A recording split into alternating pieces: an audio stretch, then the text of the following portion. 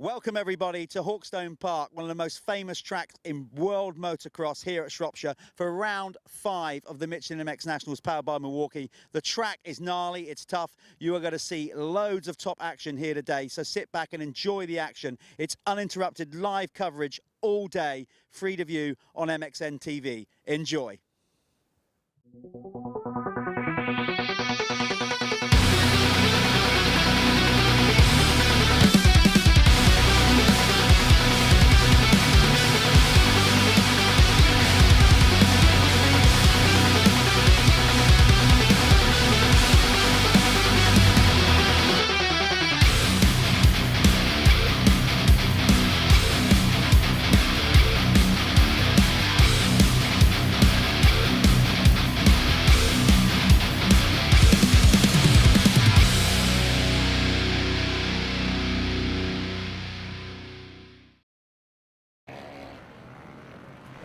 Welcome everybody to a sunny Hawkstone Park. We're already having a riot in here. Well, if you'd just seen what Jeff was doing, you'd think he'd had too many Red Bulls. Well, you know, the theme tune kind of got me all fired up, you know, hardcore rock and roll. Welcome to Hawkstone Park, as we said, round 5 of the Michelin MX Nationals powered by Milwaukee. Things are looking good out there. My name's Jeff Perrett. There we are on screen with my co-cohort here, Callum Swan. That's not your handle anymore, is it? No, I've dropped the Lord. Dropped the Lord. Callum Swan 27. No, I've recently started some new ventures in the States, and I just thought, do you know what? For a professional outlook, probably want to drop that. Yeah. So I did drop the Lord. But to everybody else, he is still at Lord Callum Swan. Hawkstone, Shrewsbury. Listen, we've been coming here, not the MX Nationals. We've only been going since 2014. 51 years they've been riding here. As you can see, established in 1938. One of the most iconic motocross circuits, not only in the UK, but as I said in the intro, the world. Famous incidents have happened here. We got the famous hill, we got the sandpit. All those things we'll talk about a bit later on.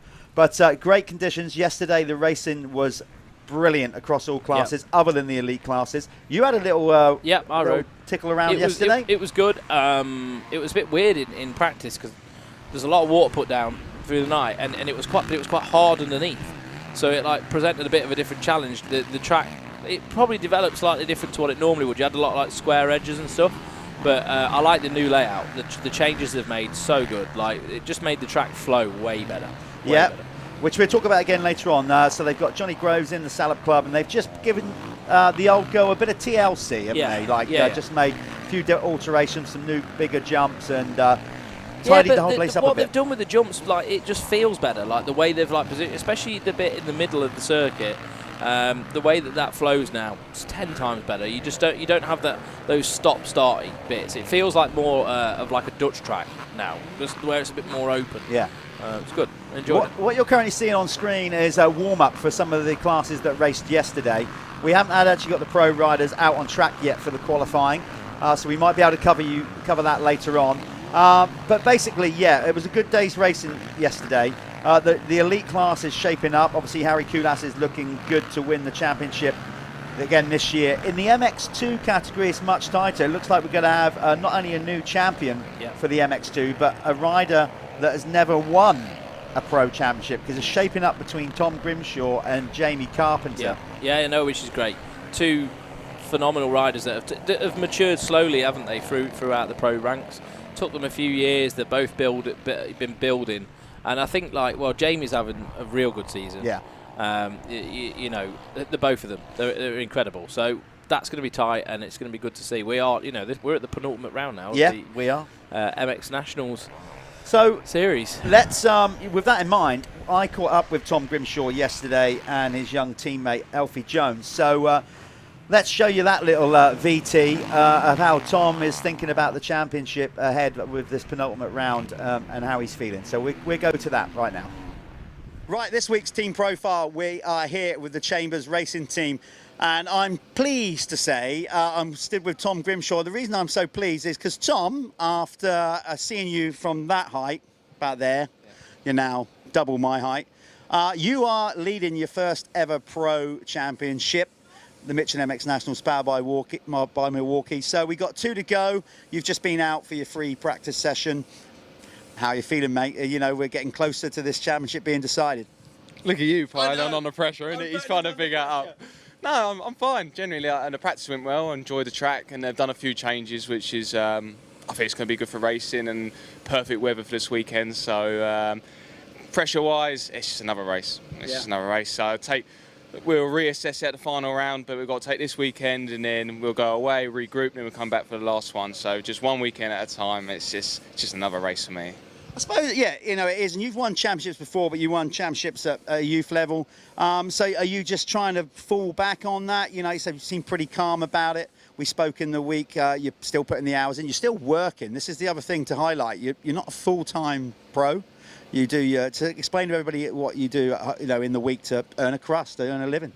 Yeah, so during the week I'm a personal trainer, so I have a set amount of clients I've got to go and see during the week, and obviously they want their sessions in, so I go riding, and then in the evening I've got to quickly dive off and go and train them. So balancing the both lives is difficult, but to be honest, I wouldn't really have any other way. I really do enjoy it because the personal training makes me forget about all this. It's like I can go focus on that, and then when it comes down to this, it's all 100%. So that's what I do during the week. But yeah, as you said about the championship thing, I've won things in the past, but I think I'm so relaxed because I know I've done the work, if you know what I mean. And if we fall short, there's no excuse of I didn't put the work in. So I'm going to give it my very best and do the best I can and try and wrap this thing up. But if I fall short, those things happen. But I ultimately I'm happy with all the amount of work I've put in. A solid response there. There's a man talking sense. One man that maybe doesn't talk so much sense. I'm joking. Always have good banter with Tom's dad, Dave. What's Dave like at the minute? Is he getting more nervous than you? Well, I can see him now. He's all right. He's in his element. He's talking to people, just talking rubbish. But he's all right. He's like I've said in the past. This good season has just up the what do you say? The ante. Yeah, just up the ante a little bit. Where he's more motivated to help me during the week with the bikes, and we go riding. We put the laps in, and I think the overall mood is just much higher than usual. But we're all right. We're relaxed, and we know what to do. There you go. All's good in the Grimshaw household. Tom, best of luck today. Tomorrow. We're recording this. Good luck, mate. I'm going to bring in the younger member of the Chambers racing team, last year's MXY2 champion, and he won it in some style. He's also joined us in the booth earlier on this year at Lyng, and I have to say, did an amazing job. He's a man after my job when he quits racing. Alfie Jones. Alfie, first year with the big boys. We're at round 5. Is it everything you expected to be, or has it been tougher? No, it's definitely everything I expected. Moving into the class is never going to be easy. But I've just been taking it step by step every weekend, just trying to build on my last weekend, and just trying to improve. If I race and put in a good race, and I know where I can be, and then it's just building towards that step again and just trying to move up the ladder. How's it been, obviously, working with Tim? Tim went away from the sport from a little bit, but he gets behind talent, British riders, young riders. He's not afraid to really invest in them. So how's it been, you know, coming into this team? Because previously you were kind of doing your own thing, really, weren't you? Like, you had a bit of support, but you wasn't on a team. So it's twofold. You've gone into pros with, obviously, the first time really being on a professional team. How's that shaping up? It's been brilliant. The whole atmosphere is just, we're like one big family under this awning, and yeah, Tim's helping me. He's pushing me to be a better rider and a better version of myself every single weekend, which is great. And being around great riders like Tom, just being able to ride with him, being in his environment, and seeing how the guys just above me do everything. And yeah, it's really good for me. It's helped me build as a rider a lot. Just remind everybody at home your current age, where you're at, and obviously your aspirations then for the next, let's say 3 years. So I'm 17. And in the next 3 years, I'd like to see myself knocking on the door of the British Championship, try and claim a title, and moving into the MXN-TV ranks. There's a man who's got some focus. He's, like I said, last year's MXY2 champion. Alfie, keep up the good work, man. He's a unit as well. He's a strong old boy.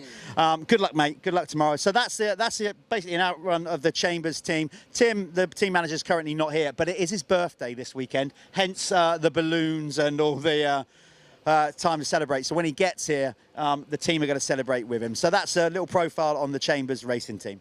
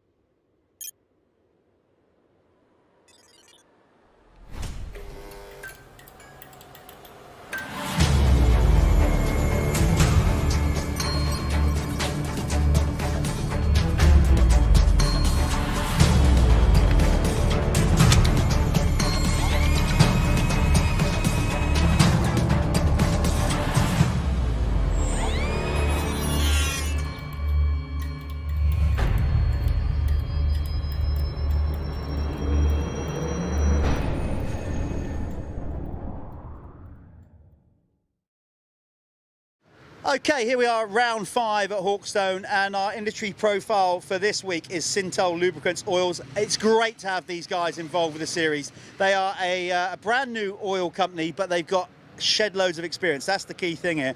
I'm here with Matt Wright. Matt, just tell us more then obviously about Syntel. It's a brand new brand name, but you guys have got a lot of experience in the industry. Yeah, 3 years old now myself, lifelong motocross rider. Johnny, who owns the company, a long-time road racer. Between us, we were both involved in the oil industry. Johnny owns the company. I just do a bit of work with him alongside him. I used to work for Neil Irwin many years ago, so we have the contact there. And just wanted to make the highest quality product up to date and try and simplify things and make it easier throughout the chain through suppliers to the shop to the end user. Oil is a key thing, obviously, in motor racing. We know that, but it's also, you know, there's a lot of oil brands and it's heavy competition. So coming in fresh, is that giving you motivation to do things that little bit differently? Yes, it's just trying to provide a good product, good service, be honest. Technology's moved on a lot. So you could have had a good oil 10 years ago that is now pretty much out of date, you know. Right. Things have changed a hell of a lot. So, and we just want to do modern as much as we can and compete and just be upfront and honest. Yeah, well, we certainly will enjoy you having here. So look, you've got a comprehensive range of products. So come this end then, Matt. Start talking us through just some of the product range here then. Obviously, you've got your genuine, your synthetic oils and whatever, and talk us through what you got here. Right, so the idea was, like I say, simplification. So one company might have one product that is in 7 different bottles for marketing reasons. Say a 2-stroke oil for scooters, road, off-road, that kind of thing. So we start with semi-synthetic, high-end semi. That we do available in a couple of weights. Then we move on to a fully synthetic oil, which we'd take the challenge of anyone else's oil on that. This is our course, and then we move on to our Nero R. This is a full race oil. This is a bit of a different kettle of fish. Right. Very high quality products. We do very well with that in the 2-stroke as well, especially the smaller engine bikes, where you get on and off the throttle or slower riders. Yeah. You know, you remember the old sort of trail of oil down the tailpipe? It burns so much cleaner, so we get rid of a lot of that. I can remember that. That's my era, yeah. Wasn't going quick enough, that's why. Yeah, what else have we got? We've got varying coolants. Yeah, we've got different coolants. We've got a light gear oil for the 2-stroke applications. Another thing Johnny invested heavily in was the suspension fluid. Right. You do notice a bit on a motocross bike, but on a road bike especially, you either start a race with a good bike for a few laps and you have a bad bike, or vice versa. So there was a lot of development going into them. So as they get hotter, obviously the oil will change viscosity. So what you want to do is keep the oil as stable as you can. And that was where a lot of development and cost went into that. Yeah, and then we move on to, obviously, we've got all our can products as well. We do a bike cleaner out to finish the range off. Yes, it's just trying to keep top of the game. I mean, you've come in, you know, which I guess you have to in the market quite aggressively. You know, you're here at the MX Nationals, great brand presence, but you've also pretty much, let's be honest, only 3 years in, the guys, you've stepped up and supported a major team in the paddock in Phoenix Tools Even Strokes. So tell us how that came about and how that's going.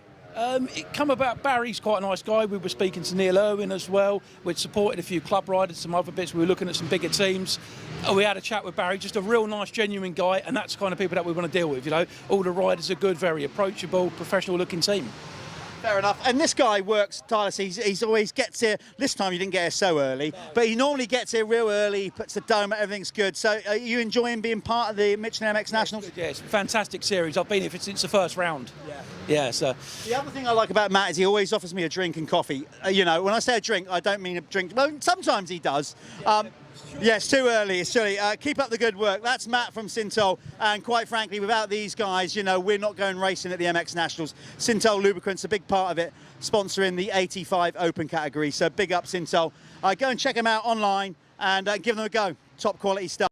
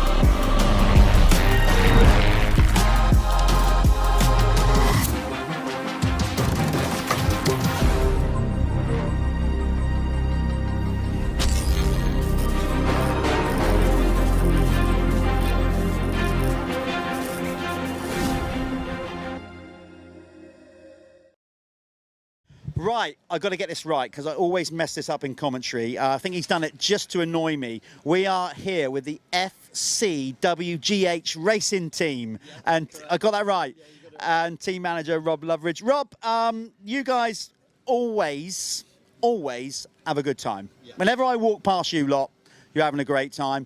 Is that one of the reasons for starting the team in the first place? You know, I mean, because what are you guys, as in how long you've been running? What, 2 years now? 3? 3 years now, yeah. We started off a bit smaller than this, but then we sort of developed into, well, quite a number of riders. We've got 9 on board. Yeah. So, yeah, it's just something that's grown over time. So with the 9 riders, what was the objective then? You just genuinely want to get behind riders that you know, regional riders to you, to give them a bit of support, and it's kind of just...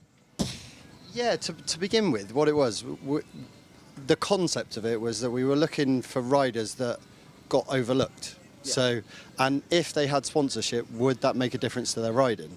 And then it sort of went a bit further than that as to, okay, can we contest for championships? And now they are. Yeah. And then we were like, so we went to the Bridgestones first, and then we saw the MX Nationals, and we were like, okay, that's another level. So then we sort of came to you guys and joined from there. What I also like about you guys, we've interviewed obviously a lot of pro teams and pro team riders. We've got now a handful of youth riders, youth teams, but you guys kind of sitting somewhere in the middle because you got some youth riders, but you also get behind like clubmen and amateurs, which to be fair, there's not many clubmen and amateur teams, so you're kind of unique in that way. So obviously that's a bit of a coup for you guys to have that number of riders across all classes. Yeah, that again, going back to the concept of it, was the riders at a club level, can they make it at national level if they've got the opportunity of some of the riders with the bigger sponsors? And then what happened from there was we then started to get bigger sponsors, but we kept the same level of rider, and we're just a grassroots team that trying to make it happen. So I love that. I mean, there is a good vibe around here. I walked over just in time actually because the barbecue's on the go. So when we finish doing this item, I might try and sneak a sneaky burger in. You've got some great people sponsoring you as well. I mean, the effort that you're putting in, brilliant setup by the way as well. Let's give them an honourable name check because they are getting behind a good little programme here, aren't they? Yeah. I mean, so the FC is... Yeah, what is that? So Ferris and Coldwell's my company, which is financial services, and then the WGH is Wiltshire Grab Hire, which is a big like skip hire firm that come in and helped us. And then we got the likes of CI Sport, Rip and Roll, Smart Cuts, Russell House Construction, Hostel Hamware from Australia. All the way, yeah. I mean, it crazy over Instagram. I had a conversation with them and they were like, yeah, we'll help. We're going to ship it through Malcolm Ravenel Sports, and then, there's all your gloves. And so, again, and Duck Smart as well, actually, they've been on for a while. Technical Solutions do all of our suspension. So it's just developing every single year. Yeah.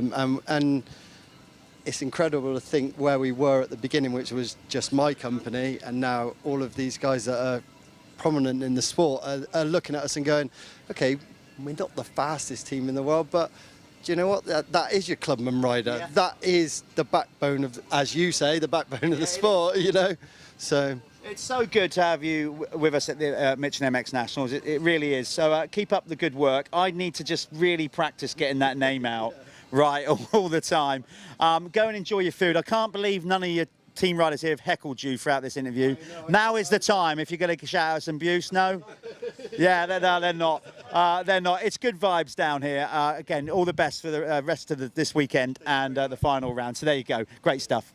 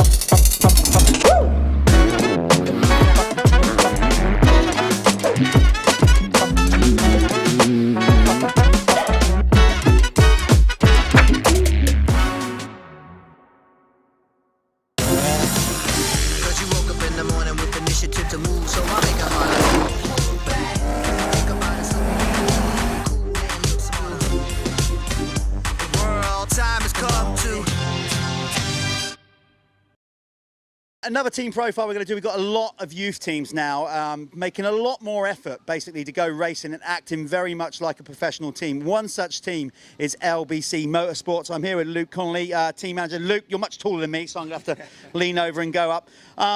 Incredible amount of effort going in for you guys, you know, and with all due respect, you know, you're starting out and you're getting behind a lot of riders on varying brands. Tell us the kind of program and what you're doing. Yeah, so the biggest thing for us was trying to create that grassroots foundation. So you see throughout the sport, there's plenty of support from the 125s, the 250s up. Guys at Chambers doing a fantastic job, but there's nothing down at the grassroots level. So we wanted to get behind those boys to give them that exposure and experience on the first step of what that professional rider could be like, build that culture, that ethos. Chose the boys who had some raw potential and skill, but we could encompass them with a psychology program, a nutrition program, performance coaching program, and build the package and try and build athletes that we can then take to Verde, Crescent and say, look, here's a rider with a CV, this is what we've built, they're a good fit for you guys and help them progress that career. See, for me, that's so honourable because in motorsport, obviously with manufacturers and most of the brands, they want to go straight to the you know, the top pickings, riders that are going to go out there and win to get the exposure. You're not necessarily doing that. You know, exactly like you said, you're looking at riders that have got potential but just need that little extra, you know, bit of support to get them there. So far, I mean, you're building and building all the time. How do you feel it's going right now? Are you on track with your program? Yeah, so we set last year was very much a case of, we spoke with Neil and Paul and said, look, this is something we're coming through, and they were like, great, we can get behind this. Last year was a learning year. It was a case of we're going to take more losses, but we're going to look at them as lessons. Next year, we'll start setting targets. We were setting the boys' targets for top 15s, top 10s this year. We got Mason Jones in a small running thirds and fourths. We got Kalen, who's 11 years old age, in the big wheels, and he's pulling top 15s. And it's gone well. We've got Georgie Clark, who's first year in with us, and it's building nice. We got the likes of Walbini coming under the awning, and we're supporting with the program, and it's building that culture, and it's working. It's going well. It's such a great setup you got here, you know, like putting arguably some of the bigger pro teams to shame. Real nice setup, good hospitality, and you've picked up some good support. I noticed obviously you got like Sintal involved. That's a big deal, right? Well, we spoke. Johnny's been fantastic from Sintal. We took to him that this is the program we want to set. We want to build this as a bigger program at a wider range. And credit to the guys at Sintal, the backing has been invaluable this year. We got ETS who've come on board and have contributed all the race fuels. Sintal covered all the oils. We got Moto Verde who've put a fantastic program together. Obviously, the likes of trying to support with the JMR Foundation. But yeah, it's just been the right people in the right areas helping us to succeed in what we're trying to do. Well, we certainly wish you the best of luck with it all. Luke, good luck for the remaining 2 rounds and going forward into next year. Get behind these guys, follow on social media, doing a great job with the grassroots, as Luke said. Wonderful.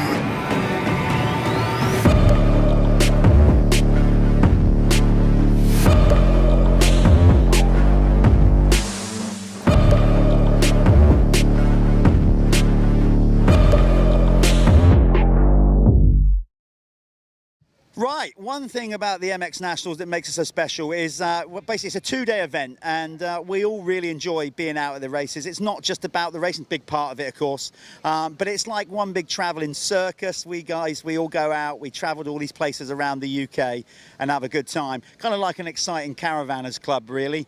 You know, a little bit more rock and roll. So here we are in the pits at Hawkstone. You can see here some of the teams set up, GRT. We've got obviously some of the traders down there. Moto, Verde, doing their thing. We got Mick at Destination MX. Then we got the guys, the snack bar, all the things. We got former GP rider sat there, Werner de Witt, top GP rider back in his day, coming over and spectating here in the UK. So it's great to have Werner. I bet he'll have a beer in his hand later on. Top rider. So you got Werner there. We come on round, and you can kind of see the vibe. We've also. We have a bar at the event, so this is going to be dangerous, this bit. Let's go over and see what's happening at the bar. A lot of these guys, pit crews and whatever, have been working hard all day. It's not just the riders that put the work in, but these guys like to unwind on an evening and have a good time. So I will openly say this team in particular particularly frequent the bar. So the Chambers mob are out in force. They're having a drink for their team manager, who's not here, but Tim Chambers will, I'm sure, be catching up and sinking a few later on. So this is the Chambers team unwinding after a day of racing. We're going to go and catch up with Tom Grimshaw and Alfie Jones in a minute, but that gives you a little insight of what it's all about at the Michelin MX Nationals, powered by Milwaukee.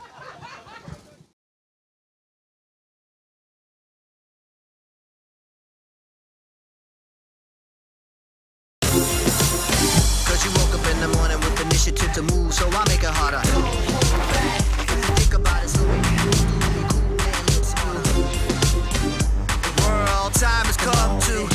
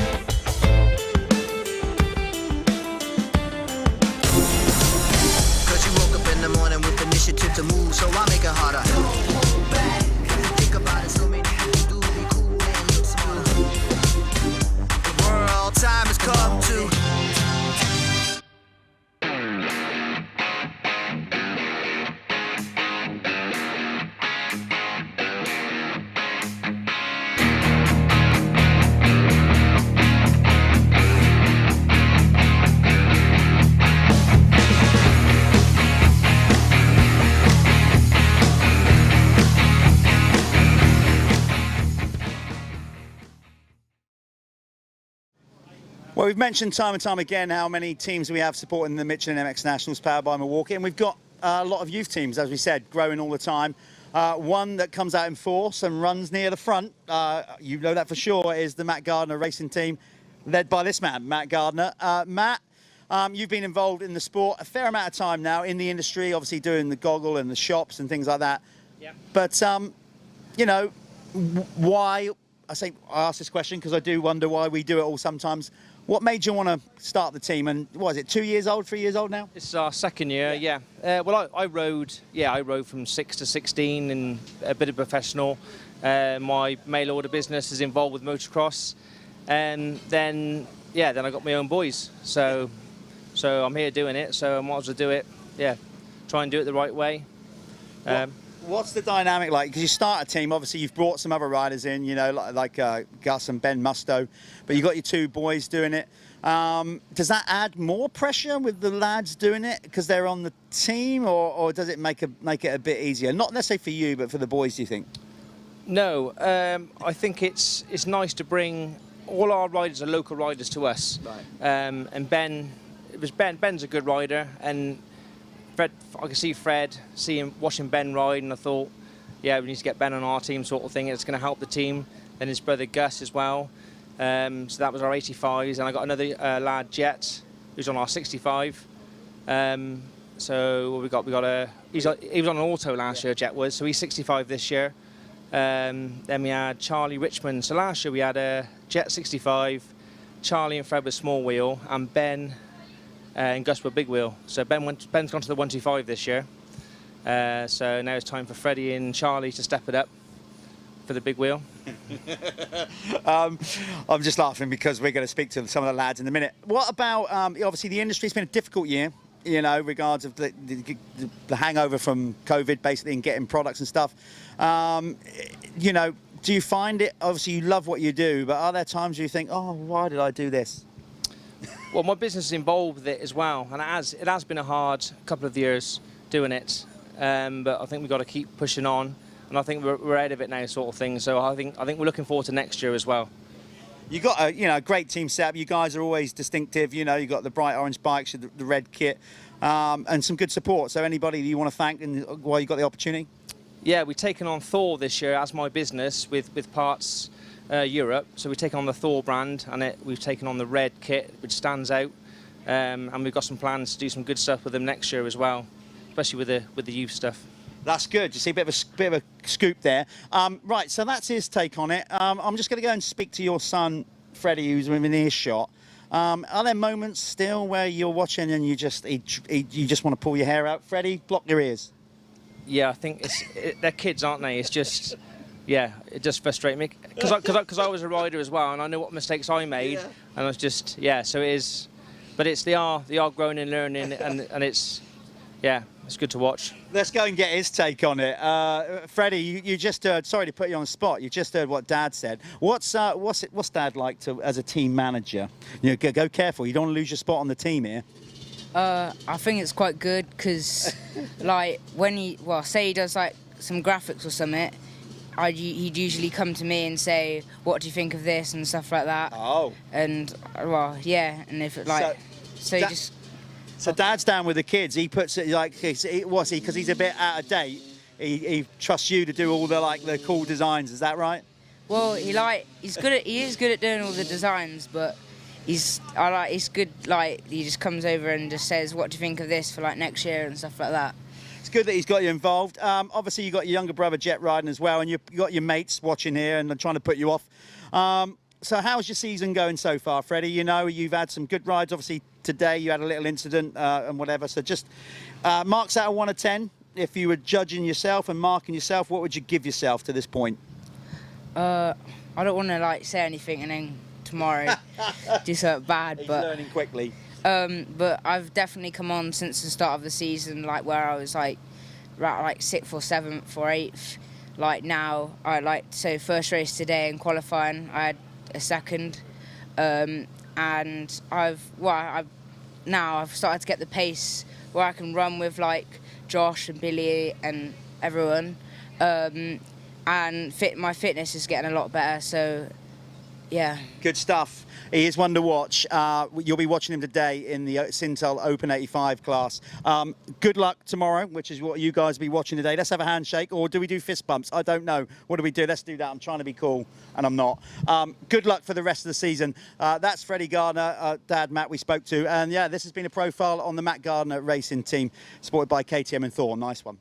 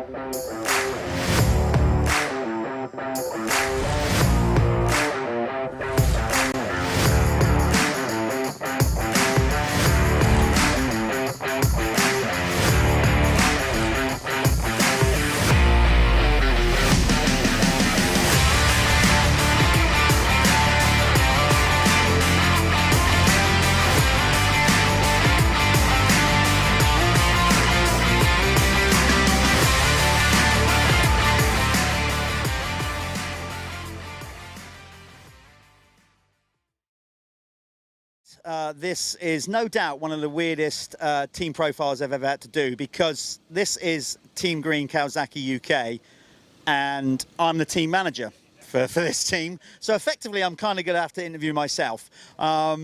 Yeah, so far so good. We've had a great run over 11 years with Team Green. We've won championships every year up until last year on a national level. So that's kind of been cool. That's not me boasting, that's fact. So I'm going to stop talking about that. I'm going to talk about the present.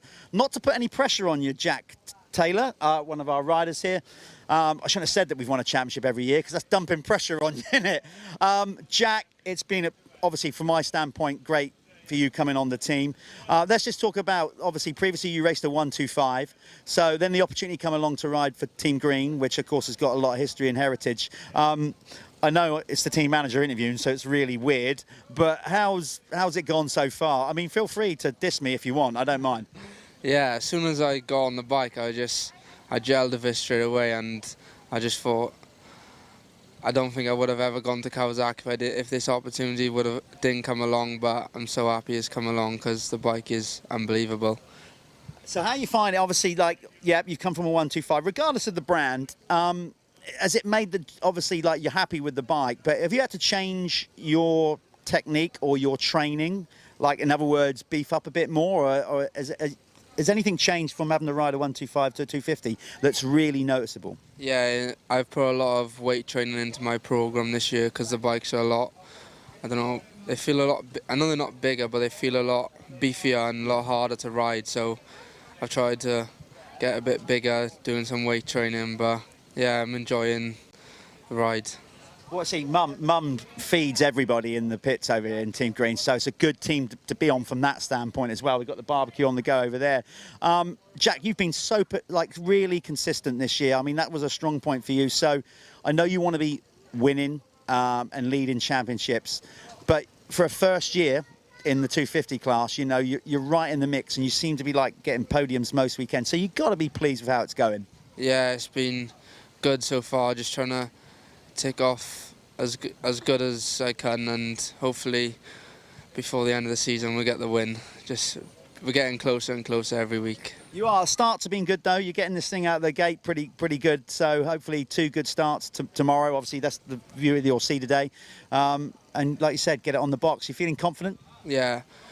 We had a little bit of a problem today, but I'm feeling good for tomorrow. I can't wait. I love the track.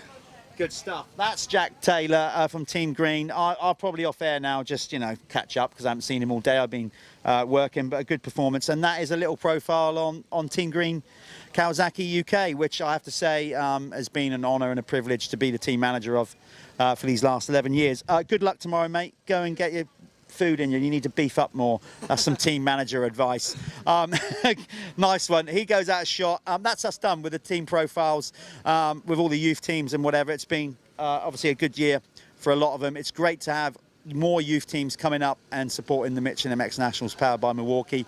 Would love to see even more teams and more people signing up to race this championship next year. So developing youth talent. Okay, I suppose I better turn the mic off and get to my actual other job of running Team Green and catch up with the guys. So thanks for that. See you soon.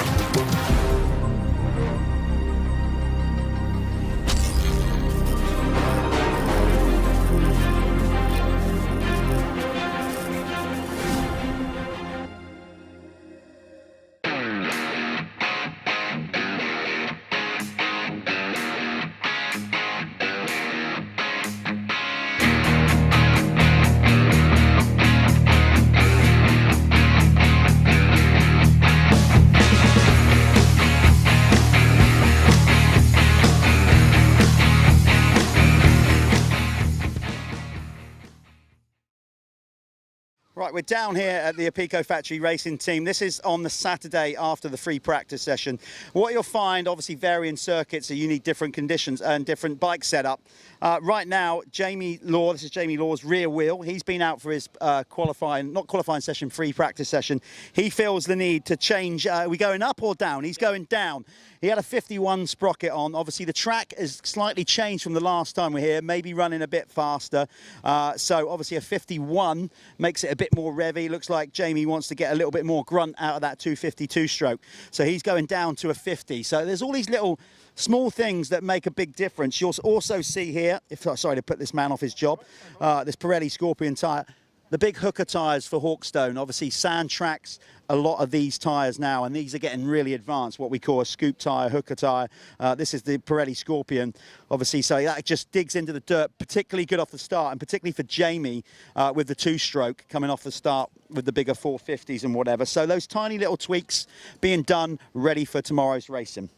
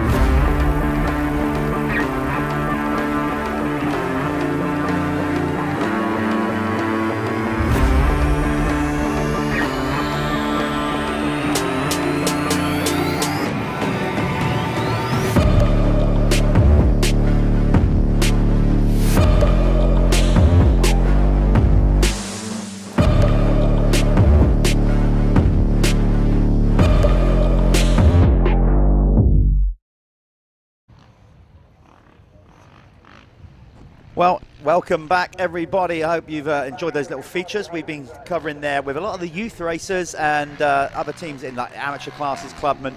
It's great to have that many people now starting to step up, more teams starting to come out and get that professional thing going on. So we're really happy about that, and we are particularly happy that they're choosing to race at the Michelin MX Nationals powered by Milwaukee. What you can currently see out on track, we've just had the pro riders go out. We're going to get the qualifying results in as soon as we can. I think some of them still might be out there, actually. There's somebody just launching the jump. I'm not sure what's going on there. But what you're currently seeing now is a part of Hawkstone that's, interestingly, is now sort of being nicknamed the beach. It's the infield in this lower section where a lot of the spectators come out to watch. It's probably the best viewing point. Yeah, so it's kind of affectionately been known as the beach because it's kind of really fine sand in there. Yeah, it is really beach-like sand, isn't it? It's such a bizarre little pocket of sand, the whole site, really. It's obviously a riverbed at some point in its existence, like. But amazing place, and you can see the machine there working the track, getting it all prepped and ready for the first block of racing. You can also see in the distance the descent of the Hawkstone hill cut in there between the trees. There's the uphill. It doesn't look anything, does it, on that? It doesn't. I was trying to get a photo of it this morning to send to some of my American pals to be like, look at this track, look at it, and I just could not get the perception on it. You won't. One of the good ways to see the perception of it actually is to go on YouTube and punch in Hawkstone Hillbilly. Yes. If you want to see, and this is nothing to do, this is where some mad, I thought, was he Welsh? I think some mad. I think he was okay, though. Bizarre. Oh, he was okay. Some lunatic on a BMX bike decided to come down the hill and not touch the brakes and hit the jump at the bottom. Just go, that's all I'm saying. Just go on YouTube when you get a moment and punch in Hawkstone Hillbilly. It's classic. It was so good that Davey Coombs even ran it on Racer X. That was how good it is. It's disgusting. That will give you an idea of how steep the hill is, and the descent is pretty, like I said, it's a famous part of the circuit. And it's great that we're going back up there. Because we haven't done that for a while, so and it's fantastic. The dozers are out there just doing this new tabletop section, Callum, which you rode the track yesterday. That seemed to be much better. It was better. I think they've done a few different things in there throughout the years. We've had some sort of we've had some rhythm sections through there, some rollers, things like that. I think what they've done now seems to flow really well, and they've also changed the section before this as well, slightly. So yeah, I think the track flowed a lot better. I think they've widened it in places as well. They've moved the fence back. I know they've put a lot of new fencing in and stuff. So yeah, made the track wider. Definitely flowed better. Definitely. Yeah, you can see the. I don't know what that is, a D4, D5. I'm not a digger expert, but what I do know is they're blading it. They know what they're doing. They're out there doing it on that Pico turn. Right, we are about to go racing. You've just tuned in. What we're going to do is we're going to try and get the results from qualifying. One of us will run out of the booth here and get them in a minute for the pros. We are about to go racing with the Sintel Lubricants Open 85cc category. Let me bring you up to speed where we're at with that. This is a current championship standards as of the two motos yesterday. So this is bang up to speed. I'll just give you a quick run through of the actual racing yesterday. In the small wheel category, Blake Ward-Clark went 1-1 for 50 points. Sonny Rooney, he had basically came in second after yesterday with a second and a fourth with 40 points. And then Elfie Heron was third yesterday. Now, Hayden Stout, who was championship leader, he had a bad opening moto. Elfie Getters Green had bad luck yesterday as well. He crashed on the finish line and his bike rode over. So the current championship standings then, this is a good one, this small wheel category. We have effectively got 6 races to go in the championship, 2 today. Blake Ward-Clark is now into the lead with a gap of 8 points over Elfie Getters Green. So that's really tight. Yeah, super tight. Hayden Stapp is only another 12 points back. Those 3 are honestly pretty evenly matched. So anything can happen. Yeah, with 6 to go and on a tough circuit today. The track will be rougher, although we're grading out the jumps. We're only doing the jumps for the 85s. The rest of the track will stay. I wish they did that yesterday for me. Well, what's it? Is this for TV? Is it what's going on here? What you got to do, you're going to have to start showing the dollar to the track crew. I tell you, you have to bribe in your way. So that's where we're at in the small wheel. Big wheel, because remember we put the 2 classes together. That's why it's the Sintel Open 85. In the big wheel category, Billy Askew has been dominant rider all year, but I don't think he can quite get the championship done today. It'd be a lot of bad luck from some of the other major riders. I don't think that'll happen. But yesterday, it didn't go all his way, actually. He went up, I shouldn't say that, of course, because I'm remembering it as a red flag incident yesterday where he was way down in the race. So actually it did go. Yeah, with the restart, I think he got much better. He did. And it paid in his favour. It went his way because he ended up winning both motos again. He wasn't on track to do that until when the red flag came out. But anyway, Billy Askew took both moto wins yesterday. Josh Vell had a third and a second. He was a bit disgruntled after the first race, but put in a better second one. Charlie Richmond had an up-and-down day yesterday to bring it home, basically third currently in the standings for this event. And Freddie Gardner kind of sits in fourth for Drew Stock, making some good starts and running in the front. So, I'm just going to go on to the Pro MX one-time practice. I'm just going to do your little bit first. I'm going to do that. I'm just going to do the championship. So Billy Askew in the big wheel Sintel Open 85. He currently has a lead of 63 points, so pretty healthy. I don't think if he comes out of here 100 points ahead, he's the champ. Yes. I don't think that's going to happen though. Josh Vell. It would take a lot to go wrong, I think, because Josh is strong, as well. There's a few strong guys up the front of that. So Josh Vell is currently in second, 63 points back. Jake Walker is currently in third, another 47 points back. So realistically, it's only Josh Vell that could maybe stop the Billy Askew train rolling. Charlie Richmond is in 4th, Ollie Bubb in 5th. That's your top 5. Right, Callum, we've got the results in from qualifying. Yes, so Pro MX1, MX2 timed qualifying. Sean Simpson was the fastest man in the MX1 class, followed by Josh Gilbert, John Adamson. Pretty close up the front there, sort of high 59s. Yeah, this class is brought to you by Liat as well. So this is the Liat Pro MX1 class. So John Adamson, they're all around that 2-minute mark, so the few just tipping under it. Josh Gilbert, Sean Simpson. Bit of a surprise for the Pro MX2, supported by a Pico Factory Racing. Jordan Telvecchi. Yeah, Telvecchi. MXGP rider. He's raced EMX before. I've seen him in the European scene, so he topped the qualifying, followed by Dylan Walsh and then Jamie Carpenter. Yeah, that's going to be good. He's a hard charge. Obviously, he's replaced Mio on the SC Sports Homes, powered by Stebbins Car Superstore Husqvarna team. There we go, got it right first time. Seems like a good investment so far. It does. Okay, let's go racing. As you can see them lining up, this is the Sintal 85cc Open.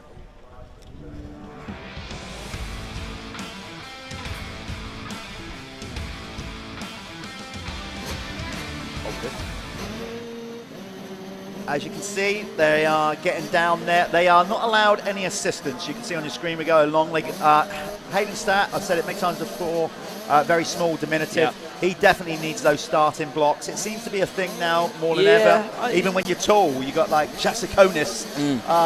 He was not even touching he was feet on the pegs. Well, what's all that about? I mean, he was so tall, he could sit on 2 bikes and still sit flat-footed. I've spoke to a few people about that, and there's pros and cons to it, because you've not got as much centre of mass down onto the bike.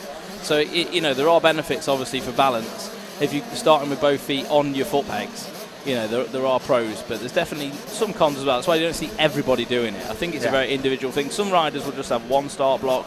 Some are going to have 2. The 85 guys, these boys, a lot of them are still growing. Yeah. They're at that awkward stage in life where they might be a few centimetres taller in a week. So wish that had happened to me. I know, me and you just got stumped, didn't we, at a certain height. These are the best 85 kids in the country, so this is going to be a cracking race, and obviously the first one today at Hawkstone Park. Yeah, yesterday was fantastic. We did have, like I said, a red flag incident in one race yesterday. In that race, Billy Askew and Charlie Richmond went down at the start. We're starting to cut through. But the track is going to be tougher for these kids today than it was yesterday, because the pros always make it a very different circuit. What a wonderful setting for round 5 of the Michelin MX Nationals. Look at that. This is Hawkstone. This is Hawkstone. Brought to you by the Salop Club and, of course, MXN-TV, presented by myself and Jeff Perrett. Yes, I'm ready. We're locked in. I'm fired up. I'm a bit more energised today, I have to say. So I'm ready for this. The weather makes a big difference. 5-second board is around. Who's going to pull the whole shot here? So the mesh starts are super grippy, and you see the bikes just hook up off of that, drop into the sand, and then this is the new Hawkstone first corner. It's Charlie Richmond, I think, with the whole shot, or Freddie Gardner. It's Charlie Richmond. It looks I like saw Freddie buried mid-pack. There's Askew on the orange kit, railing around the Vale outside. Up there as well. Yeah. We're on for a good race. Ryan Waggett I saw in the mix as well. You can always spot Ryan because he's in that flow kit. Easy to spot all the time. There he is in second, but that is indeed Charlie Richmond in the lead. Askew on the GRT Impact KTM already up to second. Vale trying to hunt him down over this new tabletop. Just taking the edge off it a little bit. That was 2 jumps down that straight before. And it used to be, and then they did like a roller section, and then I prefer what they've done now, and then into the famous rollers through the woods. Yeah, that again, back in the day used to be massive big whoops, but now, and they were ridiculous. Yeah, but we didn't. Oh, 7. I think that was, there's 2 7s out there, so I think that was Jensen 7. Because we got a 7 in the big wheels and a 7 in the small wheels, but that looked like it to me. That was Jensen 7. Was that Billy Askew with some style? Yeah, making an early move on Charlie Richmond. You should have seen the body English over that tabletop. So cool when you see the 85 riders riding like pros. Yeah. With that relaxed style. It's super cool to see. But Billy Askew's, he's been on form this year. Oh yeah, he's going to go. And he is a rider. We just mentioned how quick they grow. Certainly over the last 2 months, he has really rocketed up. Yeah. He is ready, I think, to get on that 125, or will he even go on a 250? I don't know. I imagine he's probably been training on a 125, would you say? It seems to be the thing that they start doing quite early on now. You can see here this fixed camera angle. We got 3 options with the heel. The one to the left is the heel for the top, all the adult big riders. We send the 85 riders round the bottom just because it gets pretty steep up there and some of them might struggle a little bit. And of course, to get access to first. So it's only the 85 class that don't go up the famous Hawkstone hill for this event. That's a new section as well. Not new, but they flattened that corner out. Pulled it out. It's a bit more open now. Again, like I think they've just done everything just to increase the flow of the circuit. This new section's nice. Again, open the track out a little bit. They've just got rid of that awkward first corner how we used to like rejoin the circuit, and I think it's like lifted the speed of the whole track up by a few mile an hour, which on sand it actually helps the circuit because you don't get those big acceleration holes. And I think what the Salop Club have done to alter the track, it's worked. It's done what they wanted it to do. There's Josh Vale making a move, or is he? No. Great racing. That corner there hasn't changed much in years. And that corner, I hate that corner. Good.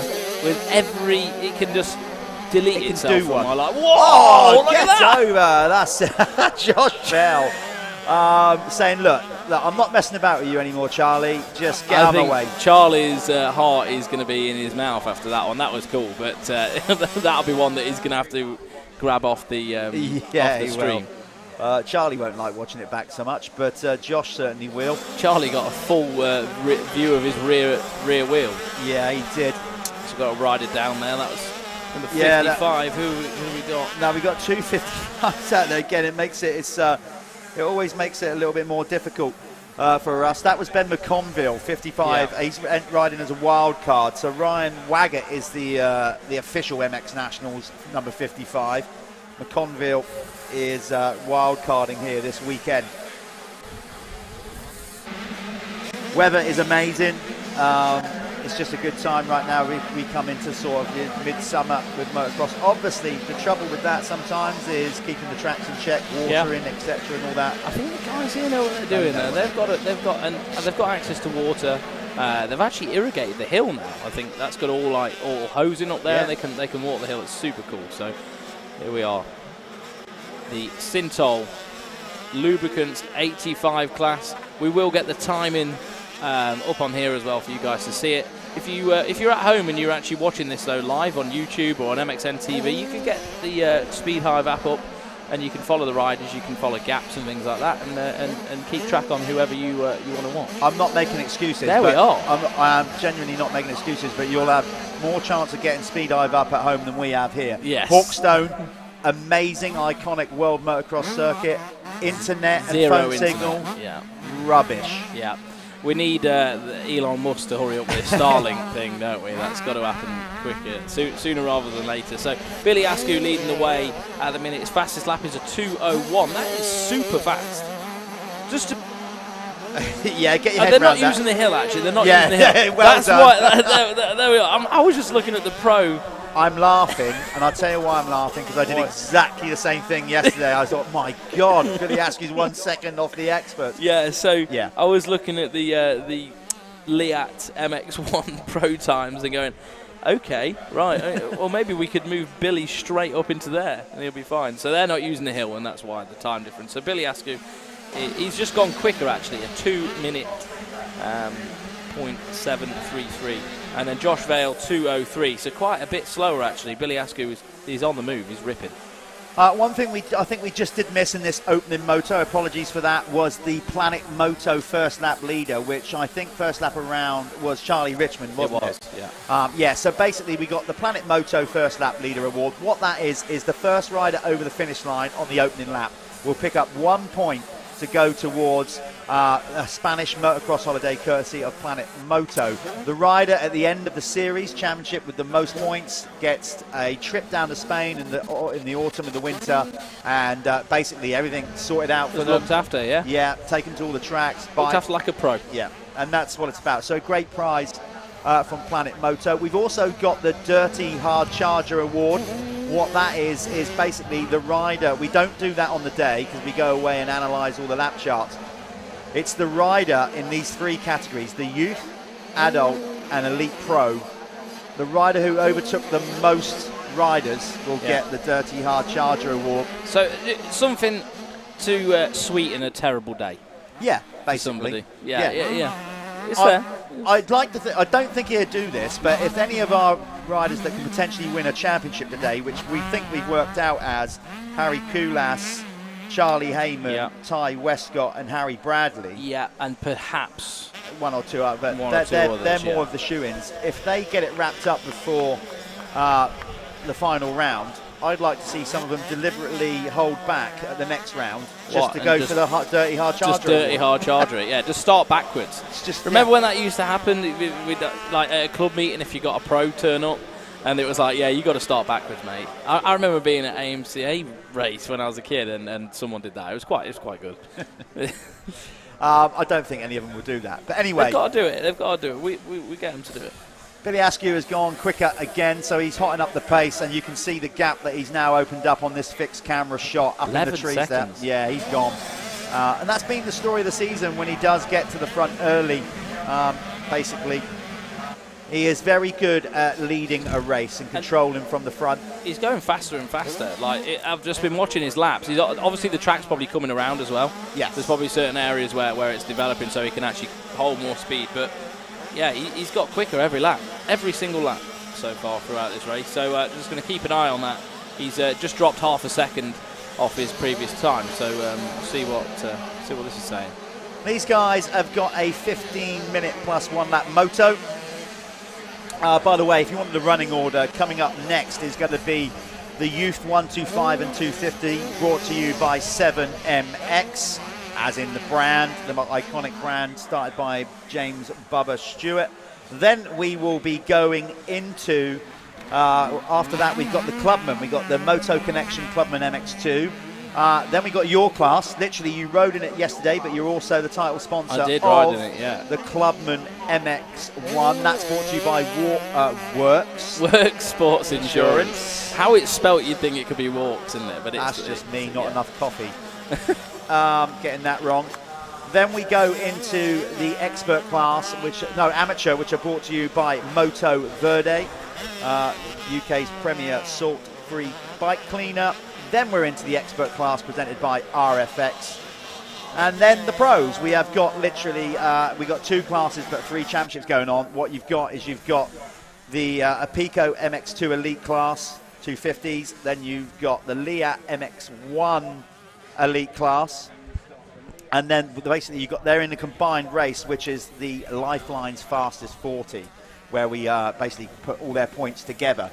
Yeah. Arguably, always the 450 will come on top. But what we've done that for is to see, actually, in the grand scheme of things, where a 250 will finish if you put them all together. Conrad at Cusses, was it? Very close. Very close. We still haven't had a 250 win yet. Will it happen in the sand around Hawkstone Park? I don't think it could. No, who knows? Telbaki might be able to change our minds on that one, but we'll have to wait and see for that Lifeline's Fastest 40 class. Lifelines is a new drink available on the market, a hydration drink. Go check them out. Yeah, sports nutrition, and the hydro drinks, and they've come into it, brand new brand by Dave Hamlet. He's got plenty of experience in that market, so go and check them out. Yeah, same as Synthol lubricants as well. Yeah. Please go and check these guys out. These sponsor these races that you're seeing on this live stream completely free. If it wasn't for those guys, then me and Jeff wouldn't be sat here, or we wouldn't have a job. Yeah.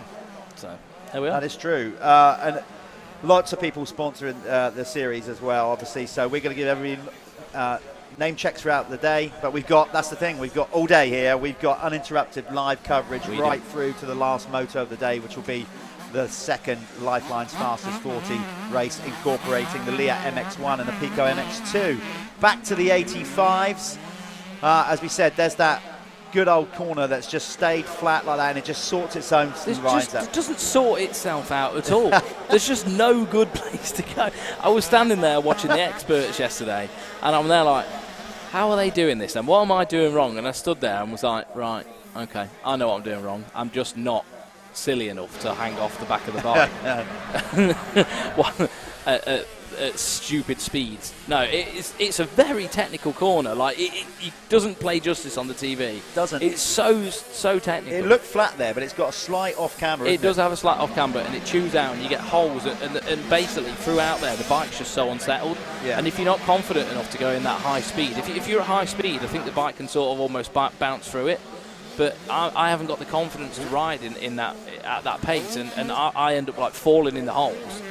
Probably like the 85s do as well, because of the smaller bikes and everything. And it's so challenging, really is challenging to get on top of it. Well, this is it. Hawkstone is one of the most physically demanding motocross tracks on planet Earth, and it has been for a lot of time. Right now, we're a little bit drier, obviously, because we're in the height of summer. The track's been, it's not as maybe deep as it could have been, when we come here for the International or earlier in the year where the weather's it's a lot different, wetter, damper, but, it's still a challenging track, and the heat will play its part today. But this track is quite challenging because, we all come here with scoops on as well, so most people ride with a scoop tyre, and underneath, it has got a really hard base, like where the sand's quite compacted, so it can be tricky, but it gets better throughout the day once it starts churning up, and those unpredictable areas sort of go away. So here we go. They're coming over this, the famous now tabletop, what used to be double. One of the most iconic pictures in world motocross, where George Jobey jumped straight over the top of Andre Miller, but the 1984 500 cc British Grand Prix. I'm over the moon that it's no longer a double. Over the moon. I'd like to see it back, just to see who take it on. Tabletop. You can see we've got 1:23 on the clock, so that basically means Billy Askew has got 2 laps to go. By the time he comes back round, that clock would have counted down to 0, and then the 1 lap board will be put out by our flagman Barry down there. So we are getting things underway here at Hawkstone Park for round 5 of the Michelin MX Nationals powered by Milwaukee. Said full day of racing. You'll see numerous classes all having 2 races today, and we are going to cover every single race as we always do. And some potential champions as well. So that's going to be good to see, and we'll be crowning those championships on the stream as well, as and when we can, as and when it's possible. Logistics of doing that can sometimes be staggered, but we'll do our best. So some good racing going on a little bit further down the field. That is Gus Mustoe, younger brother of Ben, who is also on that Matt Gardner racing team. God, who was that launching in there? Yeah, he's doubling in. Who was that? Obviously, some of the top runs are. That was Danny Flew. That was Danny. And I'm just like, ahead. Was you not doing that? No, absolutely not. Absolutely not. So the kids showing you how it's Well, done. by the time I'd got round to that part of the track, I couldn't feel my hand anymore. Yeah, I've got some dodgy thing going on in my hand. We need to get that sorted. These kids are completely committed. Of course, they have no fear, do they? They don't think of the consequences. I love watching them, though. I love watching that. When they can ride like that, and it's like there's no care in the world. What's the worst that can happen? You can have a day off school. Like, it's just like, send it, isn't it? It's good to see. Yeah, it's a very different approach from these kids. Oh, so different. It's actually, you probably think, the thought of being laid up and not going to school it's is actually fine. quite an appeal. Yeah, that's it. So, as we can see, like I said, they swing a right at the bottom of the big old famous Hawkstone Hill. Yeah, majority of them would be fine to go there. It's just, the odd one. It's not fair to them, is it? It's not fair to put people in that situation. Yeah. So the lead is a lot steeper than it looks. We said, didn't we, before the riders went out there, how tight the small wheel championship in. Big wheel, Billy Askew, it's going to take a mistake from Billy realistically for him not to be crowned champion again this year. But in the small wheel, Blake Ward-Clark took over the lead yesterday ahead of Alfie Geddes Green, Hayden Statt, who was leading. So look at that. I mean, they are 7th, 8th and 9th in the race. All your top 3 small wheel riders. So, and there's hardly any points difference between them, really. You know, in the grand scheme of things, we've got coming into today's racing, Blake Ward-Clark, number 1, had a 8-point lead over Alfie Geddes Green. Well, Alfie's in front of him now in the race, so he's already pulling back 2 points on him, minimum. So that will get it down to 6. And then Hayden Statt was only another 12 points behind Alfie Geddes Green with still 6 races to go. It's close up the front of the small wheels there. You've got Hayden Statt there, and the gap back to Alfie Geddes Green is just 1.7 seconds. Yeah, so let's see on this last lap. I don't know if obviously we got our producer director here in the booth with us. Let's see if we can try and pick up rider number 48 on the track if we can on this last lap. It might be a bit of an arse to find him, but we're going to try and now find number 48, Alfie Geddes Green, out there on the track somewhere. He's now put Ben McConville between him and Blake Ward-Clark. So yeah. Hayden Statt, here's the race leader. He's going to get the 1 lap to go board. Oh, it's the checkers. Sorry, he was already on the last lap. My bad. So we're definitely not going to. Timing is slightly lagged. That's why. Oh, well. We always learn something every day, don't we? Do. So that's a race win for Billy Askew. Yeah, on the GRT Impact machine. Vale's going to come in second on the SJP Moto machine, but Askew stretching out his lead even more. Then that looks like, is that Richmond over the line without a front plate? It was. So Vale's crossed the line, Jake Walker's crossed the line. Yeah, what you're seeing on screen at home, that's a slightly, timing is slightly lagged here. And again, we can only apologise for this signal. And we've got to use, obviously, Wi-Fi and 5G and whatever, and it's not that great here to link it to the screen to what you see at home. We actually have to have a satellite at the top of the hill. There's Ryan Waggett coming in, yes, so he's going to get the 4th. Billy Askew's waiting down at the winner's circle. Who's going to go? Do you want to go? I'll go and interview Billy. Okay. Let's go and get that done. We're just going to go to adverts now, and then you'll see Jeff in the winner's circle with Billy Askew.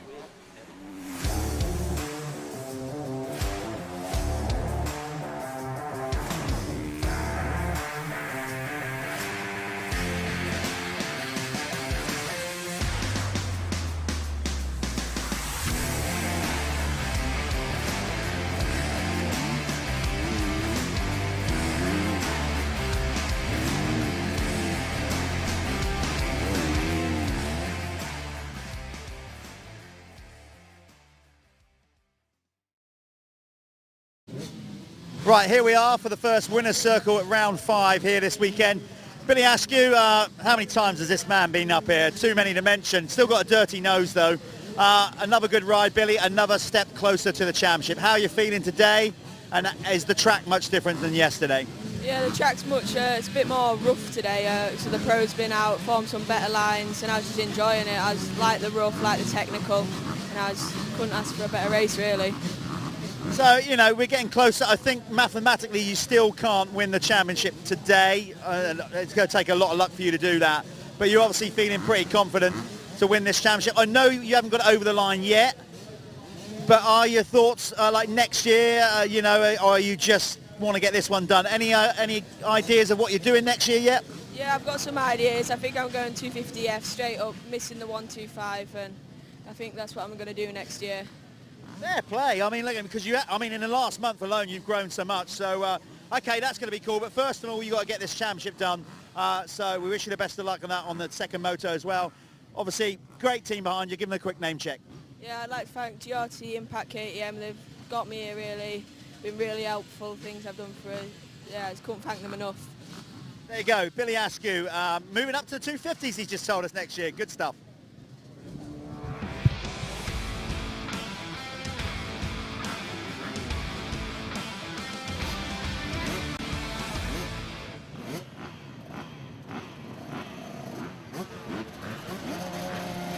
So here we are, this is the 7 MXY 125 and 250s.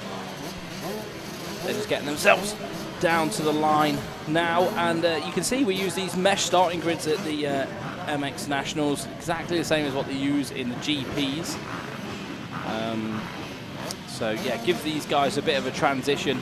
You know, the youth class, this is the future of our sport, and if they want to go off and do MXGP or European Championships, we want to make it, we want to make it the same and give them the same sort of platform. So there we are. There's Charlie Heyman, 4.22. He is, he's on form to take this one. Charlie could be one of our champions that are crowned today, and he is in the MXY 125 class. So these guys just getting ready. Still, some of them need starting blocks, same as the 85s. They, not gifted in the leg department, some of them, like myself. So let me just get the championship overalls for the youth. So yeah, Charlie Heyman is quite a ways in the lead. Yesterday scoring a maximum of 50 points as well. Ben Musto was there yesterday as well. He was second on the day. And Walbini as well, having a pretty strong day. Championship-wise, Heyman is leading the way, followed by Ben Musto and then Tyler Hooley there. So that's the 125s. We do have 250s in this as well. So here we are, 250s. Tyler Westcott, he is leading the way. We've got Baylis Uting up there as well, and Jack Taylor. So that's the 250s. MXY 125 and 250 is combined to make one class. The 125, obviously 125 2 strokes, and the 250s are 250 4 strokes. So these guys are going to get the 5-second board any minute, and we will be going into the third race of the weekend, first race of today at Hawkstone Park.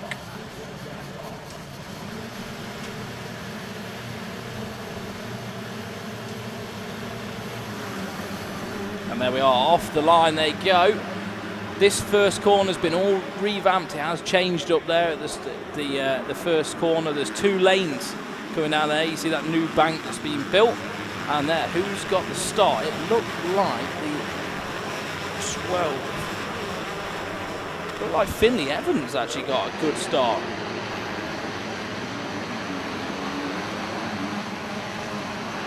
Yeah, that looks like Finley Evans to me, making a blinder on the GRT impact machine. Yeah, he got a right good start out of the trap all the way up to the first corner, and looked like he got the whole shot. Can he get the first lap leader award? Well, because we never call it until they over the line. Oh. We've made that mistake too many times. Very easy to do. Heyman's right there, look. So let's see if Heyman can pick him off before the finish line. He is the dominant rider in this class on a 125. He's got so much skill to get that 125 going like he does. Interesting to hear Billy Askew's going straight up to a... Amazing. I mean, if you can, if the budget's there and if it makes sense, why not? Let's see if he can hold on here, Finley Evans, and get it done across the line to get the Planet Moto. I think he is. Not until he crosses that line he'll get it. There it is. Planet Moto, first lap leader, 1 point on the league to win that holiday down in Spain goes to Finley Evans. I don't think he's got a realistic chance of winning that because that's his first point this year. No, but it's nice to get a point on the board. Yeah. And actually go out there and do the business. As they launch up that hill, you can see all the way up to the top. Okay, we're getting a little bit of dust at the top, but I can't begin to tell you how steep that is. And you can't get a Bowser up there. That's impossible. No. I'm sure that they will water it. They have got watering systems. Sprinklers coming down there. Yeah. See, that looks nothing there. No. That looks absolutely nothing. It was savage. Yesterday, I was dropping off the top of that and just hooking 4th gear, just so the bike was relaxed, and just trying to coast down there, and it was so difficult. Like, the bumps were crazy. TV really does not do that justice. I wish we could get somebody up there with a camera, and even then it would flatten it out. But Charlie Heyman is on track to win the MXY 125 championship this weekend. Simply put, if he wins both 125 races, not necessarily the race, but the leading 125 rider, that is him crowned as the 2022 Michelin MX Nationals 125 Youth Champion. This one brought to you by 7MX. I've got to say, Finley Evans, he's on one, isn't he? He's woke up on the right side of the bed and had his Weetabix this morning, because looks like he's going to be leading 2 laps around here at this at this rate. Finn, I think, he came onto the 250 this year at the start of the year, and for whatever reason, the family took a bit of a break from it. Okay. I think he had a few niggling injuries and all that, missed a few rounds, all those kind of things, just freshened up. And since then, he's come back revitalised, it seems to me, as Heyman just railroads around the outside, and then has the nonchalance to just sort of like cross jump and look. Yeah, right, Finn, what are you doing? That was follow me, Finn. Follow me. Charlie's got an unbelievable ability to just maintain like his speed. Yeah. His actual flow on the bike around the track is ridiculous. You just got to watch him. I watch him at local tracks on Wednesdays and stuff around me, because he only lives in Nottingham. It's just up the road from me, and it absolutely blows my brain. It makes no sense at all. Yeah, he is on track and destined for good things. Where he goes from this championship, if he wins it, I don't know. Maybe we get an answer out of him if we get to talk to him in winner's circle. Another rider in this category that can win his class this weekend, potentially, the championship, is, where is he, 202, Tyler Westcott on the HJA yeah, KTM. So let's have a little look. So Tyler Westcott at the minute is in 7th. That would make him, he'd be like the 4th 250, because you've got Finley Evans on a 250, Mackenzie Marshall as well, Lennox Dickinson, Bayless Utting, so he'd be like 5th 250 in the race currently. Right, but this is catching up now, so I'm starting to get the best laps through. The timing is a bit behind. We do apologise, guys. It's behind from, compared to the stream, but we're on it as much as we can be. So Tyler Westcott, he's moved his way up into 5th now. And then we just split this by class. Let's see where he is in the MX2. While Callum's doing that, on screen you are watching number 555, Mackenzie Marshall, one of the younger riders in the 250 class. I think he's only 14, just coming up, still 14, I think. Really? 15, but a big kid. Yes. And then coming over from, I still didn't find out if he was from Northern Ireland or Ireland, so I'll have to go and find that out. Somebody can maybe tell us that. You've then got Lennox Dickinson, who, if you remember, Lennox came here last year as a wild card. We didn't really know he was at the 85. Yeah. And he was like, running right in the front. He's doing the same here, and he's quite young. So do you know what? It's very difficult for those guys. I mean, I went over there to the Irish Championship just the other week. It's difficult for them guys to actually get up to this pace at the front. I think because there's less people racing there, you don't have as many fast guys, and they have to do so much travel to just do anything. It's boats every other weekend getting over here. It's crazy the commitment the Irish guys have to do. I do have to back that up wholeheartedly. The Irish contingent, both from Ireland and Northern Ireland, that come over and support the MX Nationals religiously, fellas, thank you so much. I mean, it's amazing that you make the effort to come over and race with us, and it's good to have you with us. So Westcott is in 4th in the MXY2 at the minute, so obviously he's going to want to do a bit better than that. So Westcott's going to be on the charge in the MXY2, brought to you by 7MX. Yeah, in the 250 category, Tyler Westcott has a 91-point lead over Bayless Utting. If he leaves here this weekend 100 points ahead, because it's 25 for a race win, we have 4 races, he's going to be crowned champion, so he's going to try to put... Well, he's beaten Utting at the minute. It's close. It's going to be close, though. He's only going to gain, what's that? He's going to gain another 2 or 3 points, so it all hinges... Well, you never know. He needs to move forward. Yeah. Finley Evans, though, still looking sharp as a knife at the minute on that GRT KTM. There goes, to Lennox trying to look around the outside. We've got a great 3-way battle now then for the lead in the MXY 250 category. Meanwhile, at the front of the 125, Charlie Heyman has just checked out. In 2nd in the 125s is Wal Beanie on the Store 114 machine. Then it's going to be Rafe Broadley making a good start ahead of Ben Musto. That's a top 4 in the 125s. So Charlie Heyman's running, well, his best lap so far is a 2:09, and after that they're 2:12, 2:13. Right, he's just on another planet. He needs to go and race European Championship. Yeah, he's 106 points ahead currently before the start of this race. Obviously, by the end of this race, he would need to be 125 points ahead to get it sealed. He's not going to quite get that done. No. But by the end of the second one, as long as he's 100 points ahead, he's the champ. So realistically, it's looking like he's going to get it done today. But meantime, just behind it, well, further back behind him, is this. Look at this. Now Tyler Westcott is joining the party. Yep. Four-way, there are all the top four of the 250 category racing up the hill. That's a good, when it's tight like that as well, there's so, you know, someone like Westcott can pick 4 guys off, just, I mean, the 3 guys off, just from a few mistakes. It can happen so quickly. And there he's flying now. He's flying through him. He's very, very strong at the end of the race as well. Yeah, wow. Charlie Heyman, 2:08. Insane. Listen, look at this. All 4 on one corner. Suddenly tightened up so much in the 250 ranks here, the top 4. Really close. You'll see Westcott with that red number plate as well, and that indicates championship leader. If you've got more points than anyone else, you can slap yourself a red number board on the bike, and that just indicates to everyone else that you are leading the championship. So you'll see that on Westcott's bike as he starts to come into shot. Let's stick with this because this is a brilliant battle. Lennox Dickinson is nowhere in the championship. He is wild carding. This is his first round of the Michelin MX Nationals this weekend. But he'll want to go out and like top it, win the overall performance. Yeah, look at it. Just because he can't win the anywhere in the championship doesn't mean he can't win on the day. He can still make some ripples though, can't he? Definitely can, and he's doing that. Finley Evans is under pressure on the GRT impact machine right now.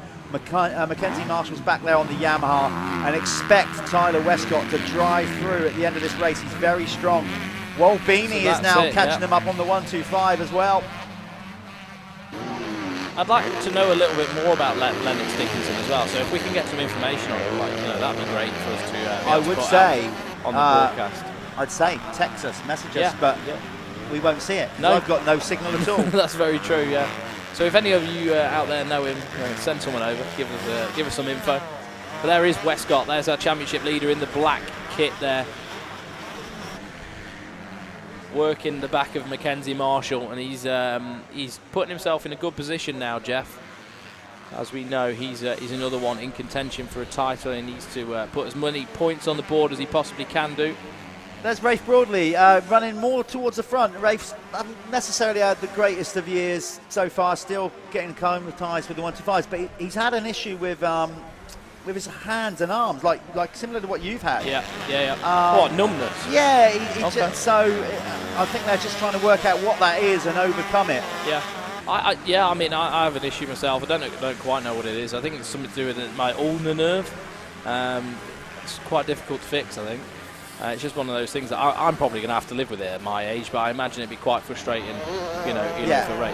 He's found it difficult, but those problems seem to have gone away this weekend. He's having one of his better weekends at the Michelin MX Nationals, number 72. Third at the moment in the MXY1 class, so he's doing pretty well. Yeah, he's riding the AC United Gas. Yeah, so it's looking good out there. Finley Evans has handled the pressure really well here, I have to say. He's a little bit down on bike time compared to some of the others because he's missed a little chunk of the season. But it looks like he's riding himself into fitness, and he is withstanding the pressure really well. Yeah, I think he has been passed, though. He has by Lennox, but either way, he's showing some good fighting spirit there at number 12. Yeah, Lennox has gone through, so Lennox Dickinson, I believe, is leading the MXY2 now. There's Westcott as well, just coming right through there, and then you just saw the 326 of Walbini as well. He is second in the MXY1 category right now. But there on screen, the number 12, Finley Evans, looking really good and making good use of that GRT KTM, GRT Impact KTM.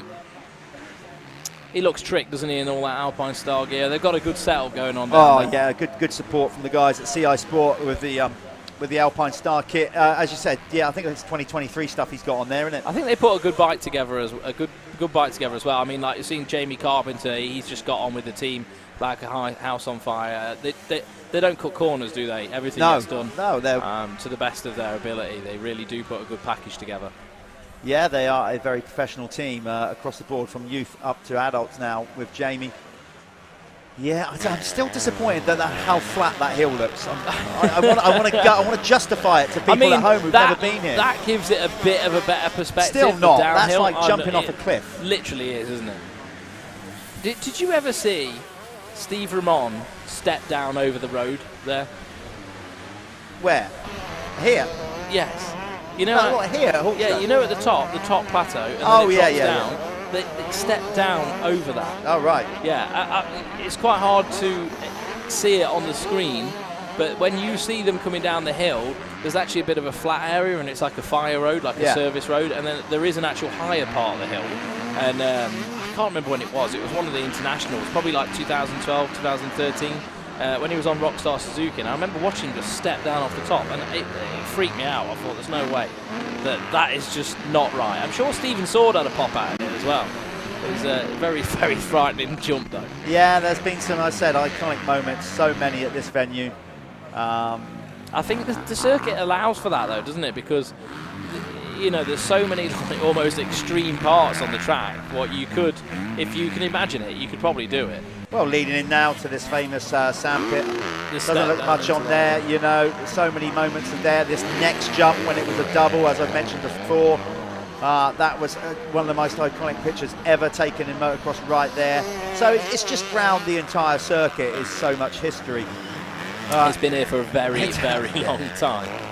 So there we are. On screen is our MXY2 guys.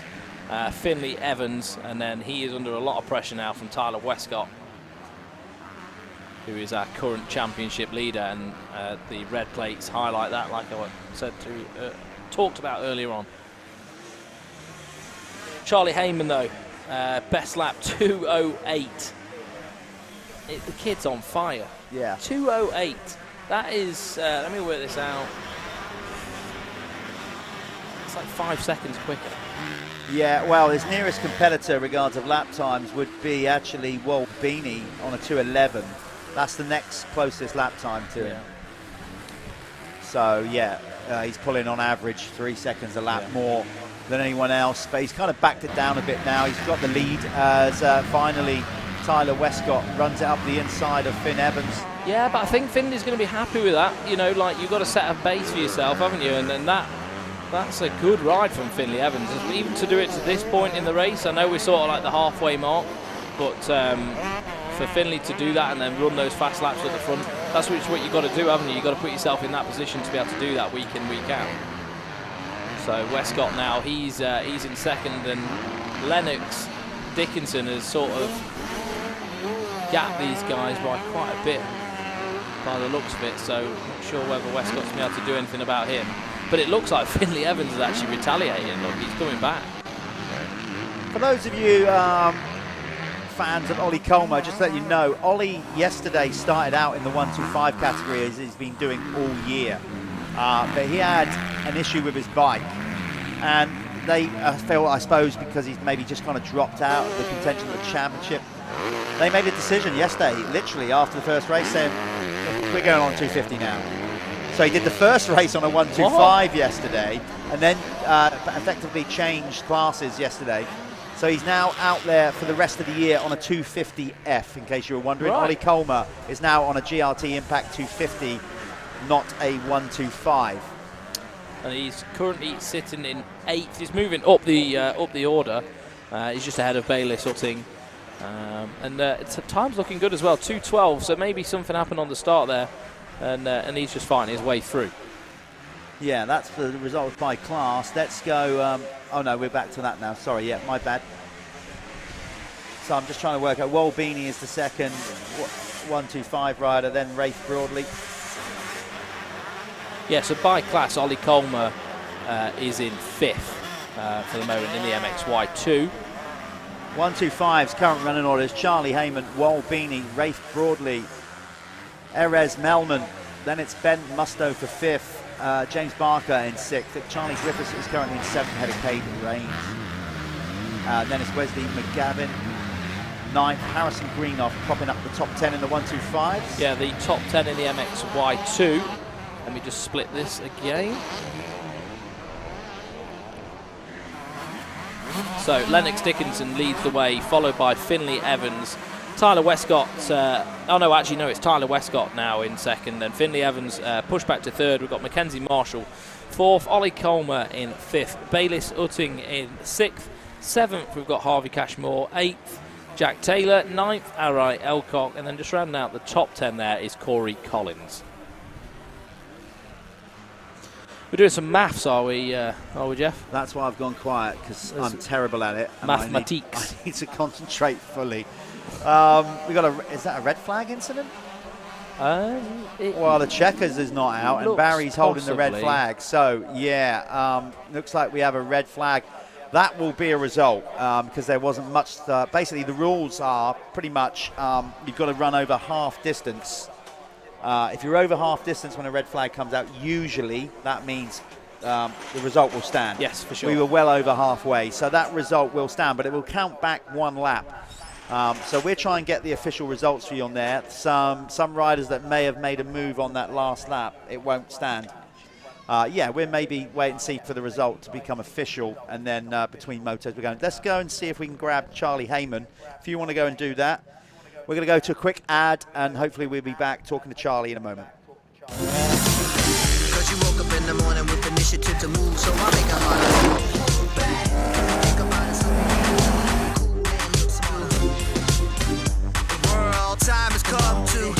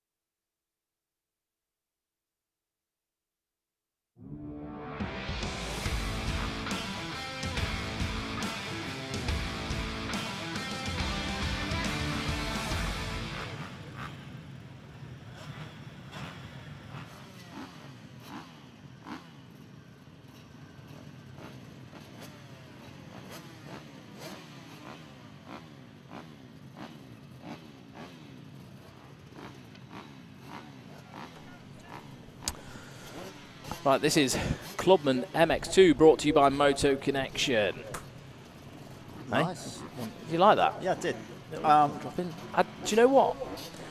Richie Roberts, who's racing this class, right, number 111, you just saw him as we were panning across there. He's actually got a severely damaged finger to the extent that he can't straighten it. It's almost touching his palm, like it's folded all the way into his palm. Because yeah, it's bad, it's real bad. But he's still out there, he's trooping, and I think he got some good results yesterday. He was top 5, even though he can't pull his clutch in. So might be why he's going quicker. Well, maybe keeping more momentum. Maybe. Right, we're just trying to find some info on that previous red flag. We're not sure. We didn't grab Charlie Heyman there because we couldn't find him. So we're trying to find out if he was involved in any way, shape, or form in that red flag. As soon as we get that information for you guys viewing at home, wherever you are in the world, we'll let you know. Before we get this class off the line, just want to give a huge shout out to the guys at RFX, Oakley, Bell, Fly, Beer. Milwaukee. Quite frankly, without them, the live stream wouldn't happen in particular. Yeah. Not only do they back the series, they basically making the live stream happen. So those brands, incredible work. Thank you for enabling us to do this, giving us a platform to elevate British motocross. Yeah, and that's the biggest thing for us all, isn't it? We need to, you know, get the sport into the mainstream a little bit. And, you know, a lot of people know what motocross is. It's just, it's not accessible to watch it. And we're doing this for free. So we're making it accessible. We're bringing it to you. You can watch us on YouTube. You watch us on Facebook. So wherever you're watching us from, hello. And this is Clubman MX2. They've got the 5-second board, and off they go. Nice, solid, straight gate drop. That's nice to see. This famous, every part of Hawkstone is famous. Why do I keep saying it's famous? End of. You know, the big up as they go through the up through the trees, the tunnel. Oh God, I'm reliving childhood memories as I'm doing this. Well, that's it. When I drive in here, you just get those vibes, don't you? You know, yeah. It sort of brings back good memories. Amazing. Right, it looks like Toby Lightbound with another whole shot to me. He's been on fire of late with the starts. He had a couple at Cusses, I think. Yeah. He certainly had a couple of Planet Moto First Lap Leader Awards. Well, he's going to get another one now, hopefully. Well, he's got. he's got. You see how I dropped in a hopefully then. Nice. As they go round that Apico bannered corner. Look at that RM250 out there, look. You love a bit of yellow, don't you? Oh, mate, that's a bit special. I've seen him riding all weekend. I've not been able to take my eyes off him, Jeff. It is a great two-stroke. Oh, yeah, no, he's out there. He does a good job on that. I don't know who it is, but he's definitely doing a good job. Right, let's just refresh the timing here. We'll get up to speed with that for you guys. As we lead them round on the first lap, but it's looking like it's going to be Toby Lightbound over the line first for the Planet Moto First Lap Leader Award. Hopefully we give him his moment of glory. There he is, and it is Toby over the line, Planet Moto First Lap Leader.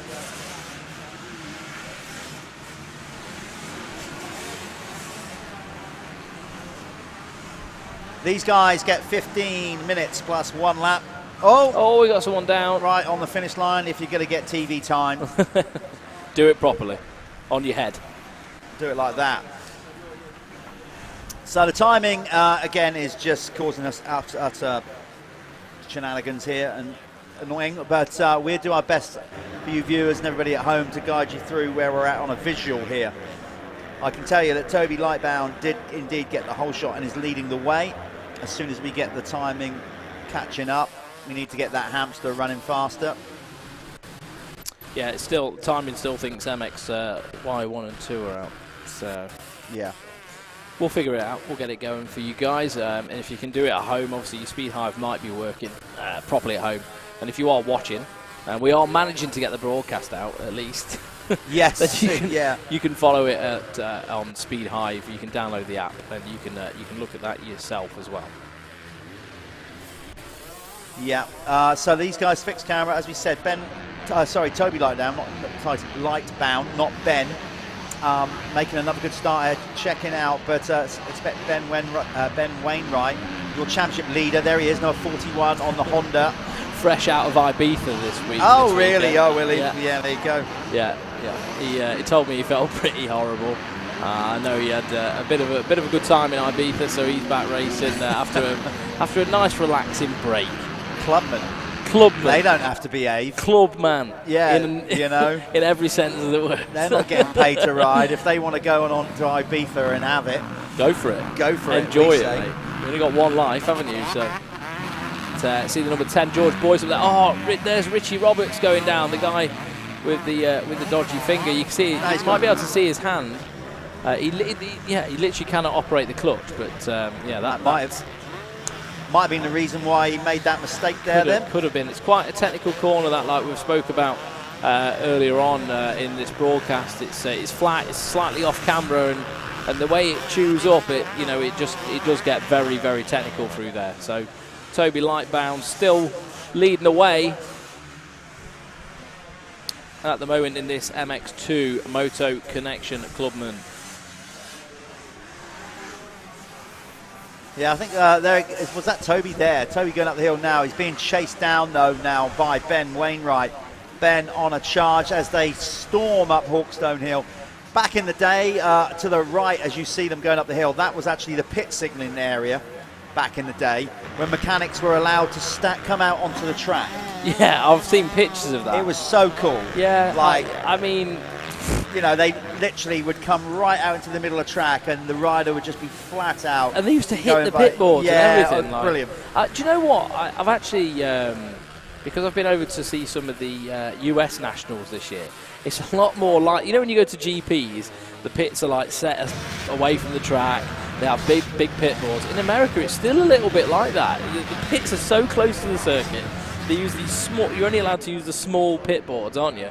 And the amount that you see just get smashed off people's shoulders and stuff, it's still a little bit like that in the States. And it did shock me a little bit. I thought, what? Yeah. What's going on here? But yeah, health and safety gets in the way of all this. Health and safety does our nutting. The US has waivers for stuff, don't they? Because everyone gets sued otherwise.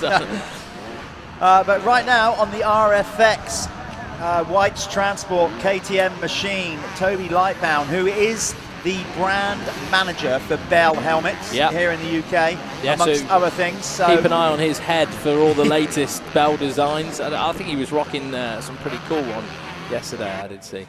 So, you know, literally putting the product into practice. Yeah, why not? Has he got that? Is that new Tomac one he's running there? I think so, yeah. You see that corner, though? This is that corner. Toby just took the wrong line, and that's it. What a move. Yeah. Was it 2 for 1 from Tom Haddock? But he's come back. He's come back and closed the door. But see what I'm saying, though? That corner, it can be won and lost there. It really can. It makes a huge difference. He nearly, but Haddock, number 37, definitely made a move. Now, Tom, if I remember rightly, absolutely rang his bell at Cusses and smashed his face in. Yeah, he did. Real bad face injury, so he sore under that lid. Did he knock teeth out and stuff like that? Yeah, is he still bad? Yeah. It was a good one, wasn't it? By all accounts, scared his mum quite a bit. So we're sending out some love to Mum if you're watching at home or if you're here. He's okay. Tom's got it in check. He's got it in check, and he's taking some stones to that mouth at the minute going up the hill, but he'll be all right. The dentist bill won't be as bad. No. So they're going to go up there and then drop down the other side of Hawkstone Hill. We can't even get cameras up there. It's pretty crazy how high that thing is. Have you seen the old aeroplane engine in the woods up there? No. There's a plane crash here in the 50s. Was it? Yeah, and and you can still see the. I mean, I may be making it up. No, well, this is what I've been led to believe anyway. And you can still see there's the metal from the engine. The I don't know what it's called. Thing. There you go. Cover, engine cover or whatever. But even more history down to Hawkstone. Yeah, I mean, it's you can Google it. I'm sure this it's is where Google, you should be. I'm going to Google it. Google it if you get a signal. This is where we should be throwing in puns like he's flying and all that kind of stuff. Actually, I'm going to do that because he is. Tom Haddock is flying. He has gone into the lead now past Toby Lightbound as Ben Wainwright basically really battling now and trying his hardest to hold down third place. So these clubmen, we say it time and time again, the backbone of our marvellous sport, really going at it. Who's that off the side of the track? They got Matt. Is that Max? No, 592. We're really just trying to do a visual on this with basically Jamie Collins has joined the party as well. Look at them, all 5 of them are in the mix. And they're in, and Boyce is up there as well. So I'll tell you, this is shaping up. Okay, Tom Haddock's now starting to get away, but there are the top 6 It's going to be a good race. in your camera shot. I have got Google loading my my Hawkstone facts as well, so I may have to redact the statement, but we'll see. If people at home are trying to contact me and Callum on Facebook It's or messages for us to do shout outs and whatever, apologies, it's just not going to happen. No. We are really struggling here with signals. So, do you know what? It's we're not being ignorant. It's worse than it ever has been, I think, this year. It's pretty bad.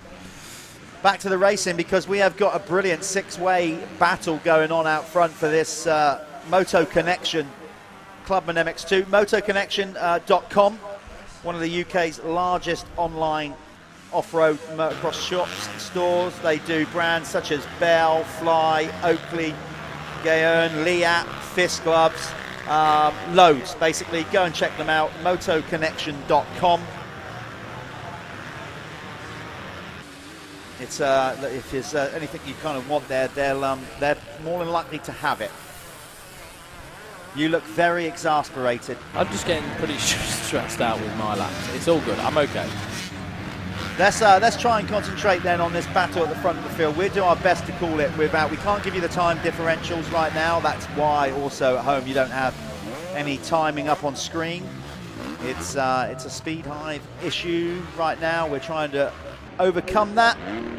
Don't worry, all the race results are being logged. Yes. So that's being, we just can't show them to you right now.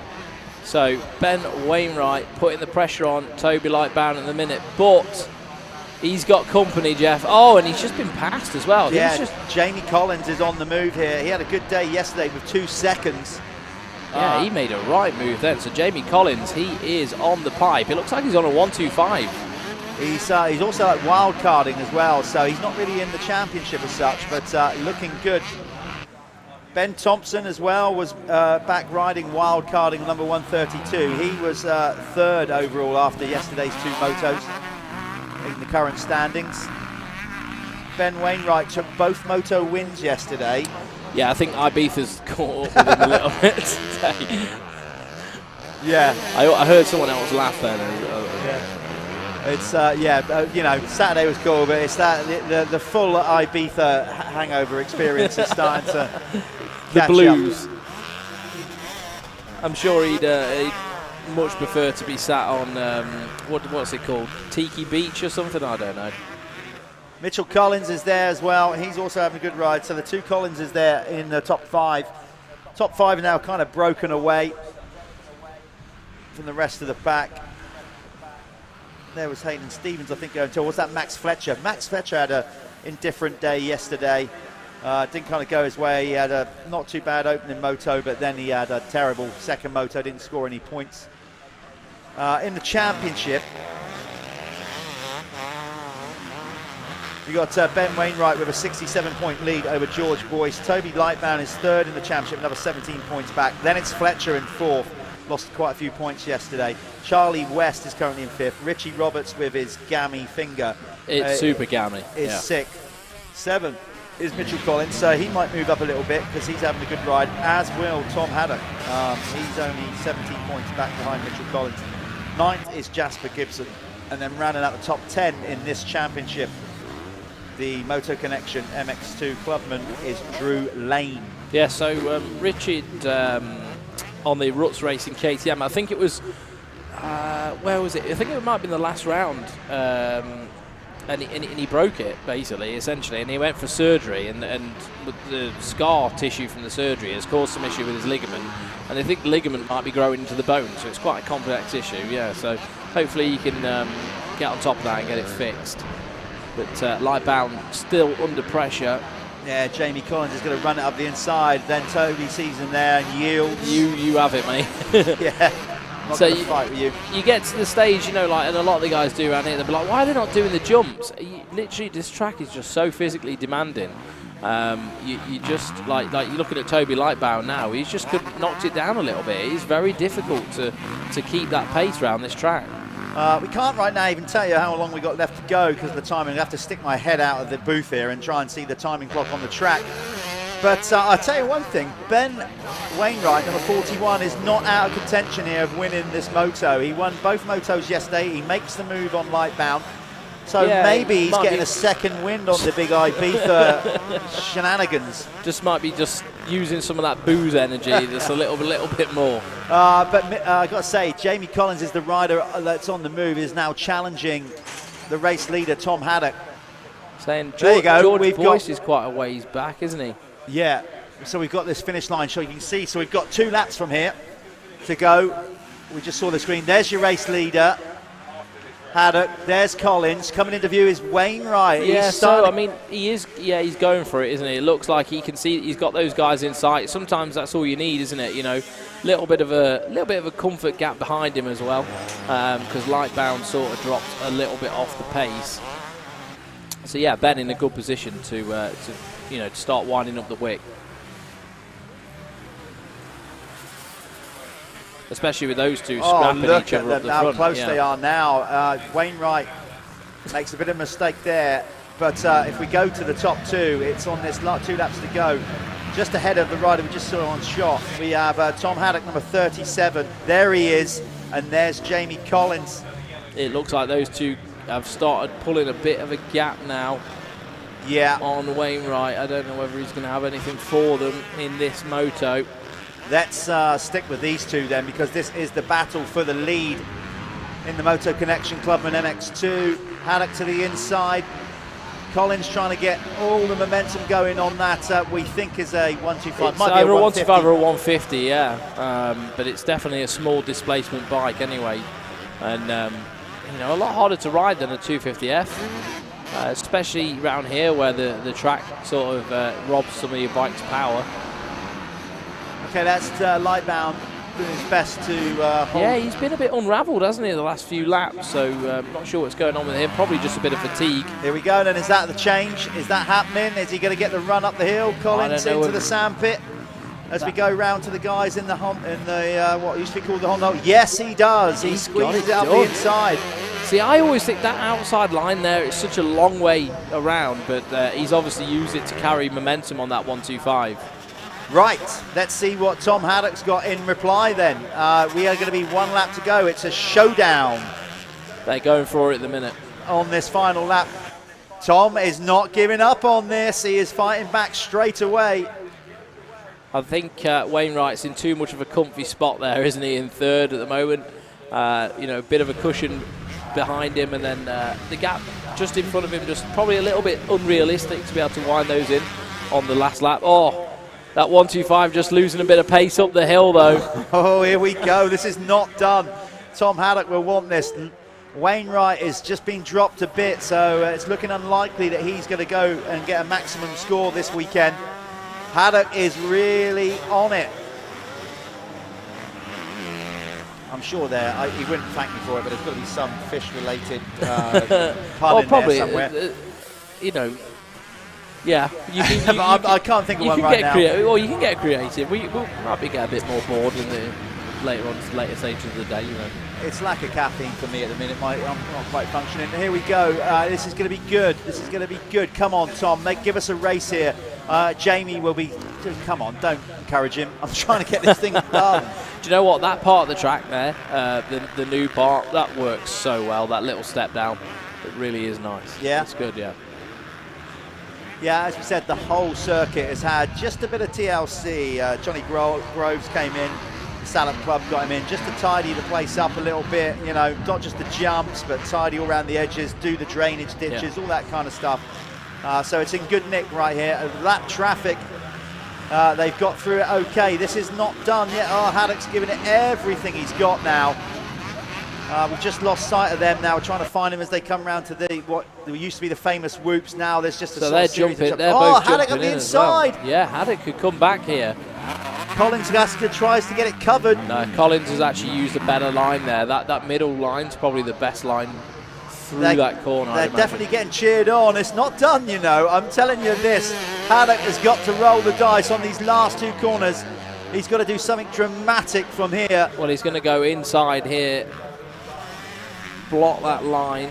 It's going to be a run down to the flag, Callum. Oh, it's over. It's over. There you go. He gave it everything he got, but it's going to be a race win for Jamie Collins.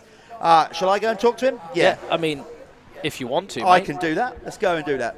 Yeah, he came into that corner there, made a little bit of a mistake. And so that's it. That was that. There's Jamie Wainwright just crossing the line. We're going to send this off to an ad break now. We'll see Jeff in the winner's circle.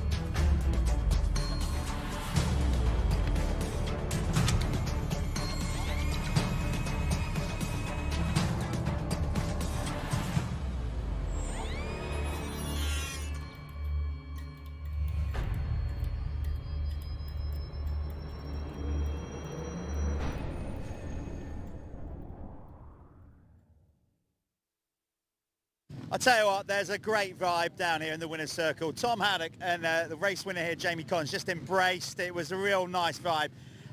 Jamie, great ride. We're not sure. What's this, a 125? Yeah, 125. So 125 out there with some of the, obviously, 250s making it work. You got your crew here. You got your entourage, which you can't see. Remind me, that's just your first race win in the MX National. How does it feel then, mate? Yeah, it's pretty good. Like yesterday and that, Wainwright, he was like, pull a massive lead first few laps, then I'd catch him right at the end, and I just couldn't get him at all. In that one, he didn't get as good of a start, and then yeah, just got him really. And then Haddock and that were there, and then yeah, he was hassling me last lap as well. So yeah, it feels good to be honest. Yeah, good win. Is Hawkstone one of your favourite circuits? I mean, how many times have you even ridden here? Been here a few times in that with like Bridgestone and that, but I'm not the biggest fan of it. It's just hard, isn't it? Just like third lap in, pumped up. You're just like holding on. Well, look, you rode through it. You guys have said you got all your mates here cheering you on behind the screens. Anybody you want to thank? Obviously, you've got sponsors and whatever, so let's get that done. Sam Ungley at 723 Race Bikes. Obviously, my dad and that. Diffs Media, my brother, he does an all right edit every now and again. So yeah, just like to thank those people, really. Good stuff. Well, look, go and get a drink. Well done, that man. Jamie Collins taking his first MX Nationals race win here. Good stuff.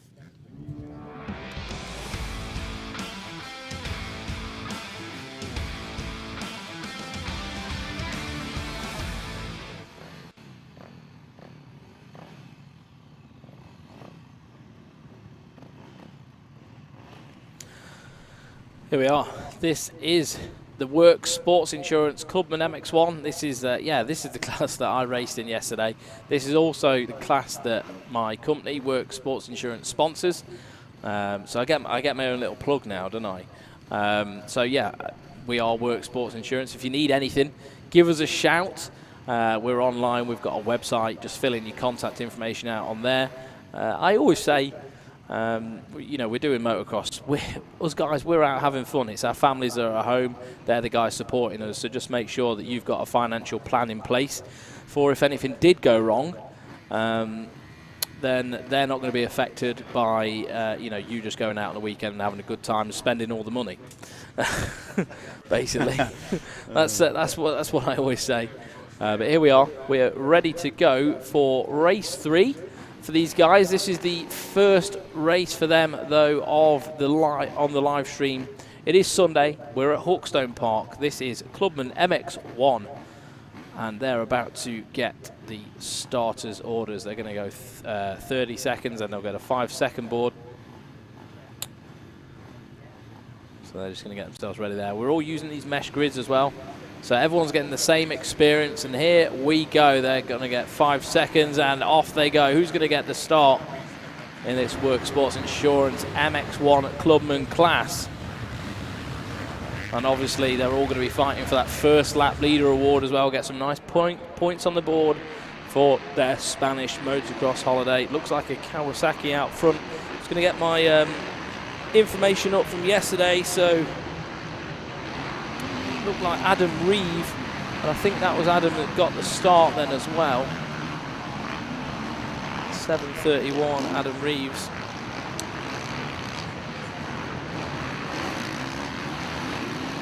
Wait for them all to sort of get settled, and we'll see who's doing what. So championship-wise, in this class, Connor Baldry is leading the way, but it is pretty tight. Mitch Best is up there as well, the Australian, the Thunder from Down Under.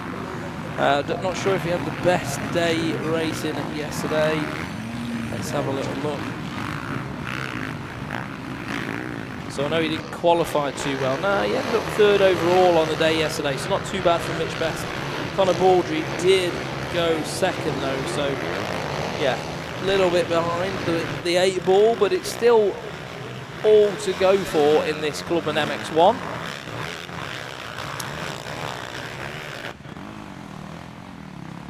You back, Jeff?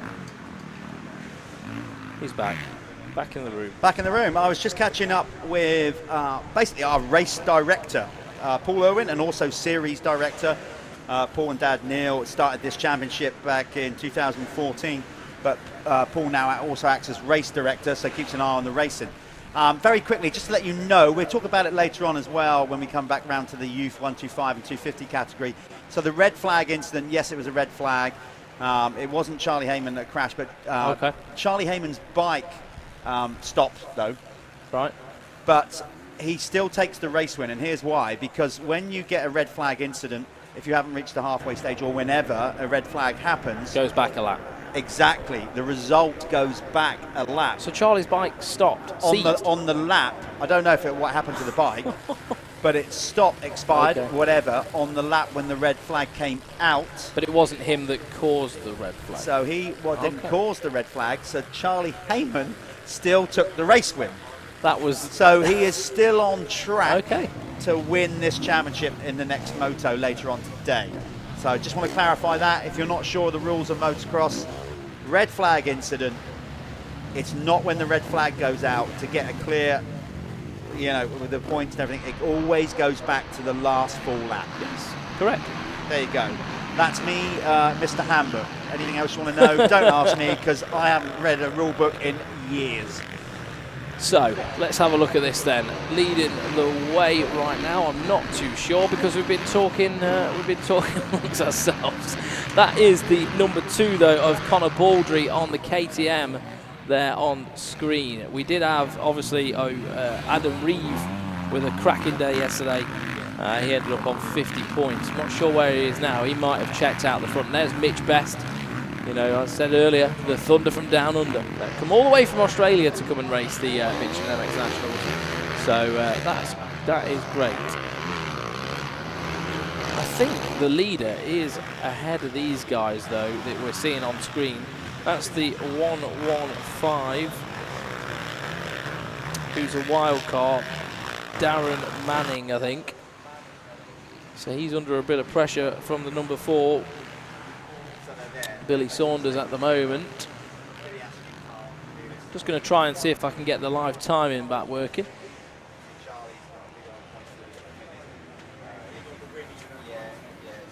Still not playing ball the live timing. So yeah, if you've got that at home, just go on the Speed Hive app and you can check that out. But I'm pretty sure whatever's happening here isn't talking to Speed Hive.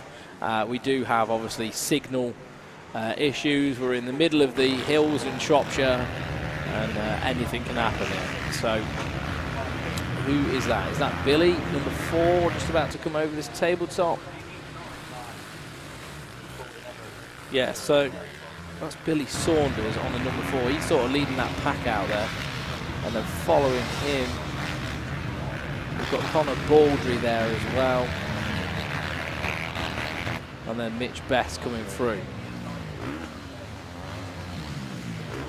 Just trying to see where Adam Reeve is, because he was leading the way on the Kawasaki on the first lap. He's either way ahead of this pack of guys already, or something's gone on with the Kawasaki rider, the 731.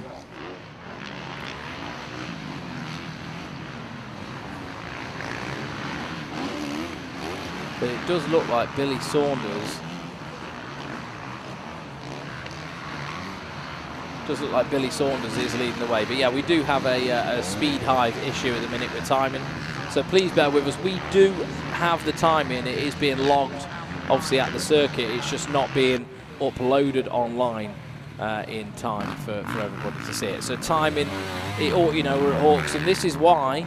I mean, people always go to me, why don't they run GPs at Hawkstone and things like that? It's because, you know, Wi-Fi, things like that. You know, this is something that needs to be sorted out here. It can't. The infrastructure is just not in place. So obviously we're going to try and work on this in the background. You guys just enjoy what you're watching on screen. And we're looking at there, Mitch Best, the number 53 there. He is being pursued by the 0. That's James Thompson, so he's having a good ride. Yeah, as Callum said, well, listen, we'll do the best we can on the visuals. You have to bear in mind we are sat in a little commentary booth in a TV truck. We can't be out there on track, so we're only going what you guys see at home. And we're going a bit blind at the minute. We've got a bigger screen now, though. We've got a bigger screen, but we haven't got timing. So we have, you know, we're just doing it what you guys are seeing at home. We've just tried somebody else's phone to go onto Speed Hive here, and it seems like it's playing up with them as well. So maybe you're getting the same problem at home. Who knows? Right now, we've got to deal with it. So we do the best we can, people. The main thing is you're getting to see motocross action live, free of charge on MXN-TV. You know, this is round 5. Hopefully, round 6, we're going to be announcing all our plans for that soon. I'll start drip feeding you where we're going to be going. We're scheduled to go to Oxford Moto Park, so we're going to be letting you more details about that. Yeah, so I think Neil's got a few plans, isn't there? Lots of plans. Talk about Neil popping in here. So there's a few plans, a few different tracks, a few potential tracks. It's just it's a matter of getting the yes, isn't it? Getting the nod from somebody to get those, to get the machines in and get them built. Yeah, that was a nice move. That was Paul Atkinson, I think. Yeah, going past going Zero. Past James Thompson. So there we are, those two. Is that Atkinson? Yeah, it is. Yeah, so that's Paul Atkinson and James Thompson battling. So James Thompson, actually, yeah, he's having a decent ride. I think he's been pretty good all weekend, though, Thompson. He is on the 0. He's sitting in 6th overall for the moment. So he's he's having a good ride, because when you consider looking at his championship stats, he's all the way back in 15th. So obviously he's got the sand dialed in.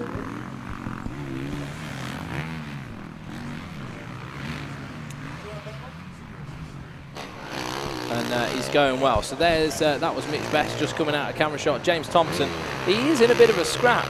So who's he got there? That is the that was Talon Aspiden, I think he's. Aspiden, yeah, he's somewhere in the championship. Yeah, saying James Thompson's having a good day. When you look at his champion, he's like 15th in the championship, and ended yesterday in 6th. So the number 0 on the Kawasaki is having a pretty good weekend by the looks of things. While I was out of the booth just there, have you run through the championships yet? I have not. Right, so I'll quickly do that then for this Works Sports Insurance Clubman MX1 Championship. Coming into today's racing after 2 races yesterday, Connor Baldry is leading this championship by 39 points over the Aussie Mitch Best, number 53. Grant Martin is number 44 points back. So realistically, with let's say this race and another 5 to go, it's going to be between Baldry and Best, I think, for the championship. Billy Saunders is currently in 4th, rider number 4. Adam Reeves is back in 5th in this championship. Then it's James Thompson, rider 0. Michael Graham. Always like to talk to Michael, the Geordie. Yeah, nice. Yeah, he's on it. In 8th is Ivan Kerr. Last year, he battled for contention for championships last year, Ivan, over from Ireland, Northern Ireland. Jordan Ambler in 9th, and Jordan Andrews rounds out the top 10 in this championship. Brought to you by Works Sports Insurance. Who are they, Jeff? I've never heard of them. I've already done my, speech. Yeah, quite right. Well, good on you, mate, for getting behind British Motocross and sponsoring this series. So yes, motocross is a dangerous sport. We don't try to sugarcoat that, but it's an amazing one. It is. And make sure you're well insured. Yeah, the risks are often worth it. Just make sure people around you are protected. That's the main thing. So still looking at Thompson. Said having a good weekend, I think. Who's there? So we're getting our eyes on Mitch Best, maybe, number 53. Give him a bit of screen time on the Honda. Obviously, we're still fighting so hard with the timing issue. It's just one of those things. But there he is. There's Mitch Best. Come all the way from Australia to race the Michelin MX Nationals. The thing I still like about that, the cool story about that, is because he saw it. Yeah. Saw the stream. Yeah, he's probably fed up driving all the way across Australia to go to their nationals as well. I've got a friend out there who has to do that, and he says it's 2-3 days driving just to get to a race. It's not pretty. There's Conor Baldry tearing up the hill. He's the championship leader. So we're trying to just pick up the leaders now. They should be the first. We're switching over to the descent in a minute.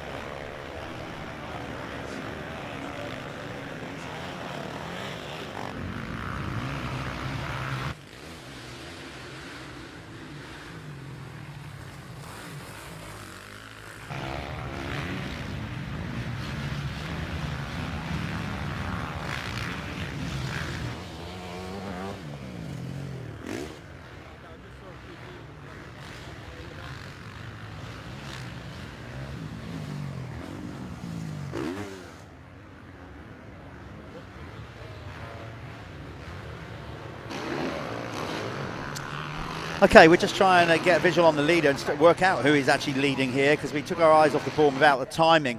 While Callum leaves the booth, we now get our almost resident pro guest in, Martin Barr. Martin's just come in to watch, so let's catch up with him. Marty, we're not really sure who's leading. We think it could be Adam Reeve on screen right now. You've been out, you've ridden Hawkstone. Too many times to mention. Sand is your thing, so I know you like the track. Probably one of your favourites. What's it running like this morning? We've had a lot of dry weather. Is that noticeable in the track conditions today? Yeah, it is. As you say, I've been here many times before, and it is one of my favourite tracks. And it is weird. Obviously, Hawkstone International, always at the start of the year, is always pretty wet and technical. And today it's a lot drier, and it's different bumps kind of forming. I know they've done a lot of work here, so the dirt hasn't really settled in yet, but it's it's riding not too bad. To me, they've took a lot of the technical stuff out. It's very fast there at the minute, but once it roughs up for race 1, race 2, it'll be a different story. Over the years, obviously it gets ridden a lot, Hawkstone. Have you found over the years now that the base is becoming firmer as well? Is that something that's becoming more noticeable? Yeah, definitely. There's a lot of the corners out there where you really feel the hardness underneath.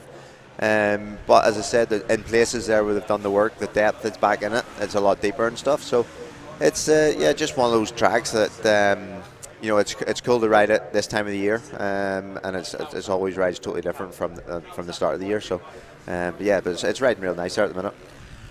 Long time since we've been to the top of the hill. You've been up there many times, obviously, but then over the last 3 or 4 years, because of health and safety, and we were down to a lot of the rock up there, they decided that it was probably too dangerous for some, let's say, like the clubmen and the youth riders. Not so much for you pros. A lot of work has gone on up there. Is it kind of back to its former glory at the very top? We can't get cameras up there, but it looks like they've somehow they've managed to get a lot of soil up there and resurface it effectively. Yeah, they've got that depth back in it at the top of the hill again, which is really nice to have it back in, because it's it's the thing about Hawkstone is the hill. Although once you go up to the top, the right-hander's a lot more open. It's not as slow and tight, so you can carry a bit of speed around there. But it's really cool to have it back in and just keep Hawkstone for that famous name for the hill and the bomb hole. Yeah, and as you can see, our race leader here, Adam Reeve, coming into what used to be the whoops.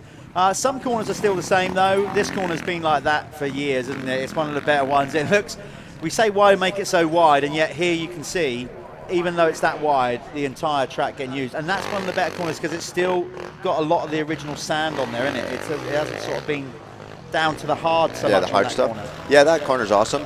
Even there in practice, there was like 3, 4, 5 different lines the whole way around it. So it's cool to have that passing opportunity and different line choices there leading into the bomb hole, rather than just following the inside with some of the other corners. It still has that depth, so it's with all the water put down onto the trees. It's still pretty damp in there, so it's not drying out as quick.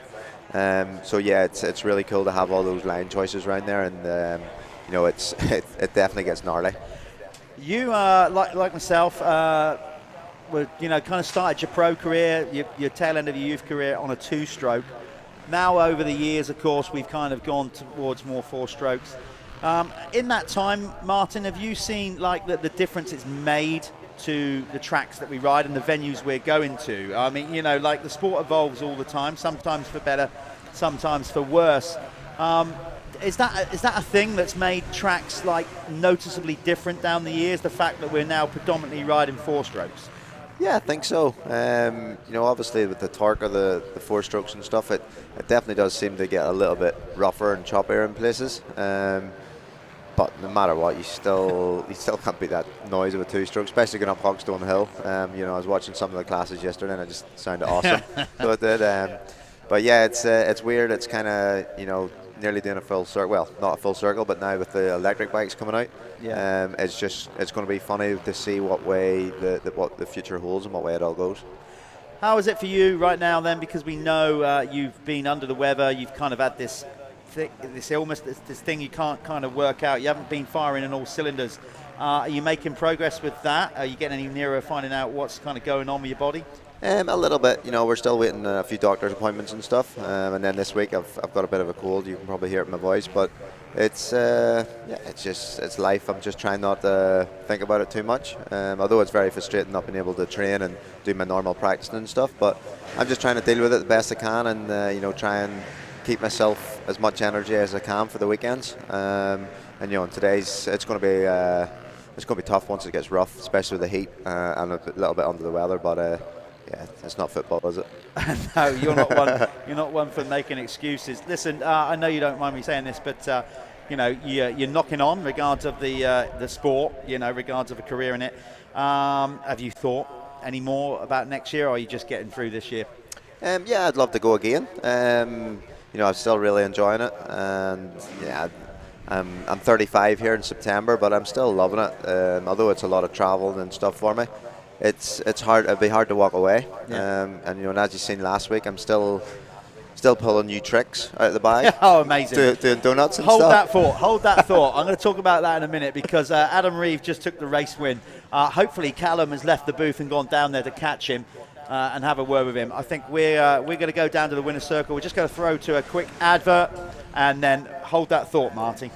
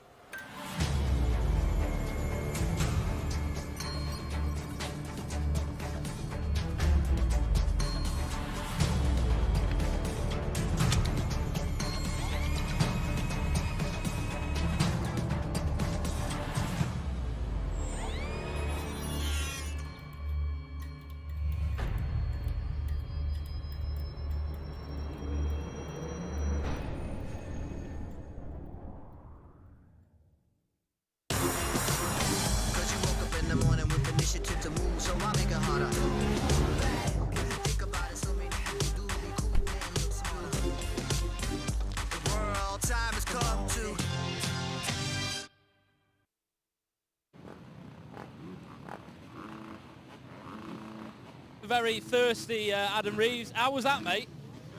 Real good. I found the flow, got the lead and found the flow, and yeah, just kept maintaining it. And you've been strong all weekend. I mean, I was in the clash yesterday, and you lapped me at the end of the moto both times, and you look good. Obviously, bike's working well for you. Anyone you want to point out? Just all my sponsors, my family for putting up with me racing every weekend. Yeah, my dad, my mum, everyone who helps. So. Well, it's obviously working, mate. Yeah. Get some water down you, and we'll see you for the next race, yeah? Well done.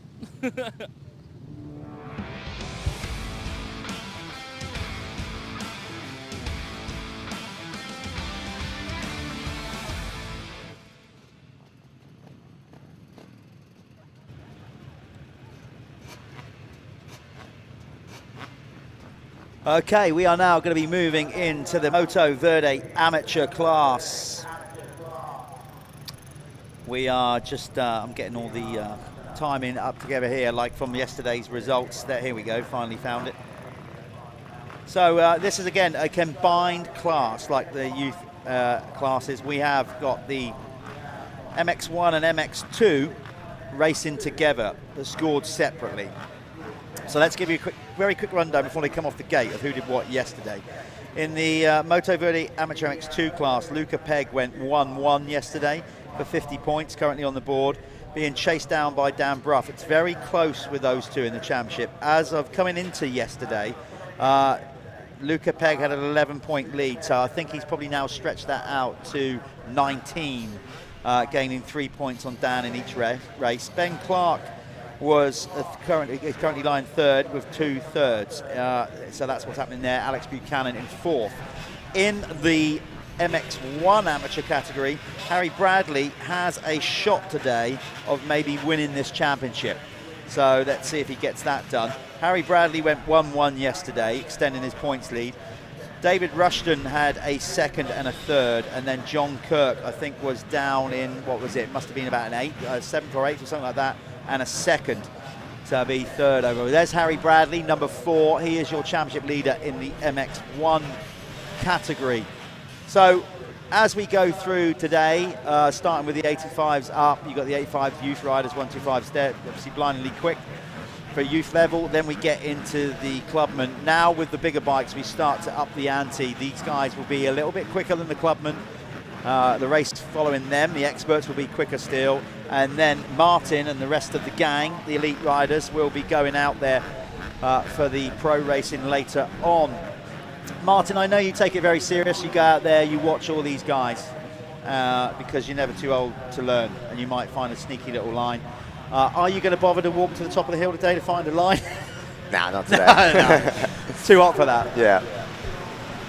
Okay, here we go. Gate drop with the Moto Verde Amateur MX1, MX2. Who's going to pull that whole shot? 450s and 250s all mixed together. It's Harry Bradley. Is he going to hold on to it, though, and get the Planet Moto First Lap Leader Award? He is in the mix for that, by the way.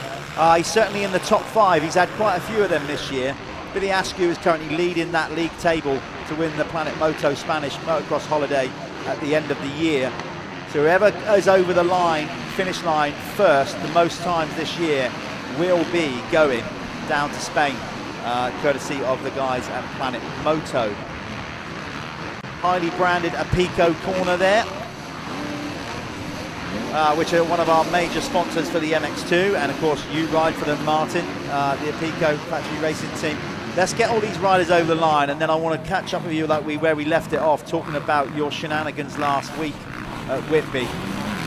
But let's just make sure we get the rundown of who's where. Again, apologies for the lack of timing on screen. We've got real issues with it here if you're just tuning in. We're doing our very best to get that back up on screen for you as quickly as we can. Over the famous section, through the sandpit, over the big tabletop that used to be a double, under the bridge. Here we go then. Who is going to be the Planet Moto First Lap leader? Is it going to be number 4, Harry Bradley? Hopefully we can get eyes on him. He's already gone and over it. So yeah, Harry Bradley, number 4, was the Planet Moto First Lap Leader Award. We just missed him, but I can tell you that it was him, number 4. He's leading the way then as they sort themselves out. There's Harry. He got the hill all to himself on that big KX 450 as he blasts up there. Right, Martin, last week we were at Whitby for British Championship going on there. It was very different conditions, very hard pack, and then it went, we had the sea mist roll in, it was wet. And the start of the second moto, second corner, you did a kind of, well, can only be described as a stuntman type move. Like as I said on commentary at the time, I just could imagine you like a scene from Mission Impossible with like spinning around with two guns, and it was so, it was so cool. Tell us what went on there, because I've never seen anybody do a 360 high-speed donut on the second corner, only lose 2 places. Like it was amazing. Tell us what went on. Yeah, well, basically, as you said, the weather was it wasn't great, and with the hard pack conditions. And once we went onto that second corner, that was us joining back onto the racetrack. So all the dirt that we could turn off was all out to the outside, and I went up the inside, and there was just no traction whatsoever. And once I felt the rear starting to go, I was like, oh no! I just started jabbing my foot, and kind of the enduro riding that I do just came into play, and I just kind of stamped my foot in the ground and dumped the clutch and got it back round again. But it wasn't until I rode off and I was like, what just happened? How did I stay on? And then once I watched it back and listened to your commentary and stuff, I was just laughing away at myself, because I've never seen anybody do it, and I don't want to have to do it again. But it was just to stay, not even hit anybody, and stay on 2 wheels and lose very little time. I would say I've seen people do it before, but like at low speed, they've crashed, parted their foot, spun it round, but at that speed, I mean, it was kind of like, Strictly Come Dancing moment, really. It was quite incredible. Like you say, you don't want to be doing too many of them today. You get the advantage of coming in here and watching the live stream. I know you won't give too much away. Have you, you're studying the track, I can see that. Found any sneaky little lines watching these amateurs?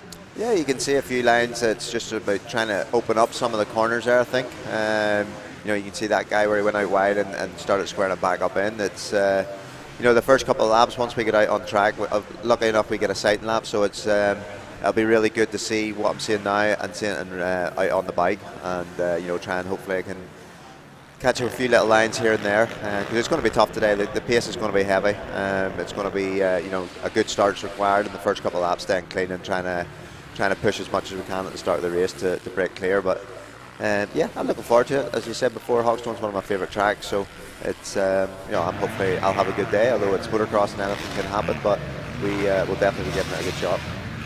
Ask me this, Martin. When it comes to bike setup, do you have a base setting logged, a kind of rough thing coming into Hawkstone that as a team or you as a rider, do you take notes and put down suspension settings, and so you've got a base to go to, or do you just play it by ear each time you come in?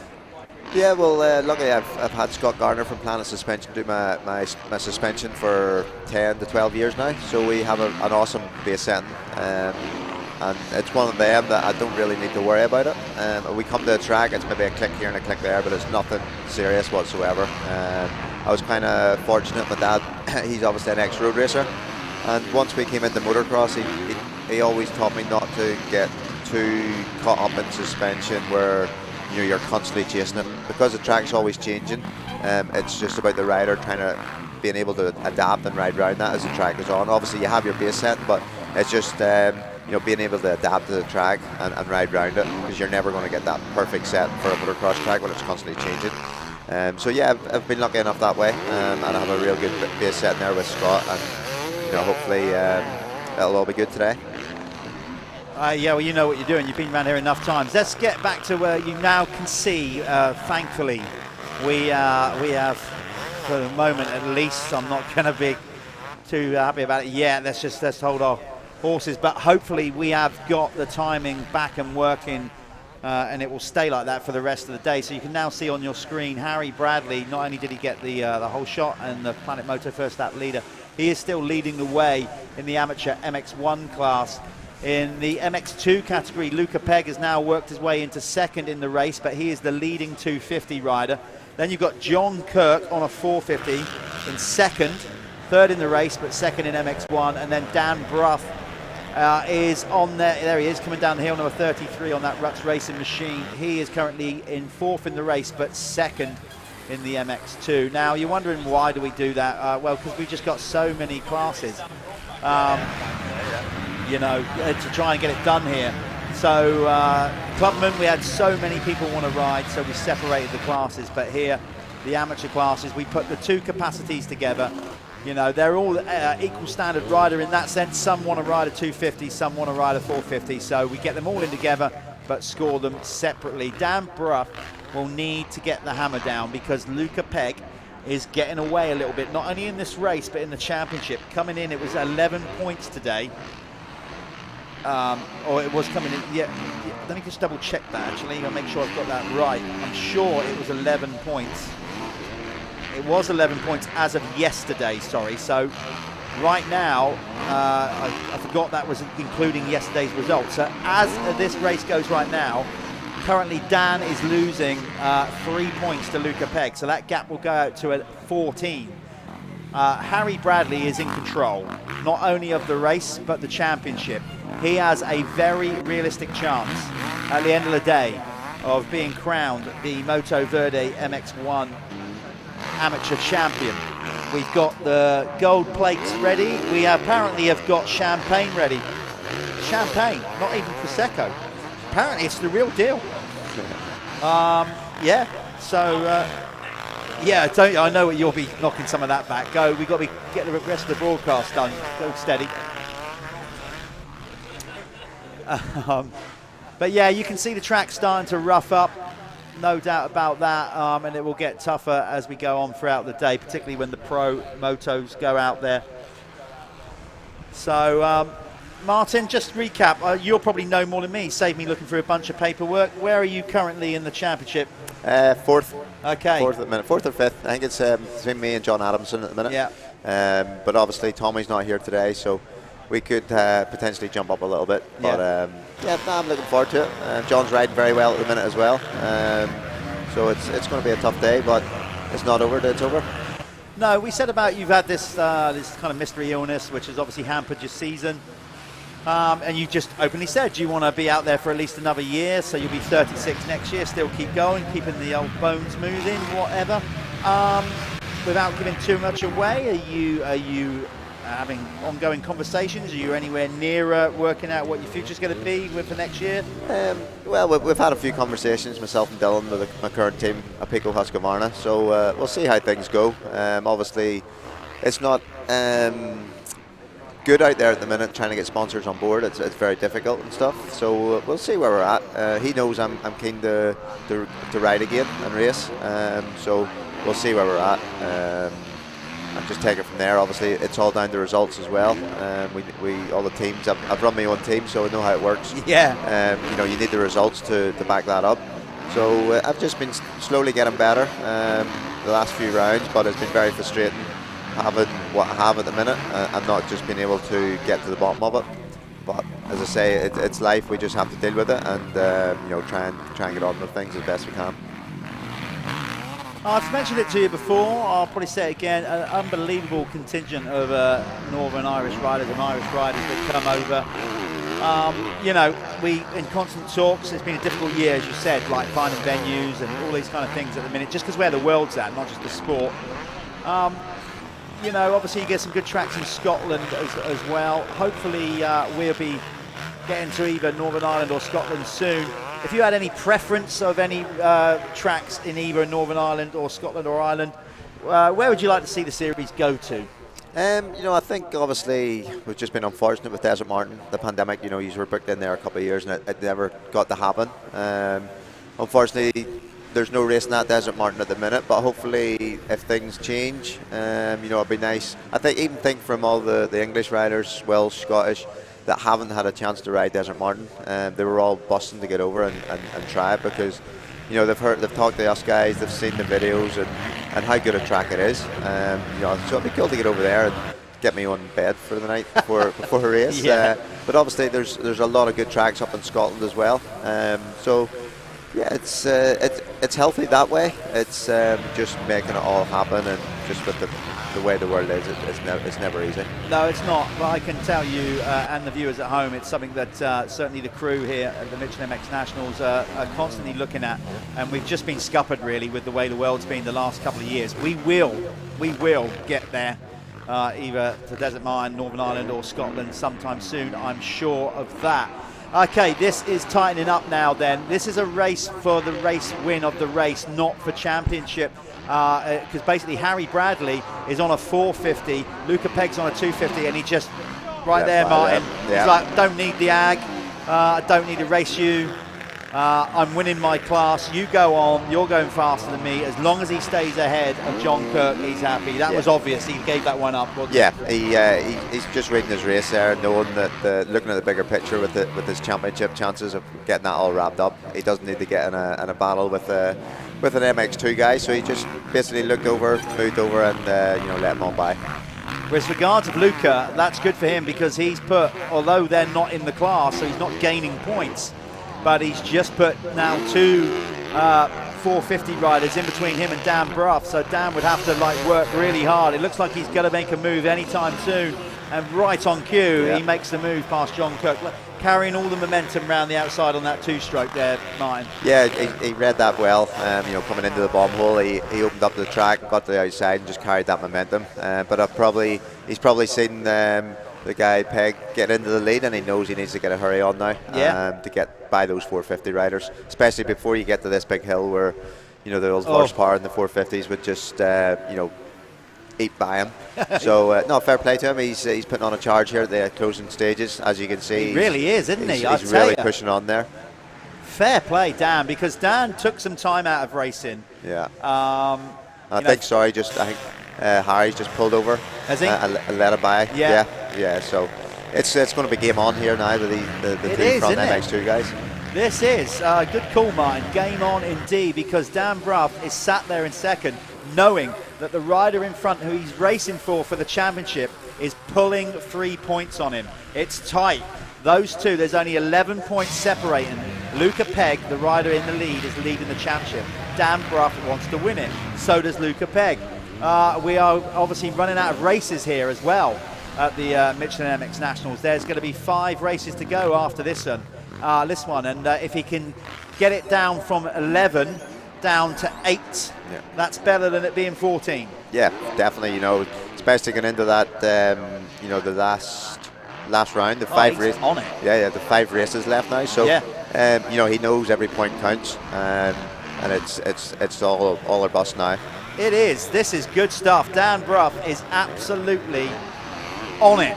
He has got the whole thing. He looks, to me, Martin, he looks like he's reached a point in the race where his fitness is good, but he's also riding good lines. Yeah. He's carrying a lot of momentum, and he is the rider on the move. He has closed in very quickly on Luca Pegg in front. But he nearly runs it off track there. Lost a few tenths there.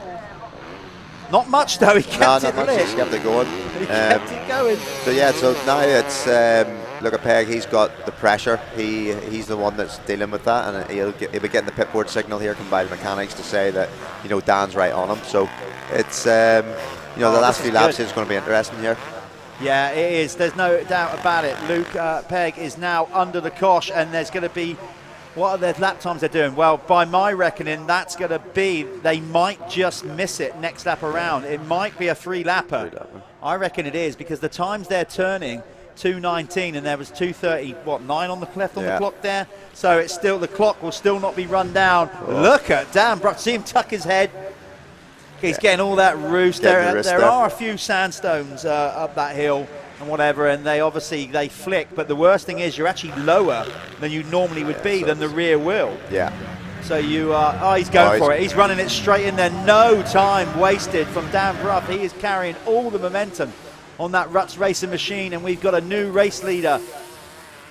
Let's see what Luca Pegg can fight back, because that's 3 points swinging back towards Dan Bruff. He'll still lead the championship, but his lead will go from 11 to 8.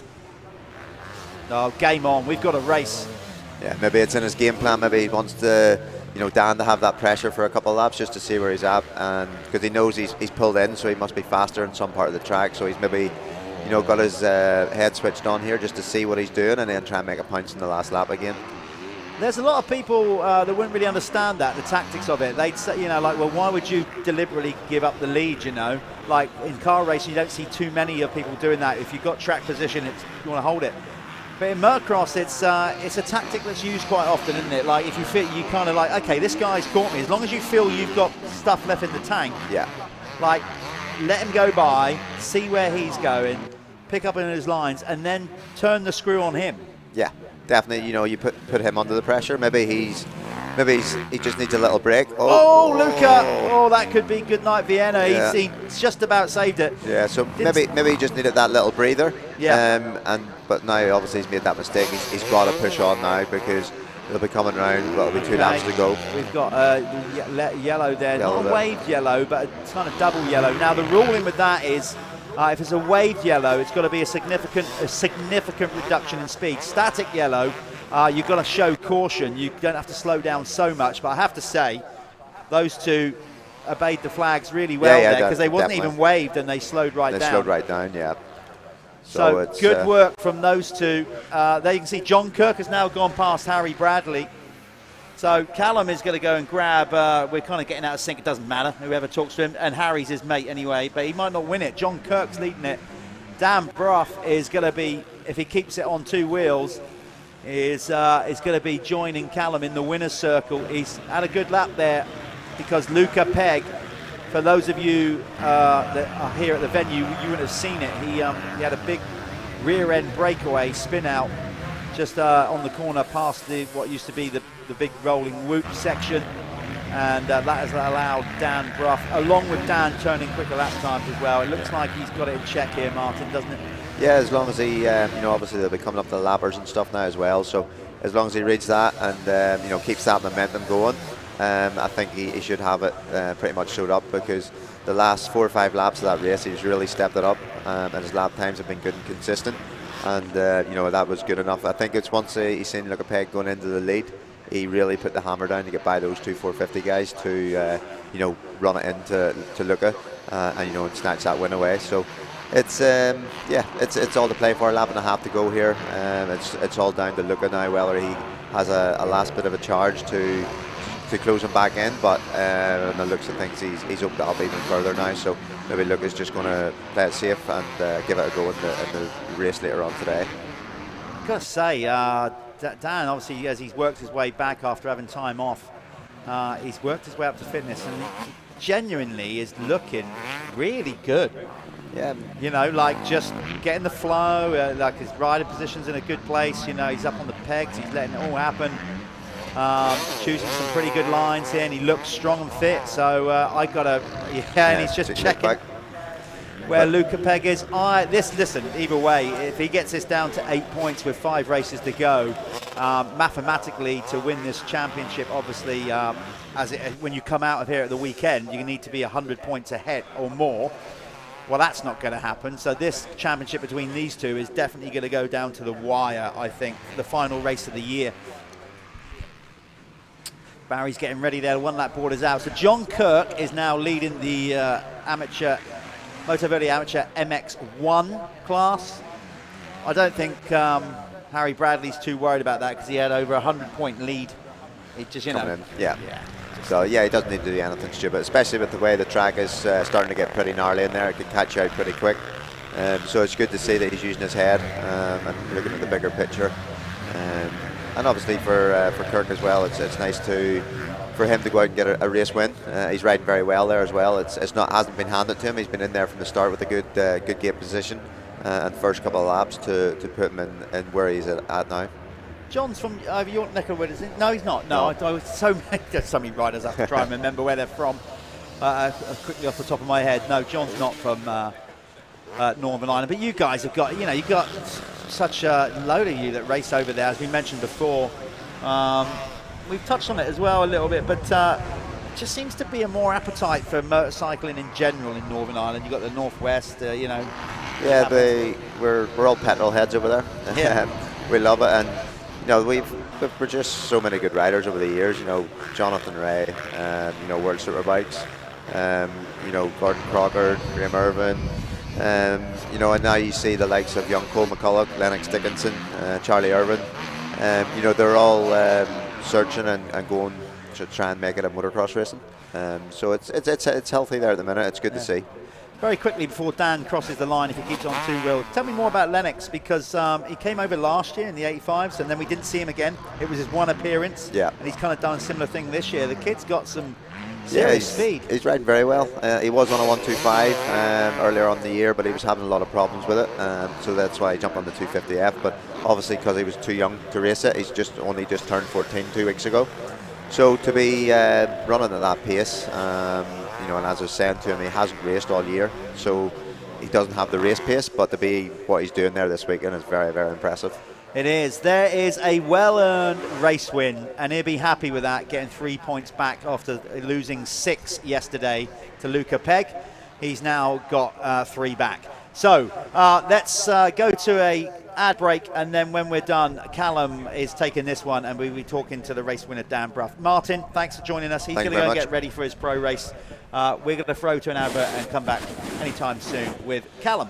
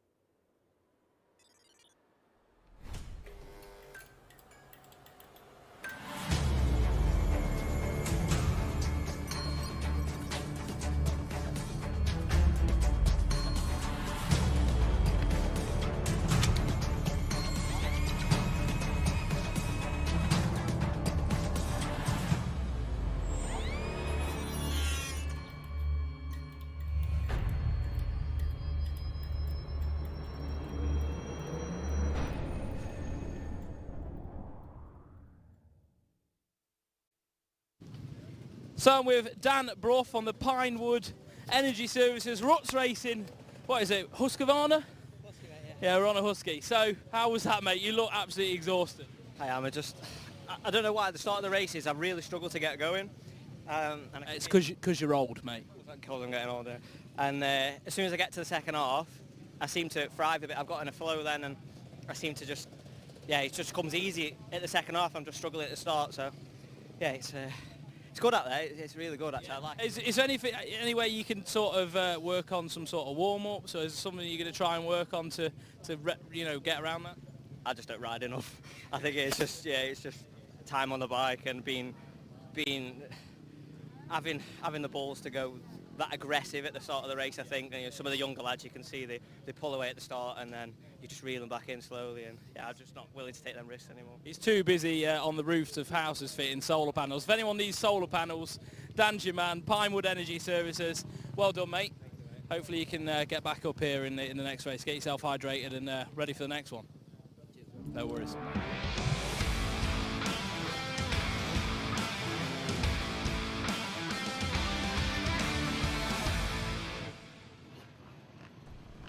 God, I wouldn't want to be up on the roof if there's no second heat wave coming. Dan should be used to riding, but then fitting solar panels and then racing a 20-minute motocross race is two very different things. Great ride from him, though. He got those 3 points back. Hopefully, he get from his standpoint and gain back on Luca this one. But like I said, that championship's going to go to the wire. Not so much with the Moto Verde MX-1. Right, we are moving on now to the RFX expert class. So again, quite slightly higher standard of riders. Some of these guys used to be pros or are on the cusp of being the pro elite riders. See Matt Bayliss coming and racing with us this weekend on a 125 or 150. Matt is super stylish arena cross racer in the UK, done indoor supercrosses as well, and he'll actually be at Airborne Gunner Supercross, which is happening this Tuesday at Cusses Gorse. The likes of Matt, Dylan Woodcock, we've got the champion Jack Brunel racing it as well, Joe and Ben Clayton, Ash Greedy, a few of them down there. So if you are around in the Salisbury area on Tuesday, get yourself down there. Tuesday night for the Airborne Gunner. It will be followed the next day with the Rocket Till Sundown Motocross as well. Loads of stuff and prizes for the kids as well. We've got kids racing Supercross. So looking forward to getting that done. Right now, though, we have the RFX expert class. Let's try and find them here then on my sheets and give you the rundown of who's where in the experts. There was some great racing again in the experts. Right now we're a little bit light, but that's just because the way it is at the minute. I'm back, guys. He's back. That's what basically the way it is right now. That's the pros. Put them over there. Thank you very much. You. Thank you very much for doing that great interview there with Dan. Do you like that? Yeah, I do. Well, you know, this is what we always say. If you tell us more about you, like I know Dan, I know a little bit about his business and stuff, you know, it helps us out. So I'm going to start trying to do that a little bit more. But here we go. This is our expert class. This is expert MX1, MX2, brought to you by RFX, and the gate has dropped. Who's going to get the whole shot? Looked like Sean Southgate to me. No, it's not. It's no, it Jaden. wasn't. Oh, and he goes down! Southgate. No, that was Ashwell got the start. He is battling. Who rode over him? It was Sean Southgate. Sort of Sean who rode over him. So Jaden Ashwell just pushed the front end, didn't he, in that corner? Here's one thing, though. That's his championship rival. Those two are battling for the championship. So from Jaden's got some work to do. Standpoint, there's Josh Peters on the deck as well. To add insult for injury, not only did his championship rival crash in front of him, Sean Southgate thought, well, I'll ride over you as well. Oh, yeah, of course. No, you might be able to rip a bit of electronical equipment off it. No, he didn't do that. He wouldn't have done we are only messing with that. You can't think that quickly in motocross. You know, he'd have done everything to try and avoid him, I imagine. So Jaden Ashwell has got a bit of a mission on his hands on the SJP gas. AJP. Yeah. AJP, sorry. Yeah, so this is in the favour of the new race leader then, Sean Southgate, who was so mad at himself yesterday. I mean, he really was. He had the first race win in the bag. He then stalled it on the last lap, but stalled it to the point on such a low-speed corner, he didn't put his foot out in time, and then crashed. So he was mad. He came in, he was punching the handlebars, like, oh, I've just given up. Yeah. 3 points. For nothing. Yeah, well, you know, but it's gone back the other way. You know, Jaden's going to be kicking himself now. He's got a ton of work to do. This class is so stacked as well. They're so quick in this class.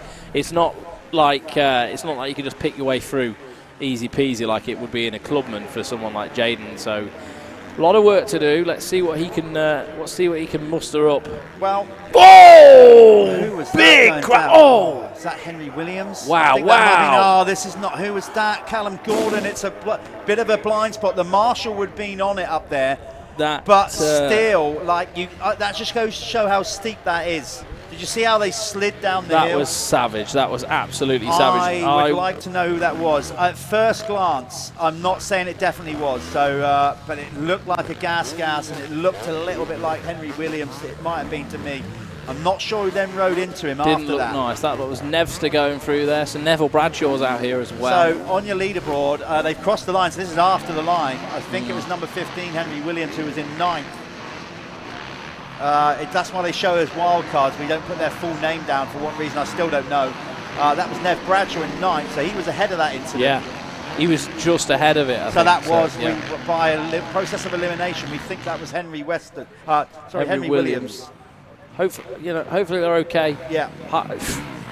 It's not that high speed down there, you know, but it's steep, you know. So hopefully those riders are okay. There's no red flag yet. No. So I think they're guessing there. So Sean Southgate is leading the way. Jumps too long there in that hole. You can see how it's really starting to rough up now. That looks so disgusting, doesn't it? The rider in second is Ryan Mawhinney, who just basically was not enjoying his racing. He was riding for Team Green Kawasaki last year, a team that I manage. Callum, he basically is, to give you a story, Ryan was just, he just started to just not enjoy his racing. He burnt out a bit, all that kind of thing. Nothing to do with where we were at with a program or anything like that. It's just like, I'm not enjoying it, you know? It's like, wanted a break from it. He's had a break. He was in youth motocross last year on a 250. He's come back straight into adult racing on a 450. Right. So who is that? Let's try and work that out. I think that is Henry Williams in that O'Neill kit. Yeah, it is O'Neill. He looks absolutely battered, doesn't he? Yeah, it is. Yeah. It's Henry Williams, number 15. We were right. Henry, we send you our best wishes. I hope that's hopefully nothing that's going to ruin the rest of your season. Hopefully we're back up and running for the next race. We've got 2 blocks of racing today, so we're going to be with you all day. Me and Jeff are. And then you are watching right now the Expert MX1, MX2, brought to you by RFX. And on the left of your screen, you've got the Oakley live timing. Yeah, for some reason it's missing Ryan Mawhinney off of it. I don't know why. But that is number 15, Ryan Mawhinney, making his return to racing here this weekend at Hawkstone. After Southgate looks good, doesn't he? But Mawhinney's there. I tell you, Ryan is not... Well, you work with him, you know. He's long in the leg. So that's not a problem. But he's not big. I mean, literally, he's got not hardly any meat on his bone in that 450. But what he does have, and he's always been good at, because he rode a 4-stroke 150 Honda when he was a kid. So he's learned the process of... What he is good at is very good with throttle control and using the torque of the bike. Yeah. So though he might not be the biggest and strongest, and when he gets on a 450 like he now has, the power to weight ratio, if he's right and smooth with the throttle, is going to work in his favour. Yeah, for sure. And he's a smooth rider as well. Very smooth. He was almost too smooth for a 250F. There was a little bit of a lack of aggression, wasn't there? And like, well, he's riding this bike really well. This is the progression class to going into the pros, and you know he looks like he'd fit in quite nicely. Going back to the MX2 side of things in this RFX Expert class, we haven't seen them. Louis Kessel is leading the championship, and I got to say he's in a good place to extend his lead, because he is currently ahead of Sam Atkinson, as you can see on the leaderboard. Coming in today, he was 39 points ahead of Sam Atkinson. Oh, it's close though. It's closer than that suggests. I just saw them come through there, going up the hill. Pretty close. Sam looks like he's found a bit of pace now. So keep an eye on that battle. Here they should be dropping down in a minute. There's Kessel, and then there's Mellows, is it?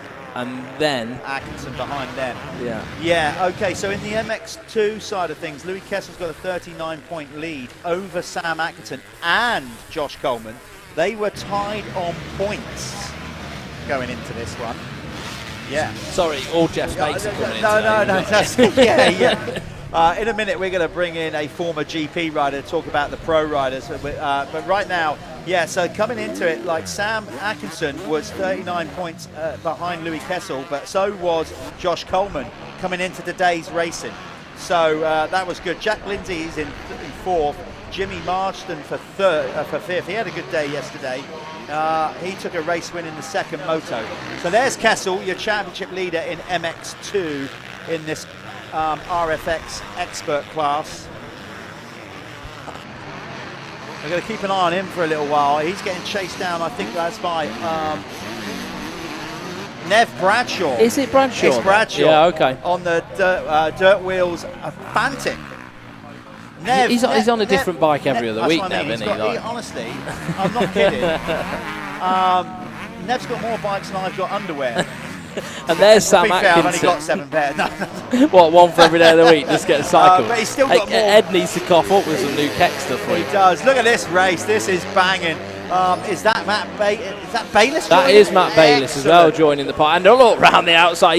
Matt Bayliss is on a 125, I think, or a 150. This is awesome. Louis Kessel, I'll tell you what he is good at. He never seems to get flustered or look behind him. There's a lot going on behind him at the minute. There's a lot of panic. Those two are wild cards behind him, so they essentially he's not don't worried matter, about them. At this stage, he won't be. He'll want to win an overall and all that, but all he cares about right now is winning the championship. But Atkinson's got to be getting super frustrated. Imagine being Sam, you're just like, come on, guys. Come on, let me through. Yeah. Jake Preston with the fastest lap. Okay. Go on, Jake. He is the owner and proprietor of one of our sponsors, Spiral. Spiral Graphics, yeah. So Spiral Graphics, they do all sorts of graphics. You'll see our the start card, the 15-second board. That's done by Spiral. Currently running Spiral Graphics on my bike for the moment as well. And I've got to say, Mr. Preston, the quality of them is, it's up there amongst the best available on the market. So yeah, I'm super happy with my bike. So if anyone needs any graphics, speak to Spiral, drop them a message, drop Jake Preston a message on his Instagram. I'm sure he's happy to talk you through some of the different options that they've got going. But yeah, I am personally super happy with my bike for sure. I've put probably 10 hours on it now, and it's still looking good.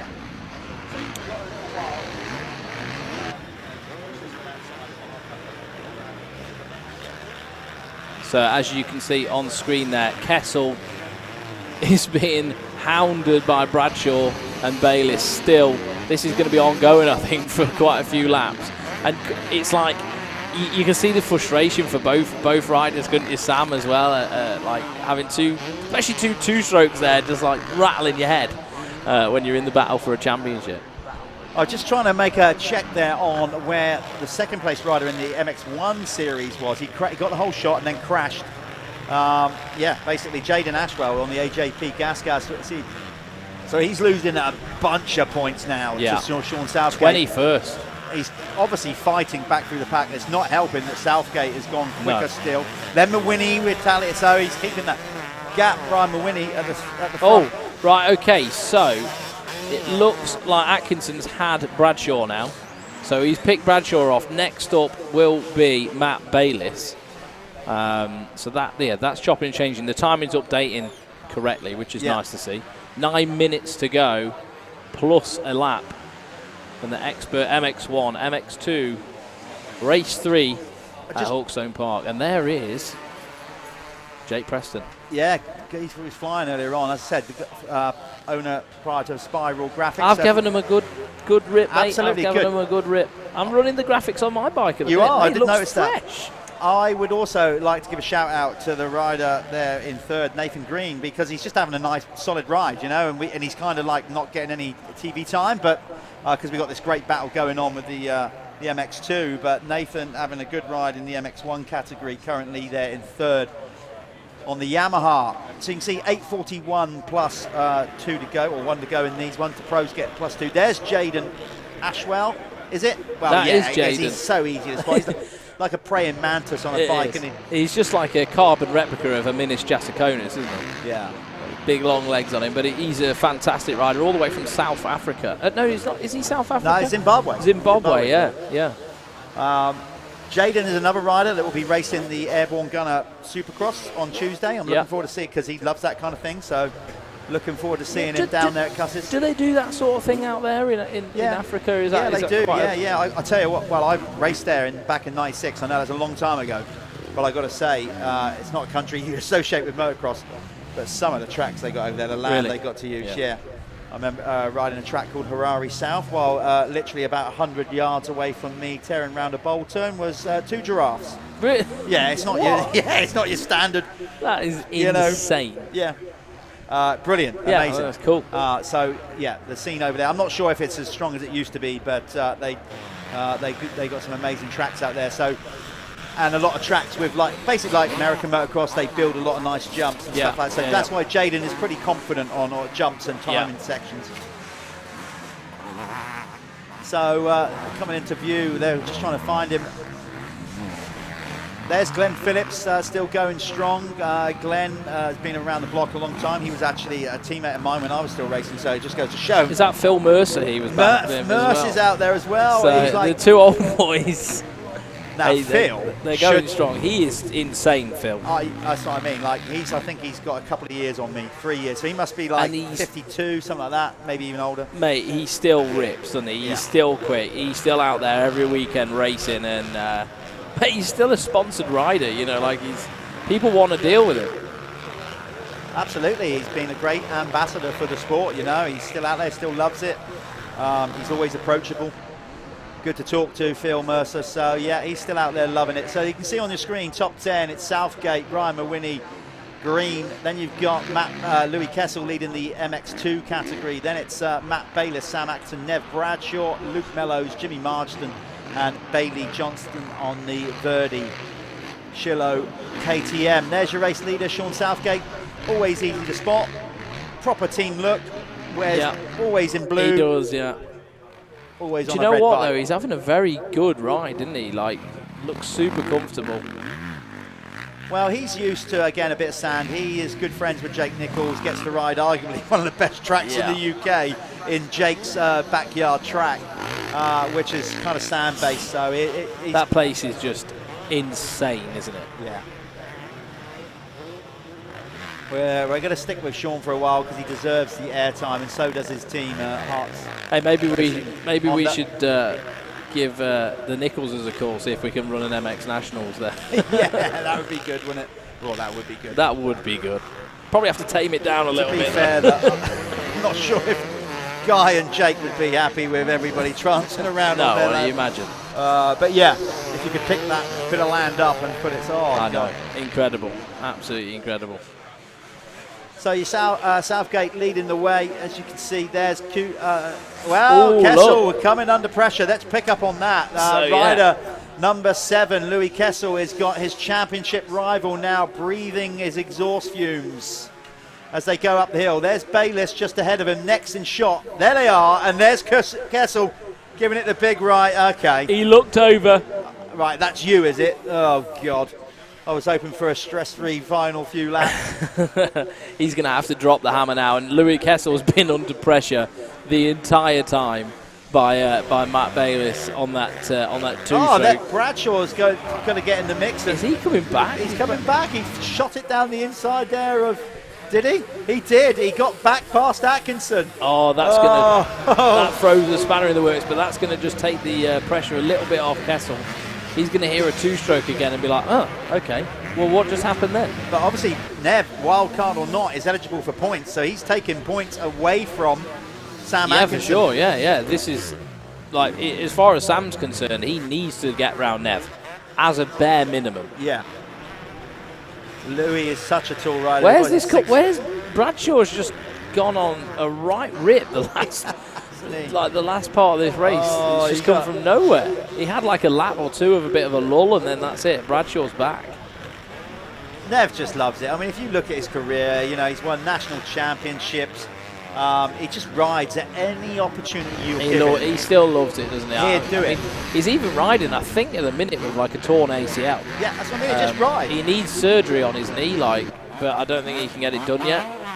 Or he's just trying to hold it off as long as he can do. He'll make any excuse to ride. I'm literally, I kid you not, if Domino's rang up and said, our delivery guys had an accident, can you fill in and deliver some pizzas tonight? he'd go and do it. Just to ride a bike. Just to ride a bike. Well, it looks like he's going to have Kessel back.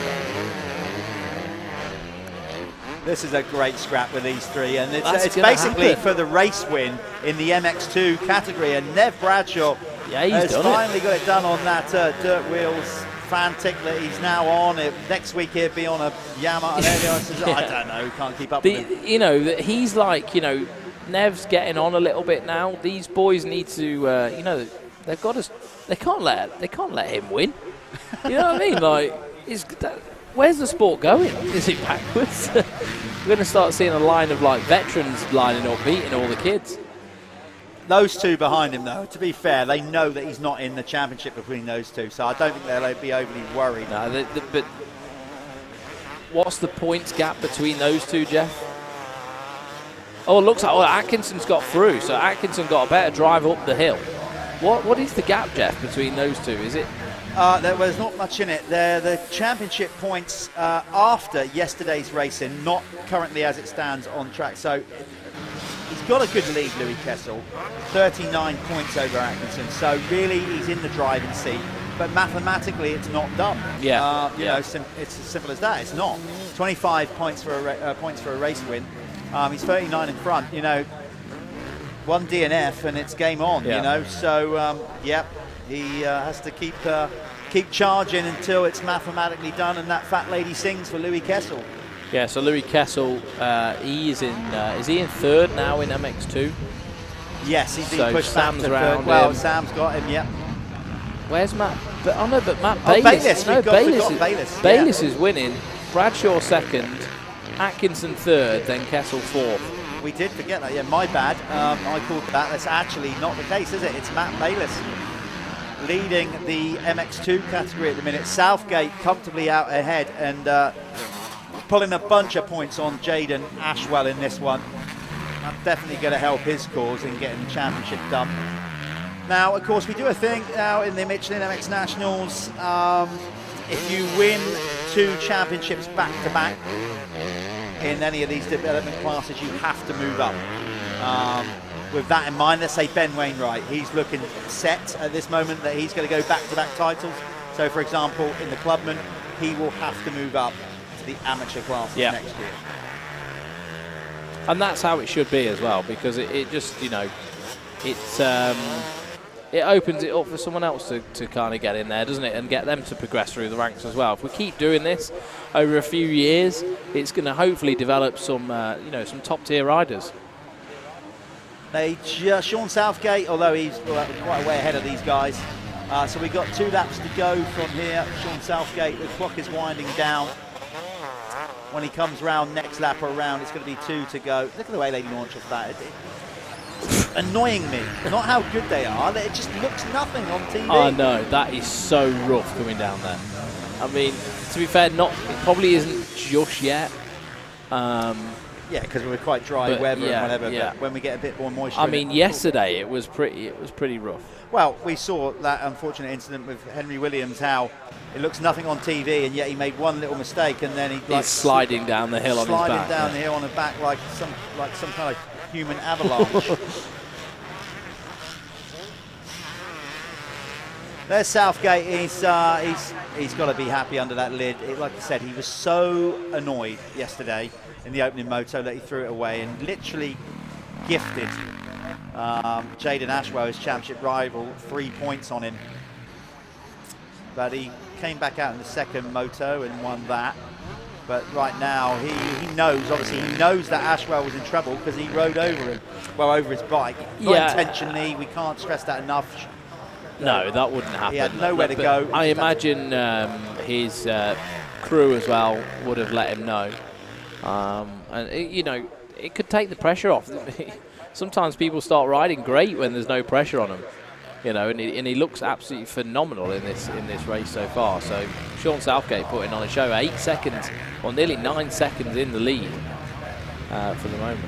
Great performance from Ryan Mawhinney. I don't know if our crew would be able to pick up. I'm going to ask them.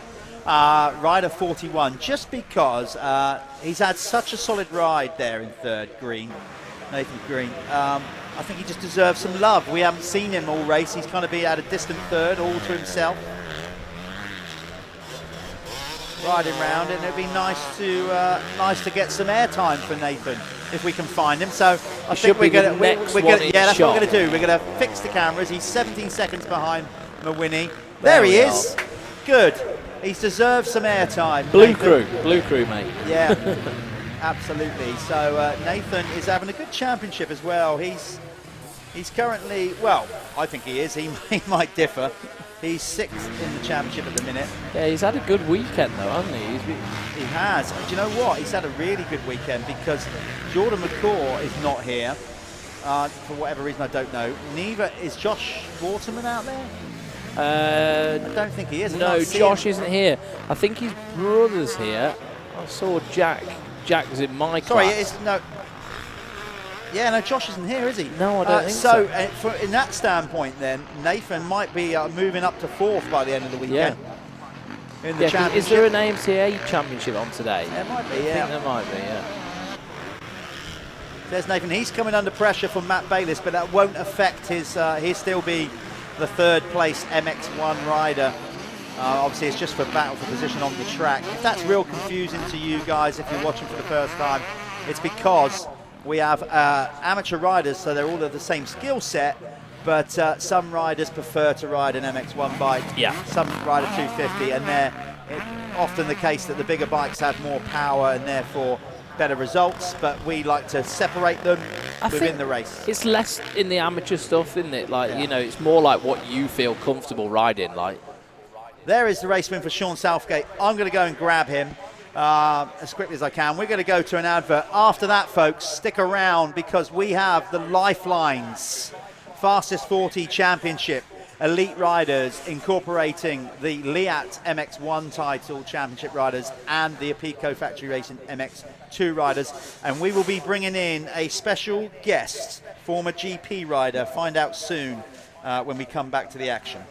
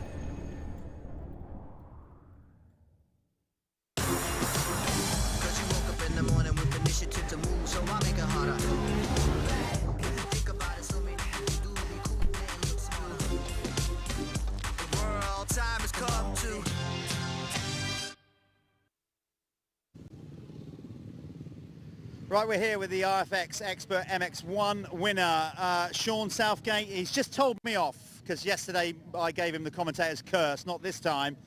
That was a good race for you in two reasons really. Obviously you won it, but your championship rival also went down on turn 2. Tell us a bit about that. You had nowhere to go, you had to ride over his bike. Yeah, he got a better start than me, and then I just see him go and before I even hit the brakes, I was already over his seat. So I thought I was going down, but then as soon as I went over the first jump, I was like, I've got to make this race count, because like yesterday, I just, stupid mistake, I give him 3 points, and it's too close for that. Are you enjoying the track? We mentioned in commentary there how you're good friends with Jake, and Jake's got a kind of sand-based circuit, Jake Nichols, so you're kind of used to riding sandy conditions. Is it one of the more favourable circuits for you? Yeah, definitely, especially when it gets rougher. I don't know, I just sometimes have a really good steady pace, and whatever I start at, I'll finish at. So yeah, it's rough. It's different to yesterday. I had more of a flow yesterday than what I did today, but now hopefully I can get that sorted for the second one and do it again. Of course, the job's not done. Winning a championship's never easy at all, but so I guess the thing from here on is focus, get this second moto done, get more points on the board, and then obviously just take it home and try and get it done at the final round. You're not going to get the opportunity to try and win it today, so eyes on the prize. Yeah, definitely, and obviously there's loads of people I want to thank. Steve this week, I was still putting my bike together at 6 o'clock Friday night, and then we had to drive here. Louis Toombs, I've got a swinging arm and a subframe off his bike.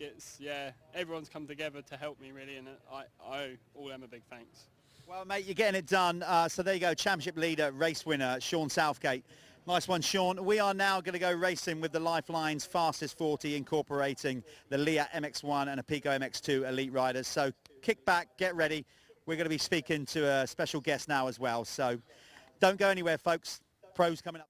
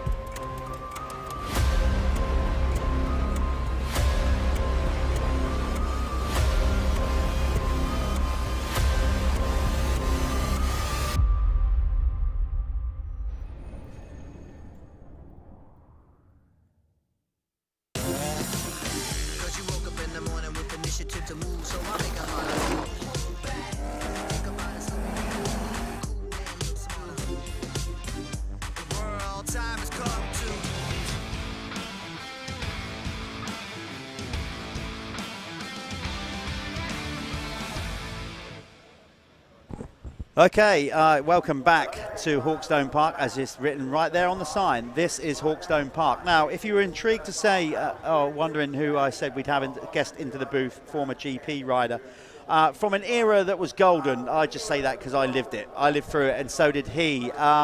It's my great privilege to introduce Werner de Wit, former factory BFE Suzuki rider at varying other teams. Top rider back in the day, Werner. We would just say welcome to the MX Nationals. It's great to have you here. We were just saying, I said my first ever time, it was 1981, but I live in the UK. Yeah. For you as a GP rider, what was the first time you visited Hawkstone Park? 89, I was here, yeah. On 125 Kawasaki. Yeah, and that was at the 125 GP. Yeah. How did it go? It went okay. The Kawasaki was not fast enough up the hill, so they passed me, but still I finished second race of sixth place. So up the hill were you losing time, but you went a little bit more like a kamikaze pilot coming down the hill. Yeah, you have to gain time somewhere. Listen, obviously you started racing and riding in Belgium. We know that obviously that lots of sand tracks over there. So you're good in the soft stuff. Is Hawkstone a track that you obviously enjoyed riding? I guess it is because it was sand. Yeah, when it's sand, I'm enjoying it. Yeah. I didn't enjoy Foxhill or the hardpack. It's not my thing. But this, and I want to come here, and they invited me to come here and see the race. So I'm happy to be here. Tell us what you're doing, because you're helping out some riders in the team. So tell us why you're actually here. I mean, I'd love to think you'd just come over to take in the MX Nationals, but you're here for a reason. Yeah, I'm with a kid from Israel, Ernest Melman, and he's riding the 125. And he did good this today. He was fourth in the first heat, so hopefully podium. Now, listen, I don't want you to get embarrassed with this, but I am going to do it anyway. Seriously, you were obviously really good in the sand, and I used to study you because we used to race together. I say race together, that's not really true. I was in the same race. Yeah. We didn't race together. Werner was way more further up the field in the 250 GPs when I was doing them. But one thing I always noticed, that obviously this is what you're passing down to the riders that you're coaching is, you were really good at finding sneaky little your line choice. Yeah, no, that was a thing for you. Yeah, but that's. But then not every rider out of Belgium does that.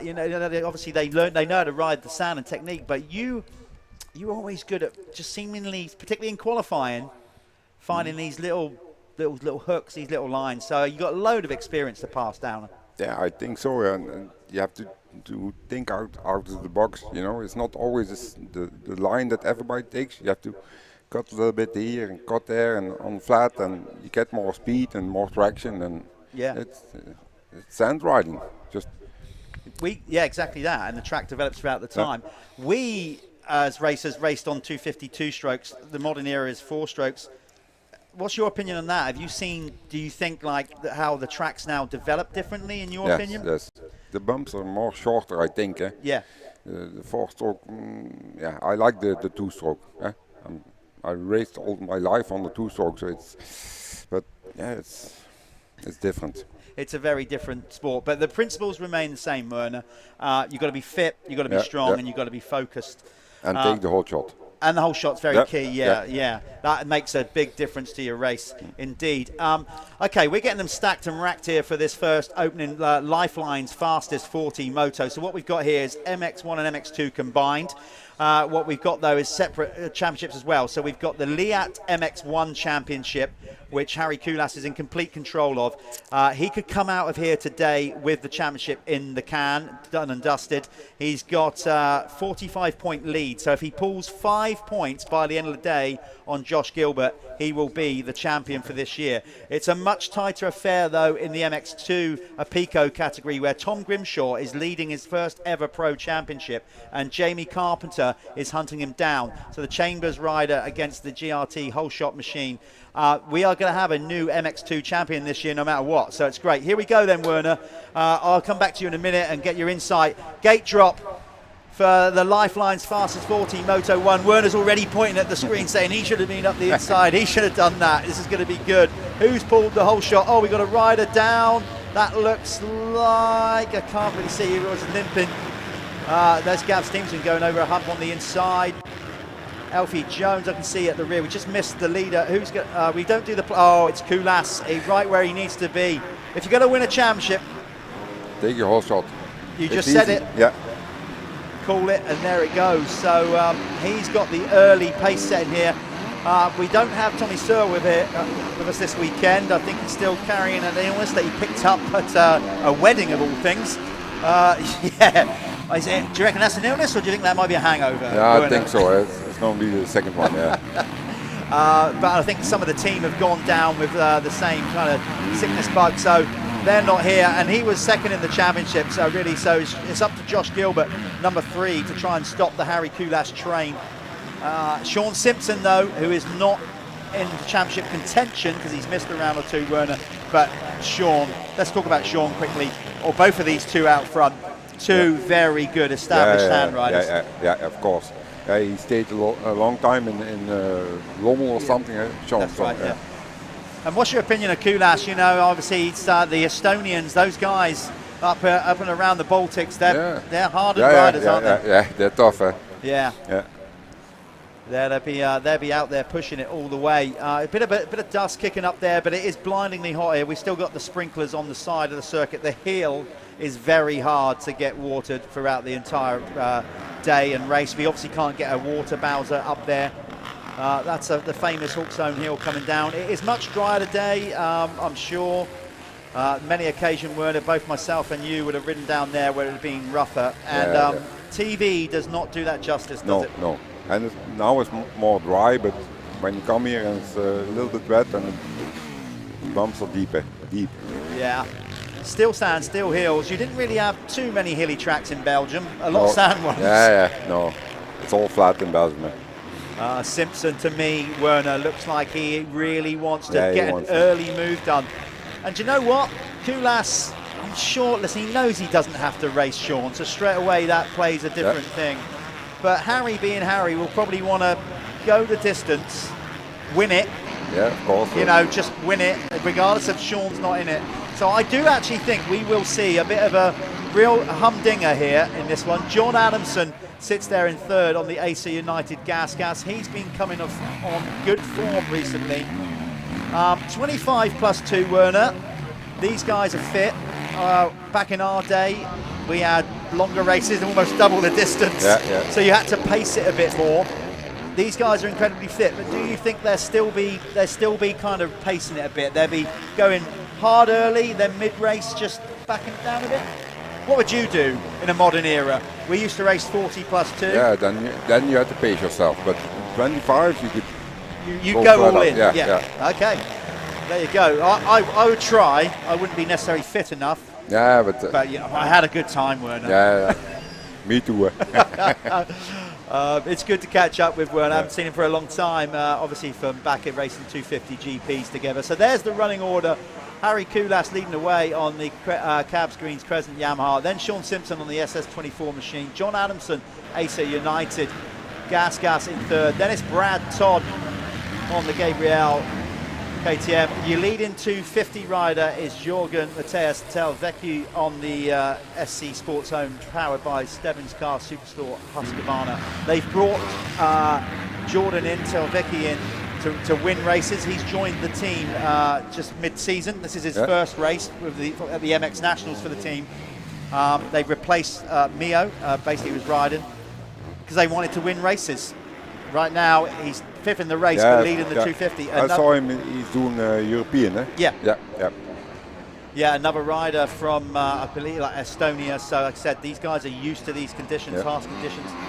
So, have we lost, while I was talking about that, have we lost Sean Simpson, or has Sean gone into the lead? Sorry, we're just looking at the leaderboard. So, is it still Cusses in the lead? Because all of a sudden, John Adamson is now behind Simpson. So let's see if we can see Sean anywhere. Something I missed when I was talking to you there, Werner. No.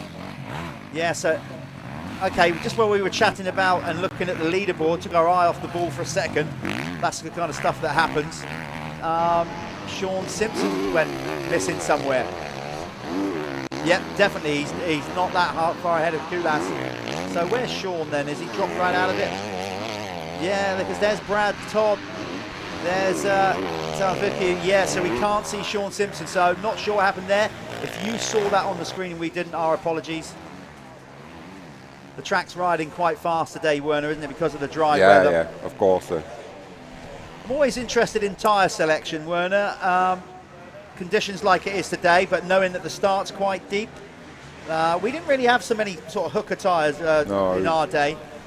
Again, what would you do now with track conditions like they are? Would you go for the hooker tyre to get you out of set and then maybe compromise on the track? Yeah, I think for the start the scoop tyre is the best, I think, and we ride in Belgium all the time with it. Yeah. We're used to it. Exactly. Yeah. So what you're used Even to. when it's a little bit more harder, like clay, we ride with it. So. Of course, you have, good enough to become a full factory rider, and I guess when you become one of them, obviously pressure builds because you're being paid to get results. But then a whole new process opens up for you. You've probably got more equipment to go and test, to try. Yeah. And in some ways that might cause more of a problem in getting the bike set how you want because you've got more stuff available to you. You have not too many, but a lot of things. Yeah. And then you have to test like 10 different things. And when you test the 10th, then the first one you don't know anymore, so you have to do again. And so sometimes it's not so easy. So sometimes, although you're a factory rider, testing was in some cases quite stressful because you kind of lose your way with where you're going with it all because you've got so much available to you. And then from the Japanese, you have to decide in November what you want for the next year. So, and when you make a mistake, then there's no going back. No, it took some time then. Yeah. So when did you actually become a fully fledged factory rider? Because the Suzuki, you raced GPs like we said here in '89 on a Kawasaki, but you were more of a privateer then. Yeah. Then I was privateer, and then in '93 I get the support ride from Geboers. Yeah. And then '94 I was in the team with Albertine and Berwoods. Yeah. So that was, and then Albertine went to America, and I was the second rider then. Yeah. So. And you had a good run with BFE Suzuki. You were on the team for what? How many years? I think 7, 8 years. Yeah. Well, justified. You were there. You were in the mix. Certainly there, out going for GP wins. And as I said, it was good stuff.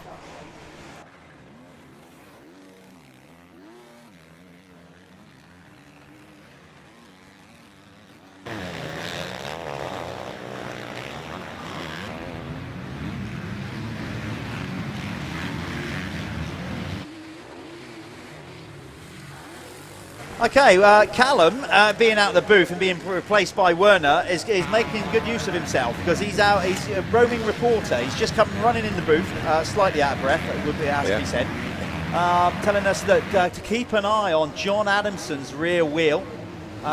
He seems to think that might be starting to break up, which is never good. Sean Simpson kind of pulled out of the race or slowed right in, pointing towards his collarbone. I don't know whether he's feel like he's done something, torn him out, whatever he's done there. And also Josh Gilbert had a big crash early on, and it looks like he might have damaged his foot. Now, that's not good for Josh. It's good for Harry Kulas.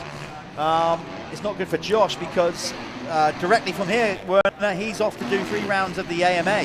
Oh. Yeah. I saw he was in the beginning of the year. Yeah. So they're off to do Bud's Creek. What else have they got? Unadilla and Ironman. So I hope for Josh's sake it's not that bad. Yeah, Tilvecu is really closing in there, flying in fact on the 250. Look at that, he went for the gutsy move on Brad Todd. This is it, Werner, with us with the championship. We've got the fastest 40 where they're all in. Tilvecu has missed some early rounds. He wants to go for the overall win. He's clearly leading MX2, so he doesn't need to race, Brad. But when you're a racer and you're feeling it, you're feeling it. Why would you sit behind him? He's on the 450 and you're on 250. You want to pass him because show him. Yeah, get the chest out. Yeah. The big peacock. Yeah. You can see we've got the sprinklers on for the other section of circuit that the 85s will be going up soon. This is good racing. They spread out quite a lot. Dylan Walsh is now into second place in the 250 category. There he is, giving that Revo Kawasaki everything it's got up the hill. But he has got some work to do. to catch Tilvecchio, who is basically, well, he's gapped him by quite a gap there, isn't he? That's 12 seconds he's nearly got on him.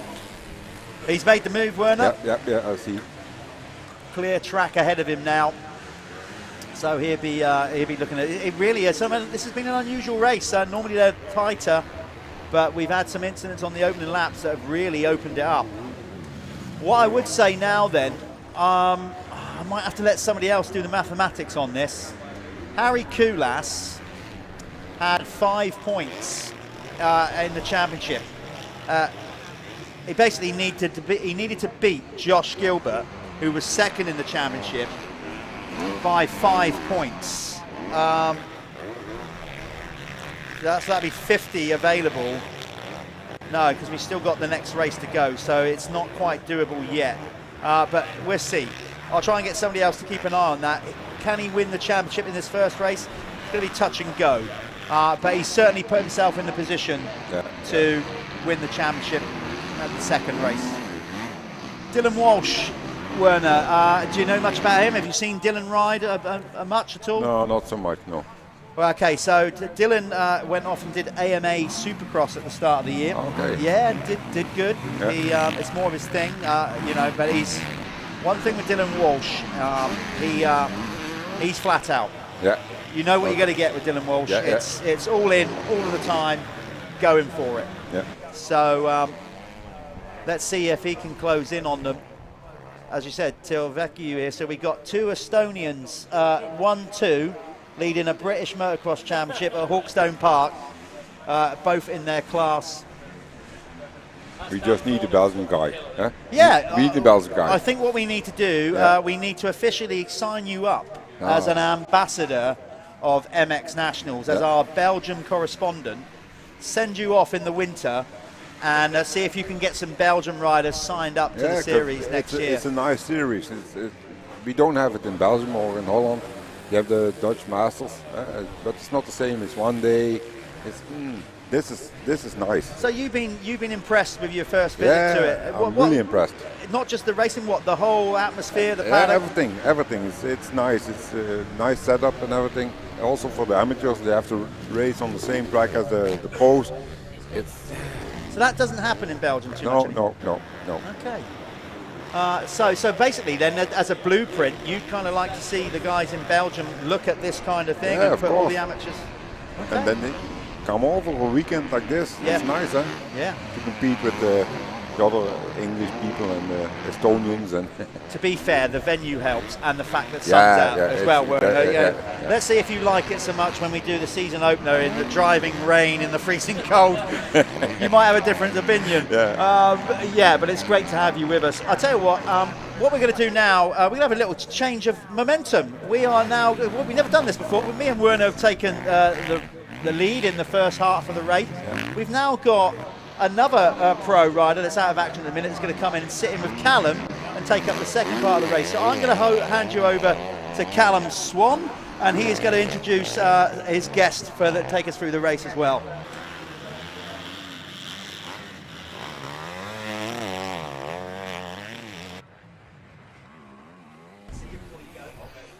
Jeff obviously needs a break now and again. You know, he's getting on in age, so he's off to go have a little toilet break, have a drink, and have a beer.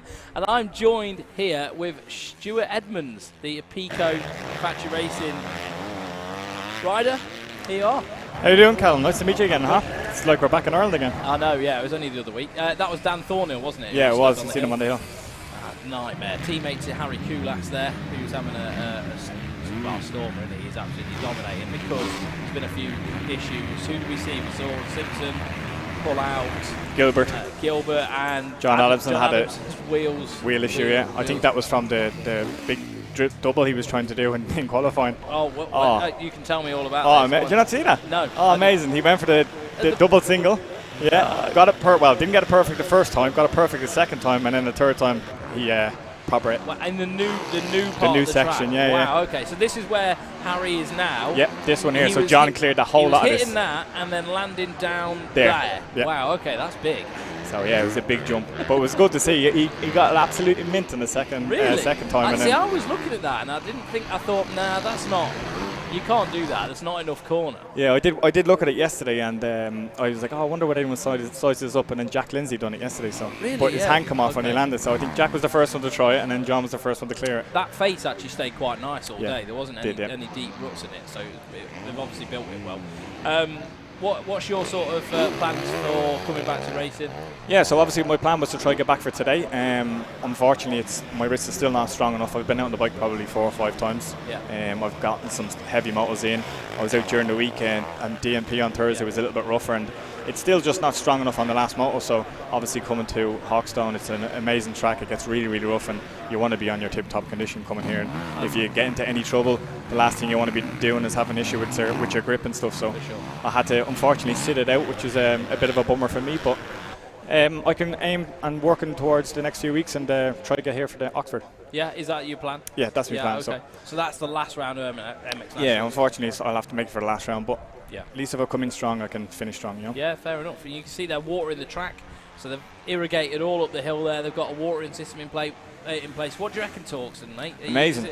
I love the changes. The changes look great. I'm obviously not riding, so I don't know what way they flow, whether the riders are agreeing or disagreeing. Personally, I rode yesterday. I felt like the track you can just carry a bit more speed everywhere, and it sort of made it feel a lot less stop-starty, you know, because you did have those sort of areas on the track which were a bit like, you know, like stop-starty, and they've definitely done a good job, I think, of opening the track. It definitely seems to flow a lot more, and but I've not really asked much of the riders what they think of it, but it's still cutting up like it always does, and separating the men from the boys, that's for sure. No, that's it.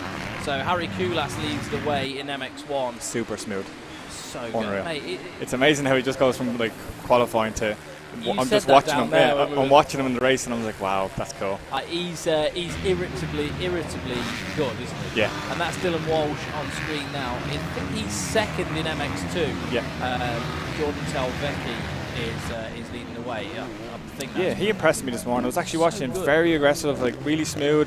Got some good laps in. I was like, oh, that's the first time I've seen him ride. I haven't seen him ride the GPs. I've seen him, I think, in EMX. Yeah. I think, and I remember him being good, but I can't remember him being like outstanding. But he definitely shone this morning. Obviously, he's ridden a lot in the Dutch sand and all that sort of stuff. I imagine he's sort of based out there. But he's putting on a show right now, leading MX2. Dylan Walsh trying to chase him down. Brad Todd up in there in third place. He's having a storm of a ride as well. Brad Todd's having a good ride. Who else we got? Liam Knight is having a good ride as well. The two Gabriel boys up there, and then Martin, your teammate. Yeah, he's in sixth. He's not far behind the boys. It's a nice little group there actually. You think 4th, 5th, and 6th, they're all kind of close together. There's Liam. Have you been out? Are you got any plans to get out riding with Martin a little bit in Ireland? Martin lives in Northern Ireland, so most of my riding, when I'm back home, is down south. And if I do go up north, we'll always be in like McGilligan together. Okay. McGilligan MX Parc, they support us and they help us out. So it's quite a ways, isn't it, between you two guys? Well, from my house to McGilligan is probably the only all-weather track I can ride, and it's 3.5-hour drive. Yeah. So I do that most weekends. I think people's perception of Ireland is like, oh well, it's really small. We like this, but it's the road network. Yeah, it's not like that though. Yeah, it's not like there's not just a straight road from the top to the bottom. No, definitely not. So yeah, most of my winters are spent in McGilligan because it's the only all-weather track I can use. So it's a 3.5-hour drive Friday night and a 3.5-hour drive Sunday night. Yay. Sounds great. So you can see all the boys, they're really close together going up that hill. Yeah, they are. Dylan Walsh under a bit of pressure. Dylan Walsh on the Revo 7 Kawasaki. They're just going to be dropping down the other end of the hill there. So let's have a look at the. Should we just run through the top 10? We've got Koulas lead the way. Obviously, the classes are split. We've got Telvecchi, Brad Todd, Dylan Walsh, Liam Knight, Martin Barr. We've got a wild card. Tristan Purdon. Yeah, there we are. You filled me in. You know more than me. Jamie Carpenter, Peter Petrov, Colton Husband rounding out. Yeah, I just seen Carlton going around there with half a number plate gone on, so you must have so that's the championship battle. Jeff's just been pointing out the championship battle.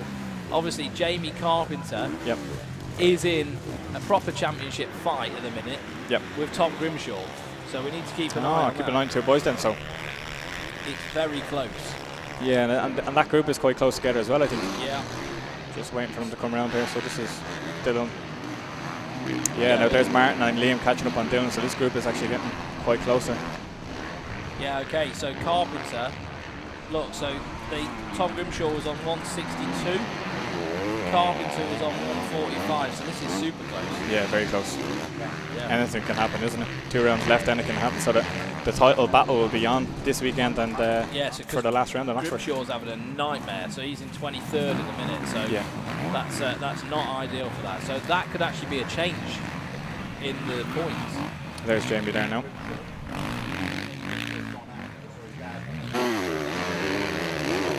So quite possibly Grimshaw's actually out of the race as well. So that could be, so we could have a new championship leader, and that would be Jamie Carpenter. So I think Jamie's actually had quite a good year. Yeah, he has. In fairness to him, he's picked it up this year, that's for sure. Compared to last year, he seems to found that the winter kind of few seconds in the winter time where he's been doing a lot of work and stuff and gym work and stuff. He seems to find some aggression, and he seems to be really hard happy with that team as well. Yeah, definitely. GRT lads. It's sort of it's gelled right for him. I know he's had a few years of like trying to do it all on his own. Yeah. And I think he's found a team and found a place within that team where he's he's comfortable, isn't he? You can see it. You can see it. He's definitely been a bit of a different rider this year. A lot more consistent. So he could be winning on for a championship. Yeah, that's it exactly. Big bonus from the GRT boys. Get your money out, boys. So this is really dark in there. Yeah, this is a new section of the track I just noticed. I walked it last night, and it actually looks pretty good. But there's that corner, you can't see it here. It's really, really hard, and I'd say it's pretty tough for the boys to get some traction, especially on the inside there. Yeah, so. on the base is really hard there. Yeah, and it's quite close to a tree as well, so all the roots start coming up. Oh no, Alfie Jones down with a broken shock. That's not good. That is not good. I've had a few of them myself now last year. Shock bolt come out. Really? Yeah, I think that's what would. I think that's what had done my back in Spain. The shock bolt came out when I landed. Yeah. Oh well, would have been my own fault. Never checking the bolts. Piss poor preparation. That's exactly what. Piss poor performance. I never prepared the bike, so that's for sure. No, so that's not good. So Alfie Jones, obviously, he's gone pro. And he's in his debut professional season. But what's going on here? So Martin's moved up past Liam, and he's looking like he's going to make a pass on Dylan as well. Yeah, Dylan's but looking to they're tire not out. actually directly racing each other. Exactly, but Martin has to pass Dylan to get to to Bradley Todd. Because that could be a podium. But like if he can tie 2 good races together with Simpson out. There's the bike. The bike's just left there. With Simpson out and. It's a podium potential, yeah, for sure.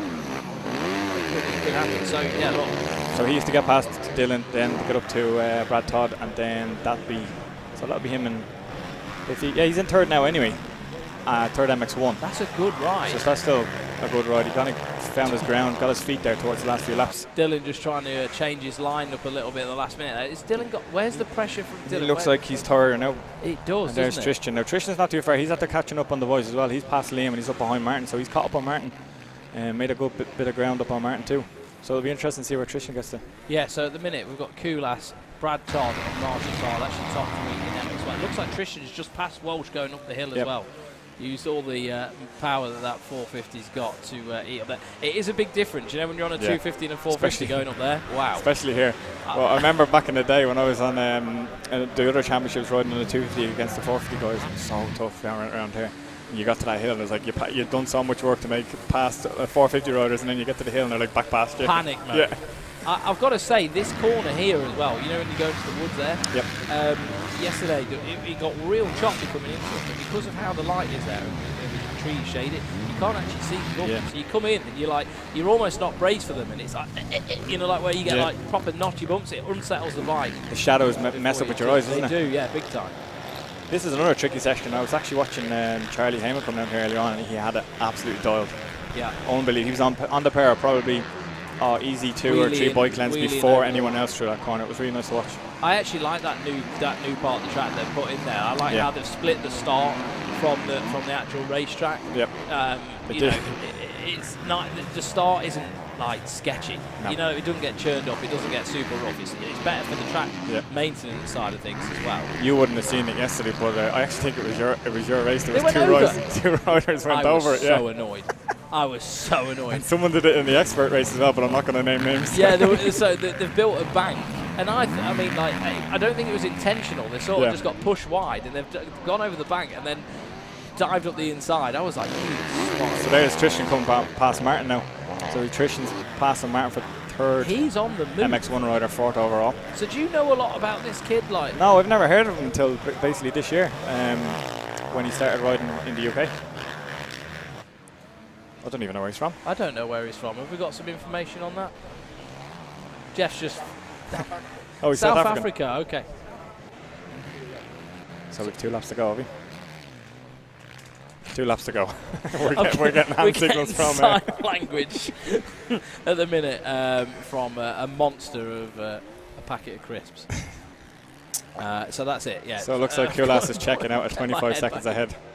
25 seconds in the lead. Well, to be fair, I mean, his 2 top guys, you've got Simpson and Gilbert. You know, I think Gilbert's actually out there. He's circulating, isn't he? He's 2 laps down. Yeah, he is. It looked like he hurt his foot in that first lap when he came back around. He pulled in. Well, I went to see him, and I said, well, are you all right, mate? Do you need me to get the medical crew? And he went, no, I'm just walking it off. I was oh, right, okay. Well, that's all right then. Yeah. So I wonder, so Tristan's gone past Martin. I wonder, can he catch Brad Todd? Is Brad too far ahead, maybe? So I have got confirmation. Tom Grimshaw is actually out of this one now. So Grimshaw's out. So that would leave the championship wide open now. Yeah, that's going to hand it straight over to Carpenter for the time being, anyway. Yeah, but anything can happen in racing, isn't it? Right? Yeah, well, you never know. One more race to go. One more race to go. Really, if anything, has drastically happened. That's one thing about Hawkstone. Like, you can have an amazing race first race, and you can have an absolute disaster in the second race. It can bite everybody. So there's always some carnage in Hawkstone. The internationals here. Yeah. Have you? Amazing. Yeah, and it's that time of year, the Surfing Super Challenge. Yeah, because it's a little bit wetter than normal, so you get ruts and bumps the size of your shoulders. Yeah, real deep. Especially in the back section. Yes, the back section is probably the worst section you come around to every time, especially when you're halfway through the motor and you're getting a bit tired and you're like, ooh. Well, mate, it was bad enough for me yesterday. I don't that corner, I have no idea what to do with that. I have no idea. I think there's quite a few people struggling in that corner. If I could put anything into room 101, that would be it. That would be that corner. I was out the back watching watching the warm up from the pros yesterday evening, and what's his name? Jamie Law had a little bit of a sleep in one of those corners as well, so he had a bit of an issue there too. There's just nothing makes sense there. Yeah. Like, I don't know where to go. It was tricky. Look at Harry just making it look super easy, up on the pegs, carrying so much speed. Man in the world to watch, isn't he? You know, like if you watch him, he looks like he's not trying. Yeah, if you was at home watching, you'd think, this motocross, it's not that difficult, is it really? I mean, look at him. He's making it look super easy. Believe me, it's not that easy, is it? Definitely not. What's the sort of heart rate zone, Stu, when you're racing at this level? Well, for me personally, I don't know about anybody else, but for me, I'm averaging about 180 to 186 on a 30-minute moto. And if you say that to any of the physiologists, professors, and they'll turn around and tell you that's possible. Your body can't do that. Yeah. It can only sustain that heart rate for a small amount of time, but I can show them to that on my polar, and so there you go. So a lot of things come into effect, obviously, adrenaline, and then you're having to control a motor underneath you, so it's a little bit different than pulling your own body weight. So that amazes me, the way you've just said that. Yeah. That people just can't fathom it. I mean, people even in like medical professions. No, they can't understand it. They literally can't understand it.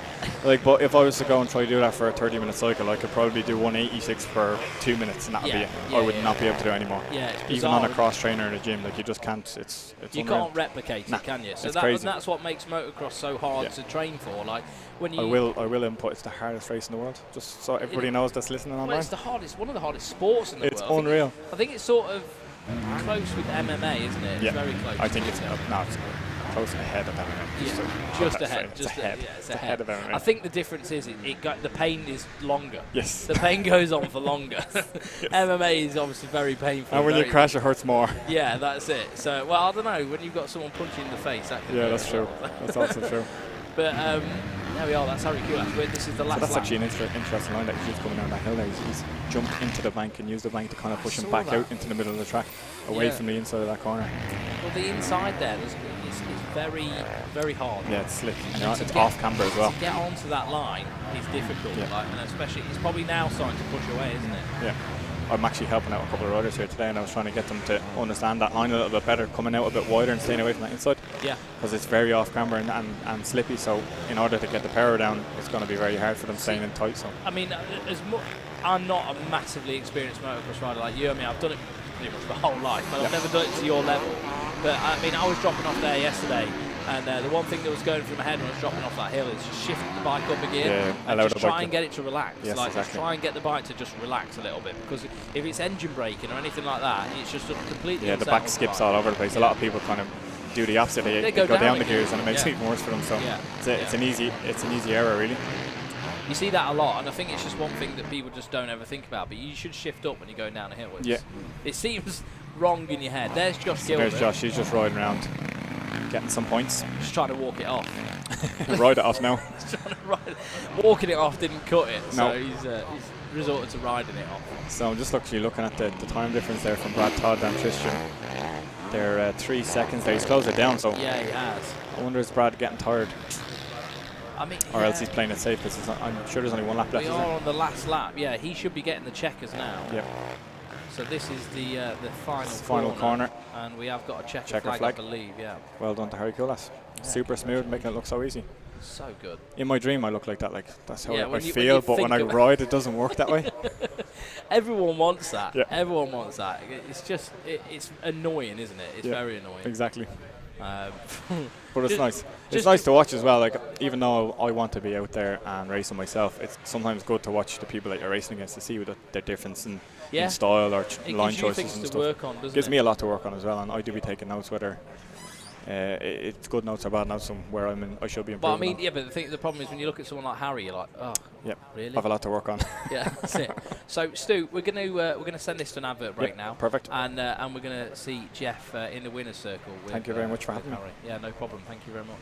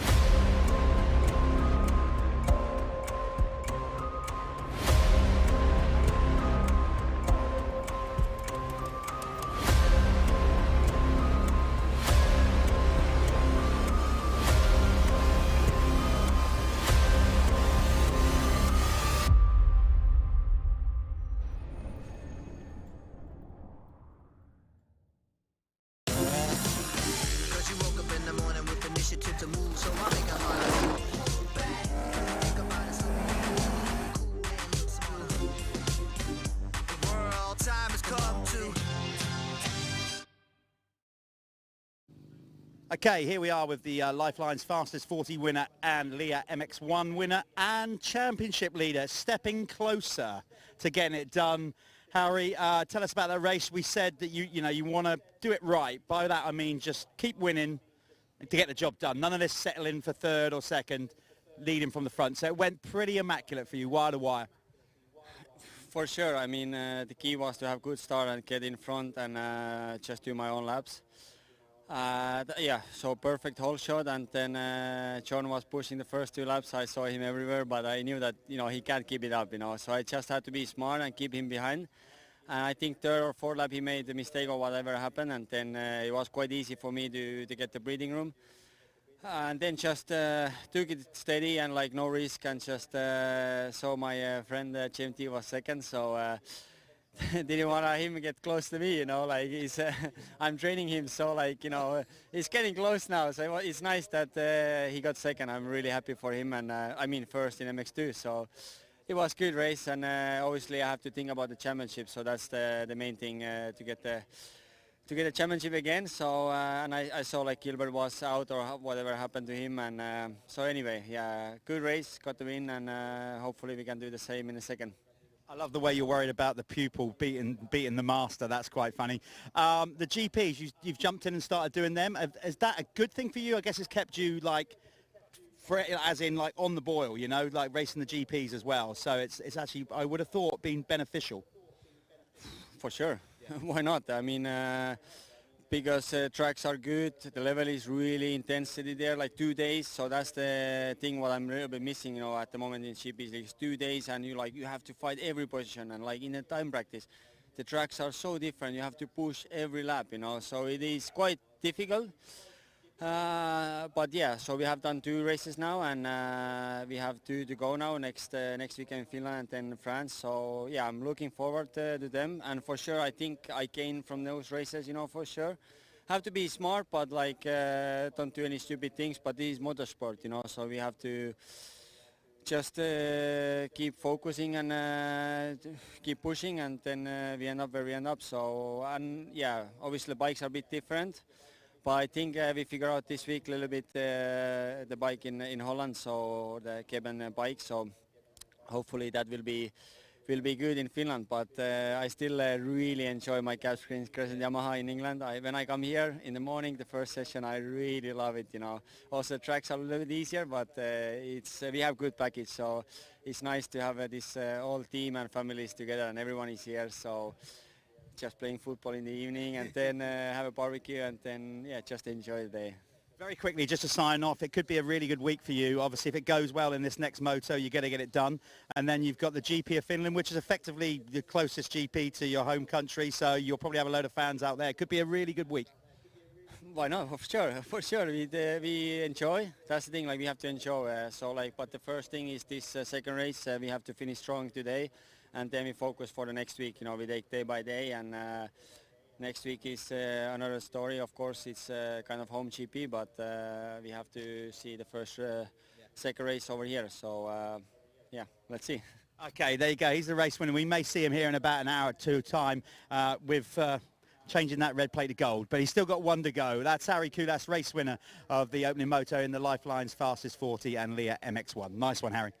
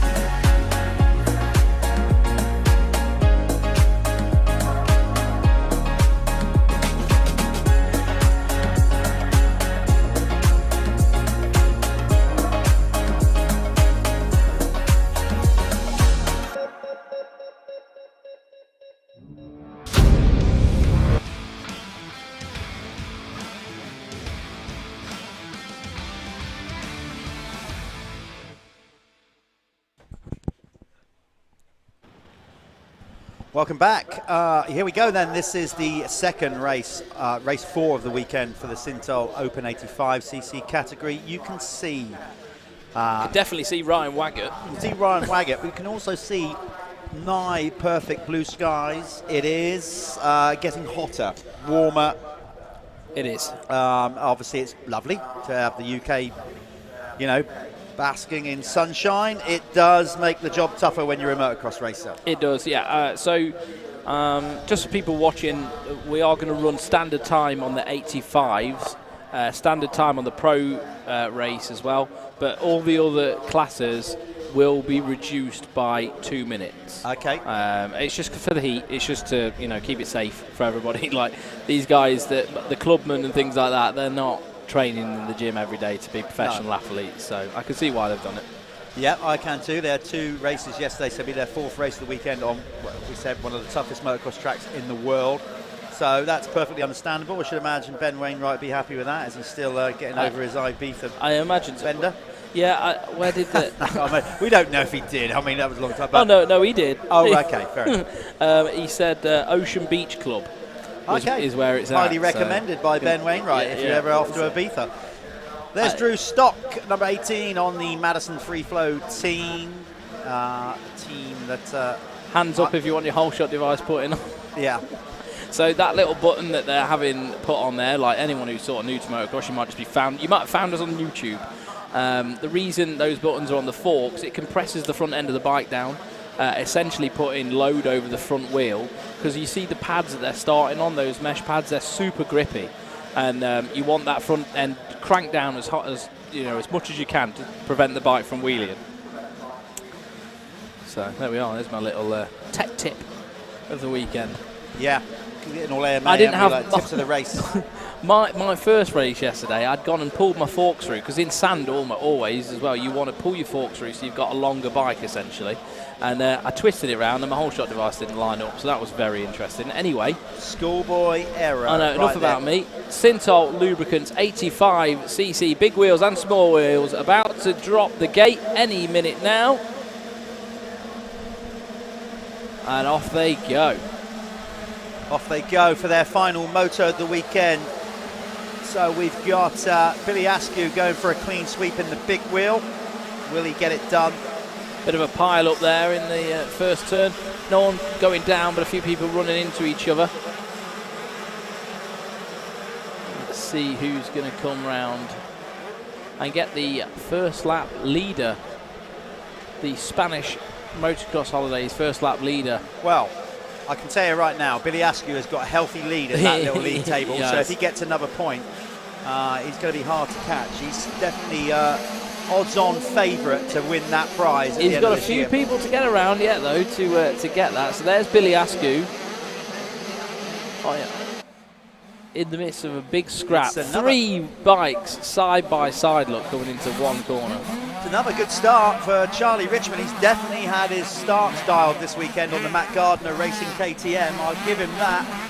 Had about 3 of them, I think, if I'm not mistaken. Oh, who's that going too hard right when they should have been? Oh, that's Jack Beery. Yeah, that inside line there. So there's like a bit of a plateau that's sort of quite hard. And if you get on it, it's nice. There's no bumps, you know, like it's a bump-free part of the track. Oh, is he going?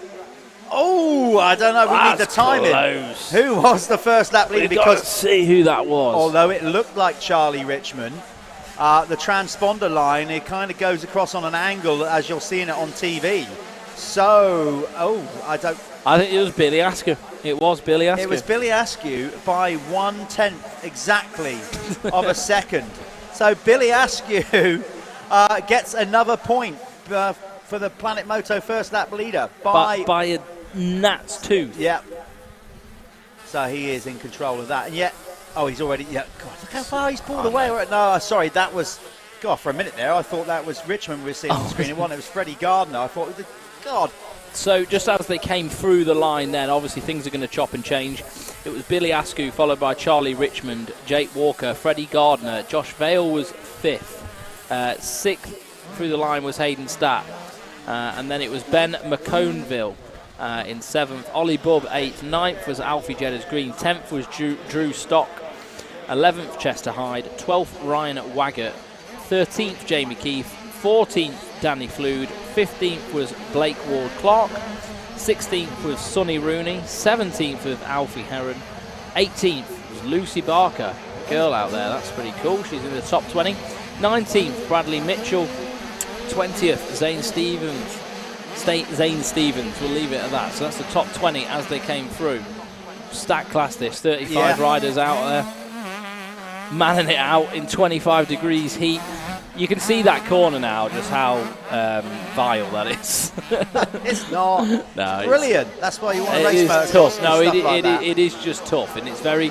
You could go through it one lap and go, oh yeah, that's the line. I got it. That's the one I need to do. Next lap, you'll go and do it, and it's changed. Yeah. You know. That's sand racing for you right there. That issue. So this will be a good one. Your race leader, Billy Askew, on the GRT Impact machine, romping away with it, going for a 4 clean sweeps in the big wheel. He has got the championship not in the bag because he hasn't won it yet, but he's got such a healthy lead.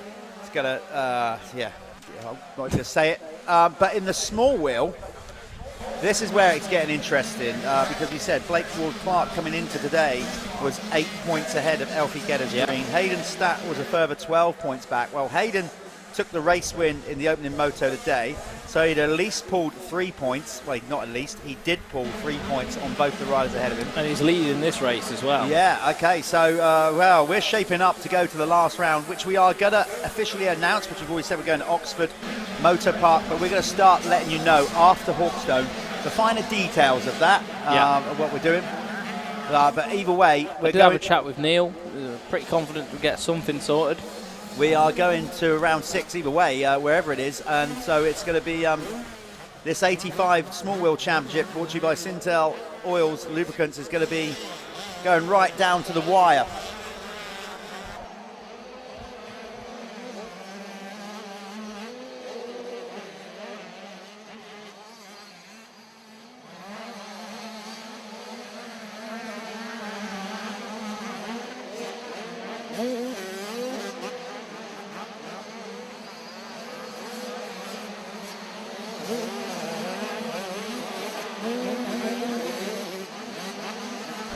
This is a great race. Jake Walker and Josh Vell.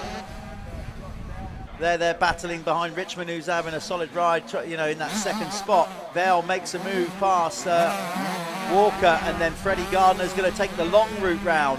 But what that will give it... Oh, no, and he goes down. Tucks the front end over the top of that berm. It is a long way around that, but like you was just about to say, you can carry a lot of momentum into that bomb hole jump. And if you know, like especially the 85, even if you could jump onto the top of the plateau, that can, you know, that could have, you know, it could have paid dividends for him.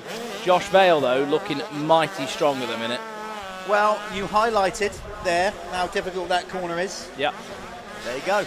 Billy Askew, fastest lap. Look, Keck, he's got himself a new pair of pants as well. Well, at the minute he has, yeah. Whether it's the fastest lap of the weekend, we'll find out. That's the Keck's fastest lap of the race. What actually we do, the award goes to whoever got the fastest lap over the entire weekend, excluding qualifying. Yeah. As they go up that the lower tier of the 3 tiers here at Hawkstone. That middle one is used when it's obviously real bad and wet, and the pros. Not that the pros can't get up there, it's more for safety reasons, getting the medical team up to the top of the hill. So, small wheel 85s, Hayden Stats leading the way now, followed by Alfie Jedders Green, Blake Wall Clark in 3rd, Alfie Heron 4th, Danny Flood in 5th. So that's the small wheels, just because I like to keep on top of the small wheels because obviously the class is split and we tend to focus on the front guys. Whoa! Richmond, see that big kicker? Yeah. Val's got the drive and he hangs off the back, as we've mentioned many times this year. Josh Val has really knuckled down. He's grown, but he's also got himself fit and lean. I think he'd be openly admit a couple of years ago he was carrying a little bit of puppy fat, not really whatever, and he's got himself in top condition. And he wants race wins, you know. He's not settling for second anymore. You know, obviously Billy Askew is comfortably leading this championship, but well, Josh hasn't given up, and I like that because he could have easily just go, do you know what? Whatever. The thing is, spot. At this age, when you're at the front of this is when you know, you have got to start investing in it, you know, and it's not just Dad that's got to start investing in it or your sponsors. You've either got to start investing in yourself and you know, take yourself to the next level, or at the end of the day, you're just going to be left behind. And that's what happens, you know. Like hard work beats talent when talent doesn't work hard. So you got to dig your heels in and just get on the graft. Billy Askew gone faster again. Faster again. I can see some of our clerk of the course, Andy, they're walking around. Undecided, weren't they? Yeah, it's like they had the yellow out, maybe, but that rider's now pulled away and Andy's just going up there to check it. Anyway, basically our entire track crew, Andy Watts and the entire crew, race direction, all our marshals and first aid, just as always, absolutely just brilliant job. Top notch. Top notch indeed. Billy Askew has stretched out the lead on his GRT impact machine to 12.5 seconds. Ripping. There you go. There's the gap between. Let's see if we can get the guys out there in the field to focus on number 48 and number 111, because there's not much in it, and there's not much between them in the championship as well. With that in mind, then, where's Blake Ward-Clark? Let me just pull it up. Can't see him in the top 10. So this championship in the small wheel is going to be changing. We're going to try and find number 48, Hayden Statt, who should have number 111, according to our timing screens. Alfie Geddes Green right on his tailpipe. Clark is in third at the minute. Statt leading the way. Alfie Geddes Green, then Blake Ward-Clark. So it's. So he's third in the race. So he was leading coming in, Blake Ward-Clark, today. Okay.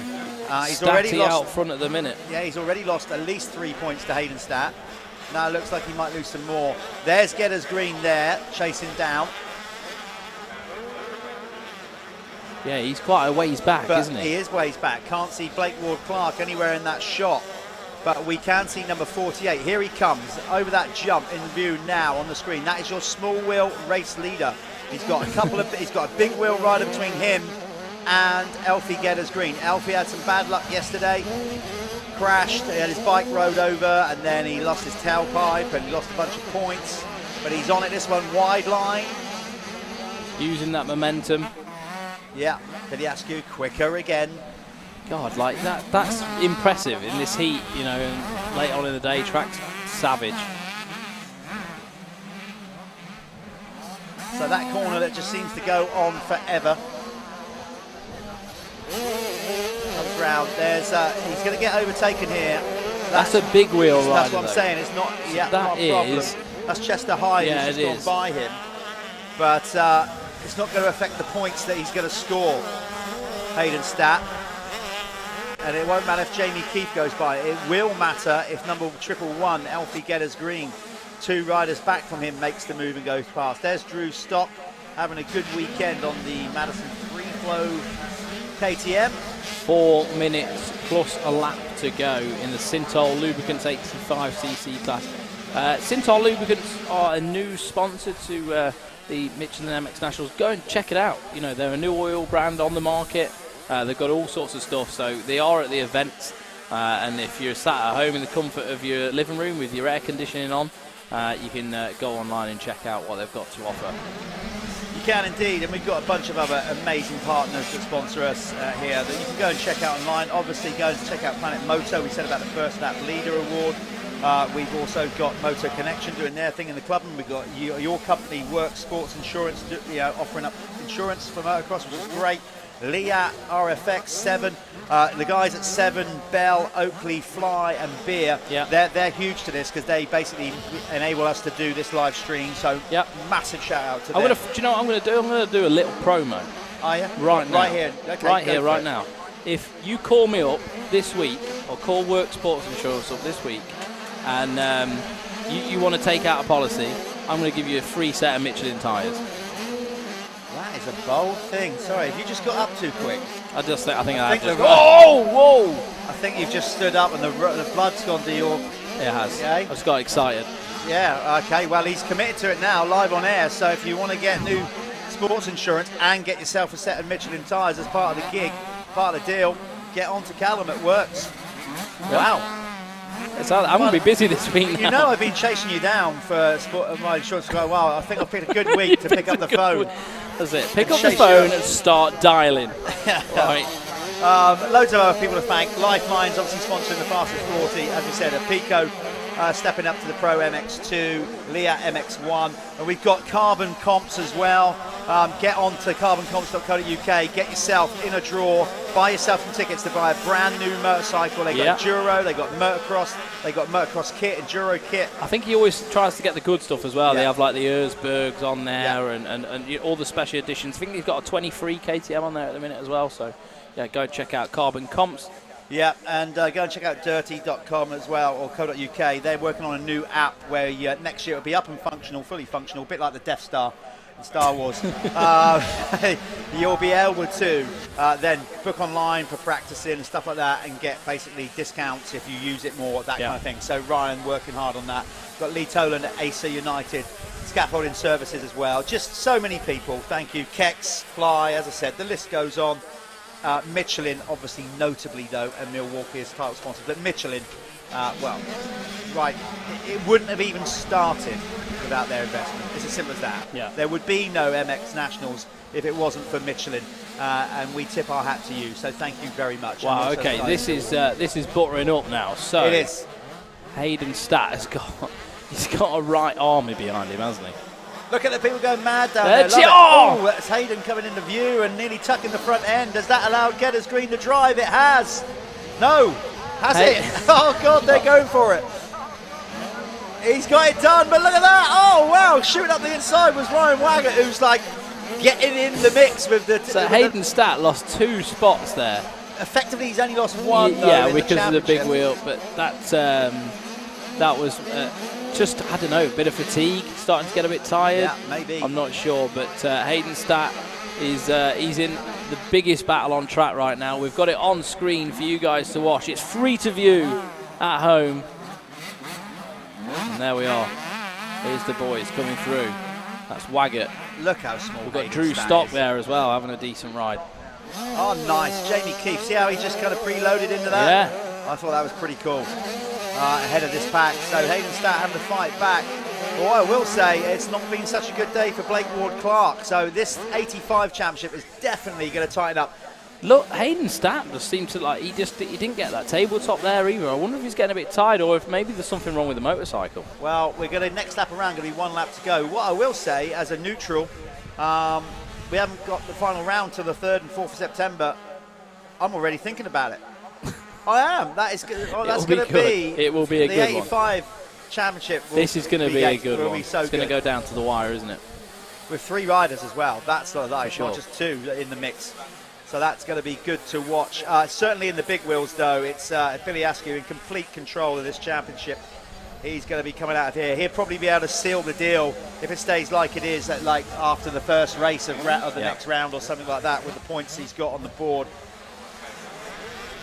Oh, who's that? 357 is out of this one. That is Finley Pickering. That was. So Finley Pickering just picking his bike up. Oh no, it's just a crash. I thought that might have been a mechanical. I thought that, but it looks like he's got it back Or going. is it? Maybe. Yeah, maybe. There's Stanley Siebert coming through. Like to see him back racing. Launching into the screen was, I think that was Charlie Richmond. It was. Yeah. Still in 3rd place. Some ways back now from Josh Vell, but ahead of his teammate Freddie Gardner. So they're on the last lap now. So this is the last lap in the Open 85. I'll let you do this next one. You can go and chat to Billy Askew. Okay, I'm off. Yeah, go and make sure he doesn't miss it. Yeah, and we'll speak to the 85 winner, which might not actually go out on the stream. Yeah, maybe. Yeah, do it. I'll leave it with you to freestyle. Do whatever you want to do down there, Callum. Whatever you think. It might be nice to get the winner of the small wheel on here and show him some love. So we're waiting for Barry to drop the checkered flag in this one, and we are waiting for Billy Askew on the GRT Impact. There he is. I can see Barry starting to twitch with excitement. He's going to wave the flag. It's the pinnacle. Callum.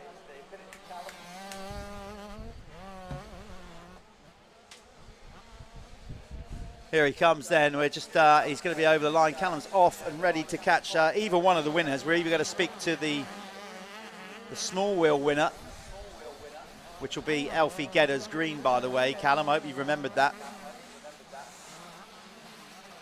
Got one to go. Up next, we have the 125 and 250 youth category, brought to you by 7MX. They're coming up next. Same running order if you tuned in this morning, and you've already seen the first block of racing. So it's going to be youth 125 and 250 out next, and it'll be Clubman MX2, Clubman MX1. Then we go to the amateur MX1 and MX2 combined, then the experts, and then we finish the day with the final Lifeline's fastest 40 race, incorporating the Leah MX1 and a Pico MX2. Here he comes, Billy Askew. Not long to go now. Another immaculate weekend. 4 out of 4 race wins to extend his championship lead going into the final round at the beginning of September. Let's see. We might not have time to catch the small wheel winner because we're going to have to go to an ad here. So if we've got time, we will. But if not, we'll pre-record it and we will put it up on MXN-TV later in the week so you can hear what Elfie Geddes Green, if he gets it over the line, had to say. Right, we're going to go to a quick ad and then we'll be back down there with Callum.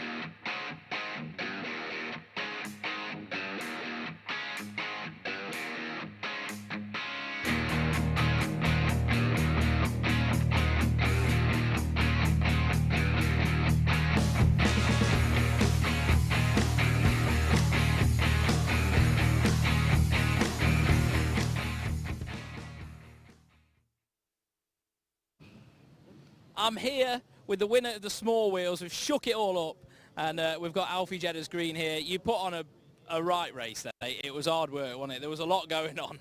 There was a lot of you small wheel guys in the same sort of bubble. Give a shout out, Matt.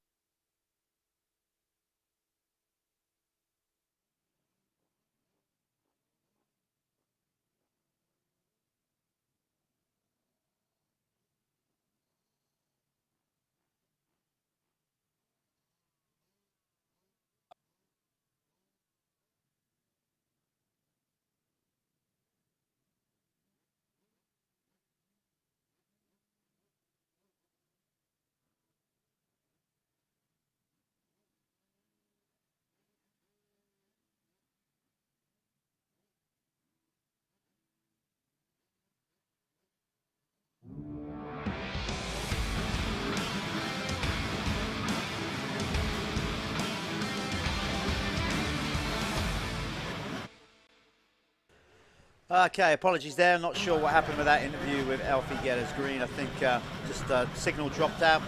Said it many times throughout the broadcast. It's problematic here with signals because we're surrounded by trees, height of summer, big old hills all around us and whatever. It's not always straightforward.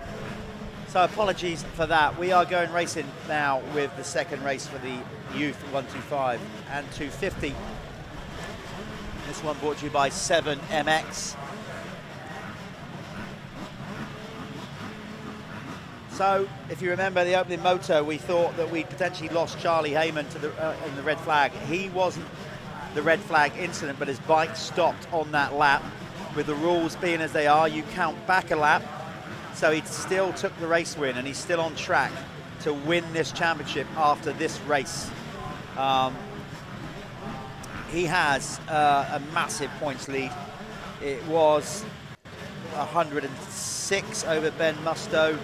It then went out to 109 or maybe even more. I can't remember what Ben got in the opening moto.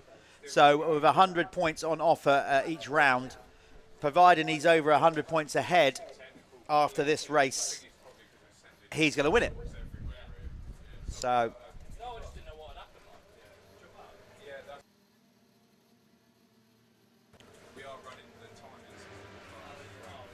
gate drop, then the 125s and 250s mixed up the hill. Heyman battling, but it's Charlie Palmer on the Team Green machine with a whole shot. Charlie's had a real tough year stepping up to the 250.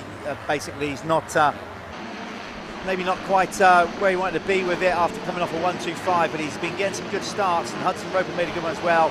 Heyman nearly got the whole shot, but he'll take his time with this one. In fact, a good start for Team Green in general, because Hudson Roper is there in 4th and Jack Taylor in 6th, sorry. So good start for the Team Green boys, which pleases me as team manager. That's good. I won't be biased to them though by any shape or form, because we have got Charlie Heyman going for this championship. He's going to make a move soon on Charlie Palmer, in fact right on cue. There he goes. Ben Musto going to follow suit, as Tyler Westcott as well could potentially get this championship wrapped up also.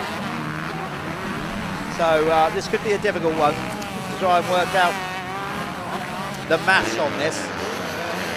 Not so much with Charlie Heyman, I know where I'm at with that, but Tyler Westcott could potentially get it done. Who is going to get the Planet Moto First Lap Leader Award? First over the line, let's get them over the line. Who is it? Okay, well, we slightly missed the First Lap Leader Award. I can't tell you who that was. Unfortunately, we'll try and work that out.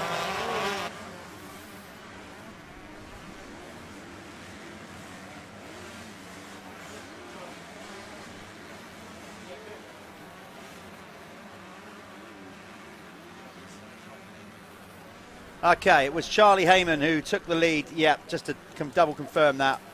So he actually made a move on Charlie Palmer, as did Ben Musto, before they went over the line. So a point to Charlie Heyman in the quest to be Planet Moto award winner and get that holiday down to Spain at the end of the year. But as I said, Billy Askew is in the driving seat in that championship, it would seem. But another point on the board for Heyman regardless. So yeah, just trying to, like I said, to work out this 250 category. Coming into this race, Ty Westcott, today's racing, sorry, not the first moto, had a 91-point lead over Bayliss Utting. I think he extended that out. So again, if he is over 100 points ahead at the end of this race, he will also be crowned champion in the 250 category. So we could well be crowning 2 champions from one race at the end of this one. Let's just have the pleasure of watching Charlie Heyman for a lap or two. We'll probably then cut back to some of the other guys, and this is the way it's been really. Charlie has been pulling away from the field to the point where we end up taking the cameras off him because he's just out on his own riding, and there's some great battles going on further down the field. But let's just follow him around for a lap or two, see how he takes the track on these first couple of laps. This is where he gets the damage done. I have to say though, Ben Musto is sticking with him this time around. But to see the way he went into that corner, jumped up in there, over those braking bumps, laid it in, straight on the gas. Big up Musto, though, on the Matt Gardner racing machine. He's at least putting up a fight for this first full lap. Then it's Tyler Westcott on the HJA KTM, right where he needs to be. He could win the championship here as well in the 250s.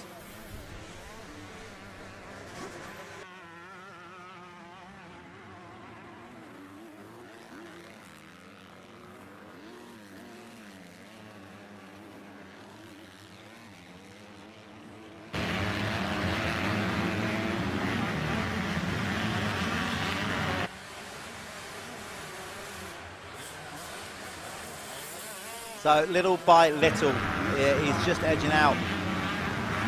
But then again, you know, he takes a long look over his shoulder. He's in check of what's going on. Maybe on this occasion, Charlie won't ride or overexert himself any more than he needs to. He just needs to win this race. And I don't think he even needs to win it, really, to win the championship. In fact, he definitely doesn't. So he's right where he needs to be. Staying out of trouble, out in front on the SJP Moto KTM, going for another title.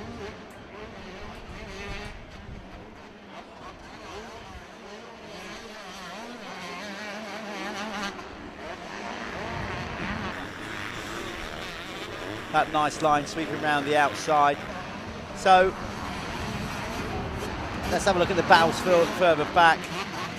Let's, if we can, later on swing back to the battle for the 250, which is the battle for 3rd and 4th. Rider 202, Tyler Westcott, who's still registered as a wild card, even though he's not. And then we got Lennox Dickinson. You heard Martin Barr say Lennox 14 years of age. That is super young, isn't it, as well? So 14 and like coming in and beating established riders in the 250. In this class, who can take this championship in this race then? Well, both of them, and that's what I'm glad you walked back in the booth, because if you take over for a couple of minutes, I'm going to go across the timing and work out the maths to see if Tyler Westcott is going to win it. We know that Charlie Heyman is after this one. Yeah. I'm going to go and work out to see what points were in the first one. Well, the Campagny is in the... is it? It's all down there. It's ready to go. Right. I'm going to nip out of the booth a minute. Callum will steer you through this one, and I'll come back hopefully with the right information. So 10 minutes to go. You just saw the clock there. Heyman's leading away again from Ben Musto. We've got Tyler Westcott there as well, and Lennox Dickinson, 14 years of age. Mind-blowing. That's some going. So that's someone who should probably, well, if he wasn't so big, be on an 85cc. Could be even on a small wheel. No, maybe not. And then we've got Taylor, and then Colmer, Palmer, Broadley. That's top 9, and then in 10th we've got Erez Melman as well. So that's the top 10. Obviously this class is split by 250s and 125s. If I just display it by class on my end, so MXY2, Tyler Westcott, 202 is leading away. You'll see him distinctly with a red number board, and there he is on screen right now. Lennox Dickinson there in second, 14-year-old. Super impressive, that is. Jack Taylor in third, Ollie Coleman there, 4th, 5th is Charlie Palmer, 6th Finley Evans, 7th Harvey Cashmore, 8th is Arai Elcott, 9th is Charlie Irwin, 10th is Bayliss Utting, and that's the 250s, the MXY2, which you're watching the leader of here, and we could have a bit of a champagne shower when they cross the line. MXY1, Charlie Heyman is leading away with a fastest lap of 2:11.328, followed by Ben Musto. His fastest was a 2:13, so a couple of seconds quicker for the 4:22 of Charlie Heyman. Walbini is there in third. 4th is Rafe Broadley. 5th is Erez Melman. 6th is James Barker. 7th, Charlie Griffiths. 8th, in 8th is Liam Bennett. 9th is Kyle Ryans. And rounding out the top 10 is the 82 of Ashton Barlow. So if you can see them now, there is Westcott. Jeff's gone to go and do some mathematics. We don't want to make any wrong calls or anything, so Westcott should be able to take the championship after this race, going into the final round, which will be in Oxford. We think at the moment he can go into that race already with the championship, but he is under pressure right now from Lennox Dickinson. I say it again, just 14 years old. I think when I was 14, I was just figuring out a PS2. So a lot of difference. This class is brought to you by Seven. Obviously, Seven bring a wide range of kits. I think that, well, the owner of Seven is obviously James Stewart, with a few other people as well. So they're also the sponsors of the Seven Revo 7 Kawasaki team as well. So nice to see the money coming back into the sport from these brands. So big thank you very much to 7MX for supporting this MX White 125 and 250. Let's keep an eye on this though. Looks like Lennox Dickinson is just inching away at Tyler Westcott at the minute. Let's see what's happened. I mean, last time round Westcott was a bit quicker, but it doesn't look like he's gapped him too much for the moment. He's still there. He's definitely in touching distance. But the 202 of Tyler Westcott looking superb at the moment. Back into the back end of the circuit, like Jeff was saying, pretty unchanged this part of the track. It's pretty much how it has been. That corner's been there for God, well over a decade. And then into the step up. These guys not quite getting over that. It's pretty difficult now they've changed it. The face is pretty small. And the way the jump is, it is quite difficult. So a lot of people landing on the top and then jumping down to the bottom of the bomb hole. It's just a little adds technicality to it, if I'm honest. But you can see this track now proper starting to chop up. Huge bumps everywhere. Looks like one rider had a bit of an off-track excursion then, but it didn't look like he made up too much time. And there we are, back up the famous Hawkstone Hill. They've just clipped off another lap.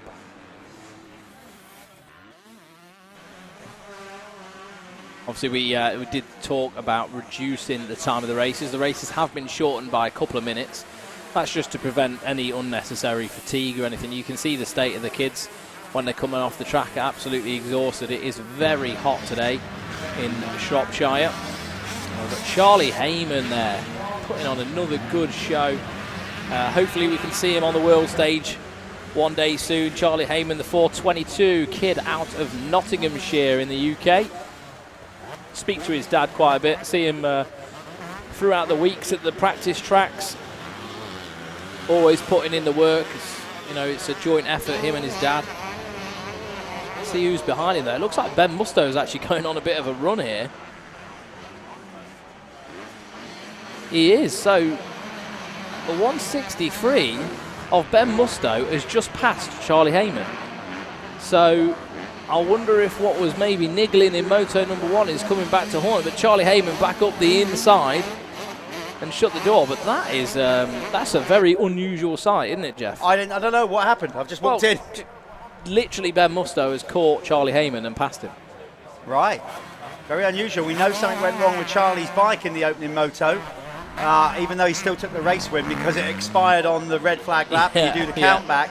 Maybe there's repercussions of that. Maybe the bike's not quite right. Maybe he's just doing what he needs to do, and he's not overexerting himself. I wouldn't say teasing Ben into a race, but no, yeah. I think, but hats off to Ben. Ben's riding a great race, so no doubt. Okay, right. This is where we're at with. We know that Charlie Heyman's going to win the championship after this race. He could drop back several positions and he's still going to win. But in the MX2 side of things, the youth 250 side of things, we have Tyler Westcott got a 96-point lead in the championship over Bayliss Utting. He's currently leading the race in the 250s, so that's another 25 points. Bayliss Utting is not even showing in the top 10. He's 18th. He's 18th, but he's about 10th or 9th in the 250 category. He needs to get up to at least third to stop Tyler Westcott winning this championship. It's looking likely that Tyler Westcott is going to get it done here as well. So Where's all you've hidden away the champagne, haven't you? I've got it sorted. Don't you worry about that. I'll let you take care of that then. Well, I can't spray them both. We might have to both go. We'll sort something out. Let's just, they've got to get over the line yet. Let's not get ahead of ourselves here. So there you go, Musto jumping into view. There's Westcott chasing down the 125 rides in front of him. I'm not sure if they would have probably done the maths on it, that he is going to get this done in this race if Baylis Utting can't move up the field. So we're going to have our first potential champions of the series crowned today. I'm excited. Yeah. I'm excited. It feels like the end of 2022 is coming. I've got to say, the taste of victory champagne, I do like it. I always get a little bit of a sulk on that it's going to waste. I know it's for the moment and all that, but I was thinking it's proper champagne as well. Anyway, they're going to be getting a taste of it. What, do you like to just simmer your champagne, do you? Like to enjoy it? I like champagne. I don't want to be wasting it, spraying it everywhere. I want it to go down the gullet and have its desired effect. Anyway, there's going to be some celebrations down here after this moto either way, because Charlie Heyman's going to get it done. Mathematically, he might even be able to do it with a DNF. But we know that's about to happen. Anyway, we got 1:09 on the clock, plus a lap to go. Now, these other races after this, we are cutting down by 2 minutes for the clubmen, the amateurs, the experts. It's getting hot, track's getting gnarly. I don't think we've had any issues or complaints from the riders about that decision. I think they're probably... I'm sure they're happy about it, yeah.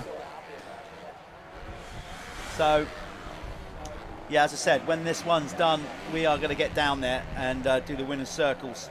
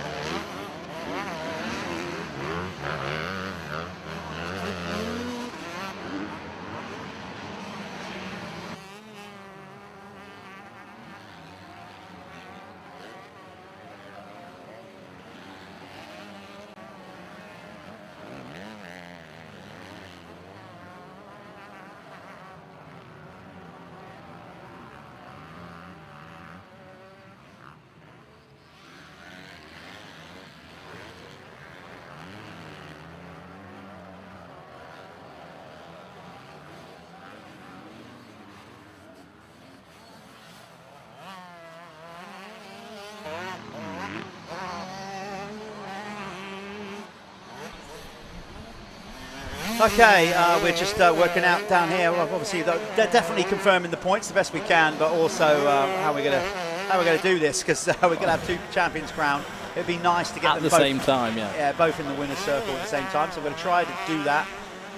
Charlie Heyman has stepped up the energy levels once he got threatened a little bit by Ben Musto and checked out.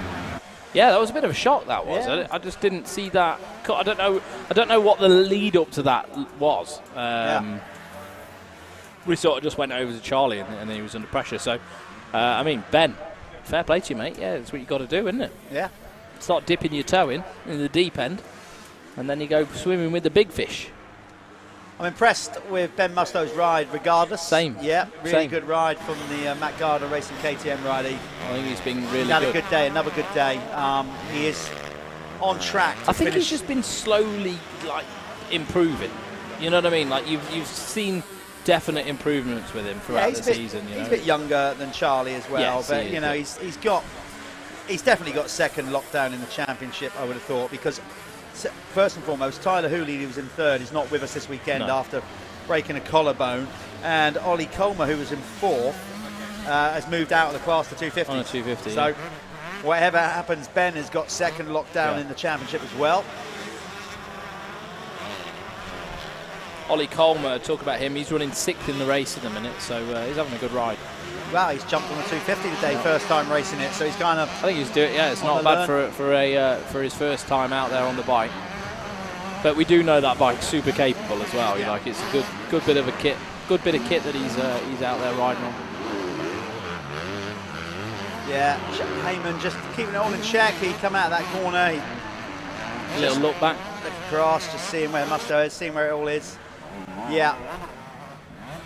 Callum's going to get down there to make sure he stops them. I'm going to bring us home until the flag drops at least.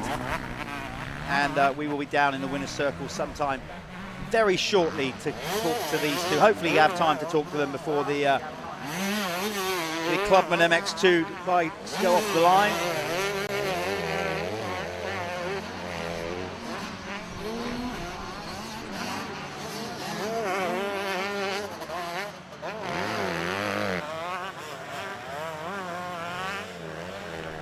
Here he comes then, your 2022 Youth 125 champion, Michelin MX Nationals, powered by Milwaukee, presented by Seven, the very kit that he's wearing. It's another overall championship for Charlie Heyman, and in the 250 category, Tyler Westcott is your 2022 champion. We're going to get down there straight after this ad to basically get them getting covered in champagne. See you in a bit.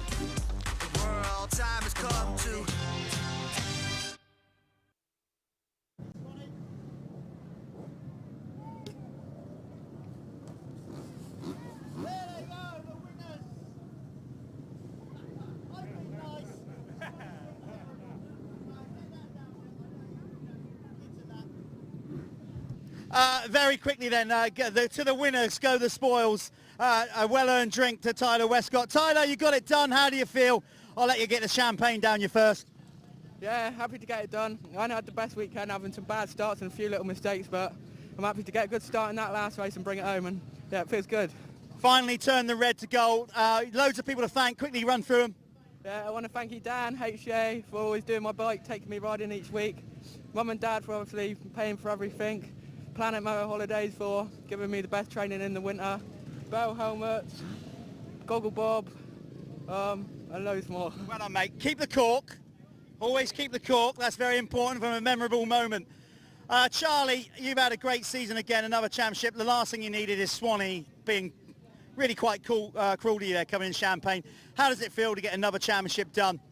Yeah, it's been a perfect season again. I had a bike problem earlier, but didn't change much. But yeah, big thanks to all the people who helped, my dad and mum, granddad, and SJP, RFX, Seven, everyone else who helps. Just tell us quickly, you had a little run in there with Musto. He run you. Was you just totally in control of that? You were just biding energy? Yeah, you gave it a good couple of laps at it, and then went up the inside. I just took it on the chin, then squared him back off a few corners later and just put a couple fast laps in and then deal with it from there. Well, we look forward to seeing you, whatever you do next year. I know it's undecided, so I won't ask you that question. Ladies and gentlemen, here we go. These are our youth champions for this year at the Michelin MX Nationals. 250, Tyler Westcott. 125, Charlie Heyman. Good work, guys.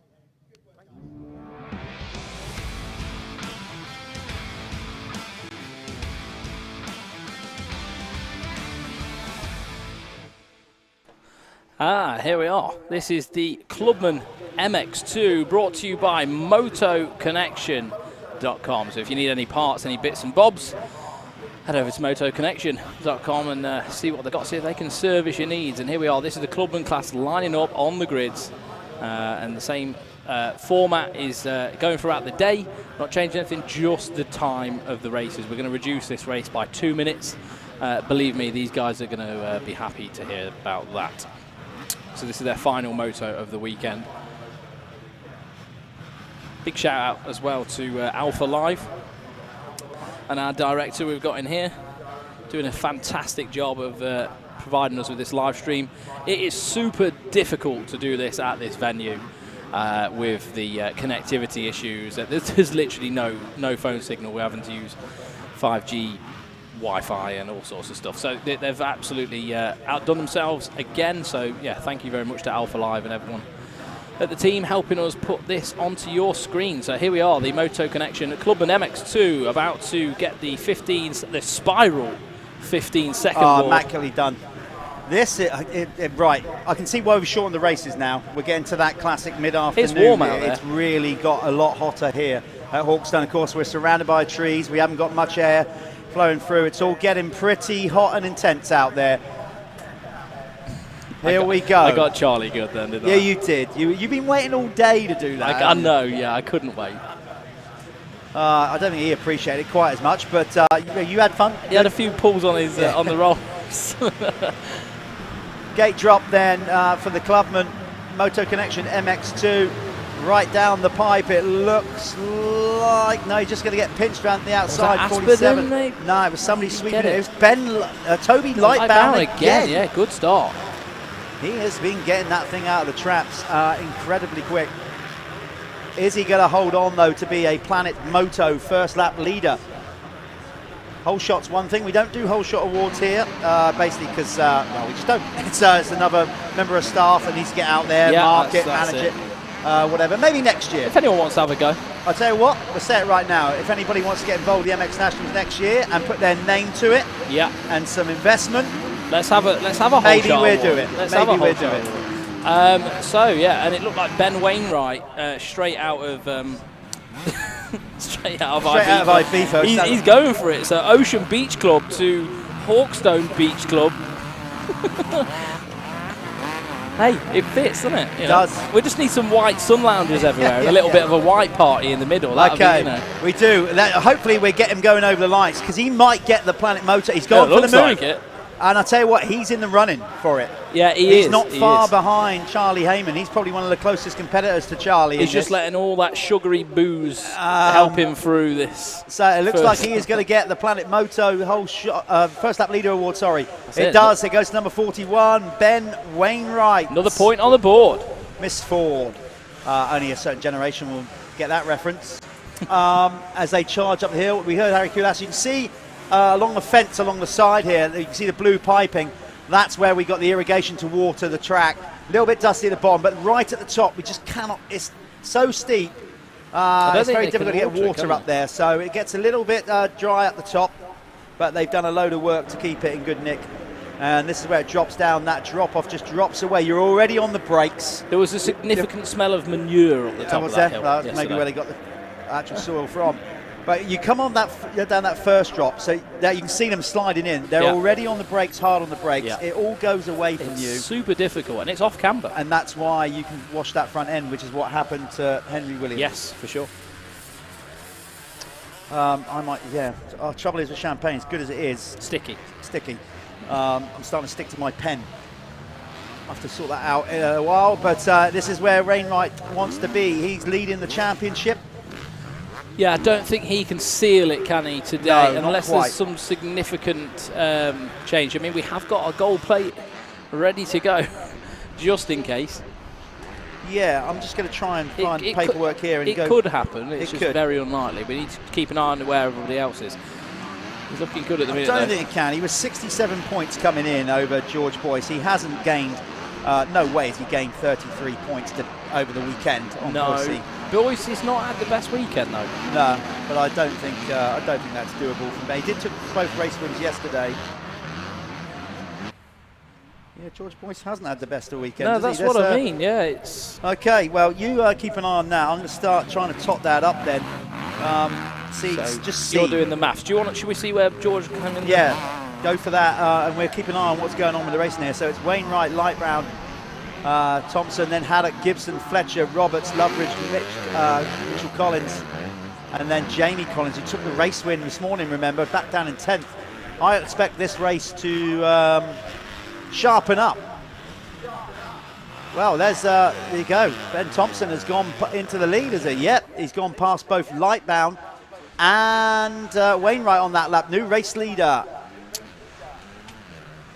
Ben Thompson, as it just froze again. No, race 3, the results aren't there. There's no results in for race 3. So what I'm going to do, I'm going to go and get those results, because we need to know, don't we?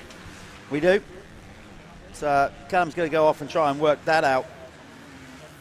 As we're keeping an eye on this, I reckon this will tighten up in the top 10. You've got some good riders here. Collins, both the Collins riders came through strong in the opening moto. I expect the same from them in this one. So this will pinch up as we go along. Remember, a shorter race now, though, by 2 minutes.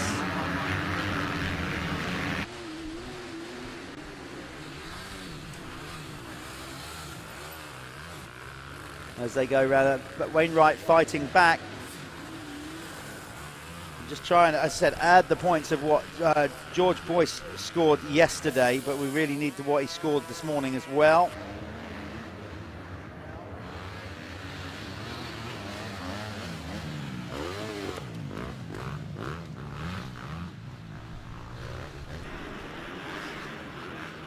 No, I don't think it's going to be mathematically possible for him to take it. Be close, but I don't think he's going to be crowned champion here, Ben Wainwright. Not even going to attempt to work that out until we get the third race, and that's the reason I said we've had some issues today with timing, so we haven't had all the times and results available to us straight away, which is why we haven't had time to work out the overalls in between motos. But I can tell you that this is the battle for the lead here. Wainwright is fighting back. He won't roll over. He wants to obviously try and get this championship wrapped up as soon as he can. He's going to go the long route round, or the middle route, one of about 6 lines around that corner, all deep, all like, you know, dug out and gnarly, down that big drop into the sandpit. Not as steep as it used to be, but still pretty daunting. Got the run on the inside into the corner, but Ben is going to cut across in front of him, block him out, takes the shortest route, and again, Wainwright's going to have to work some kind of move round the outside. See the bumps form throughout the day. He's going to do the undercut, is he, Ben? No, he's led him into a full sense of security there. I think Ben thought he was going to go for the undercut. Ben Thompson that was, and Ben Wainwright then sucker punched him and went round the outside. So Wainwright back into the lead, championship leader, looking on track to win this championship. And if he does get it done, even if not today, at the final round, he will be moving up into the amateur class next year, as is the rules of the MX Nationals, what we've put in place, so we get a real structure.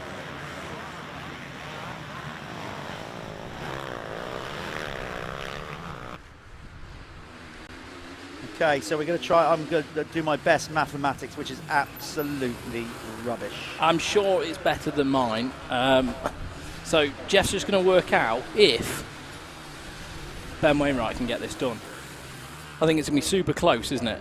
It is going to be very, very close indeed. Where's George Boyce running in this race? Well, I'm going to tot up his points as you talk. George is in 13th at the moment in this one, so obviously that's going to be a factor when he's moving up the order.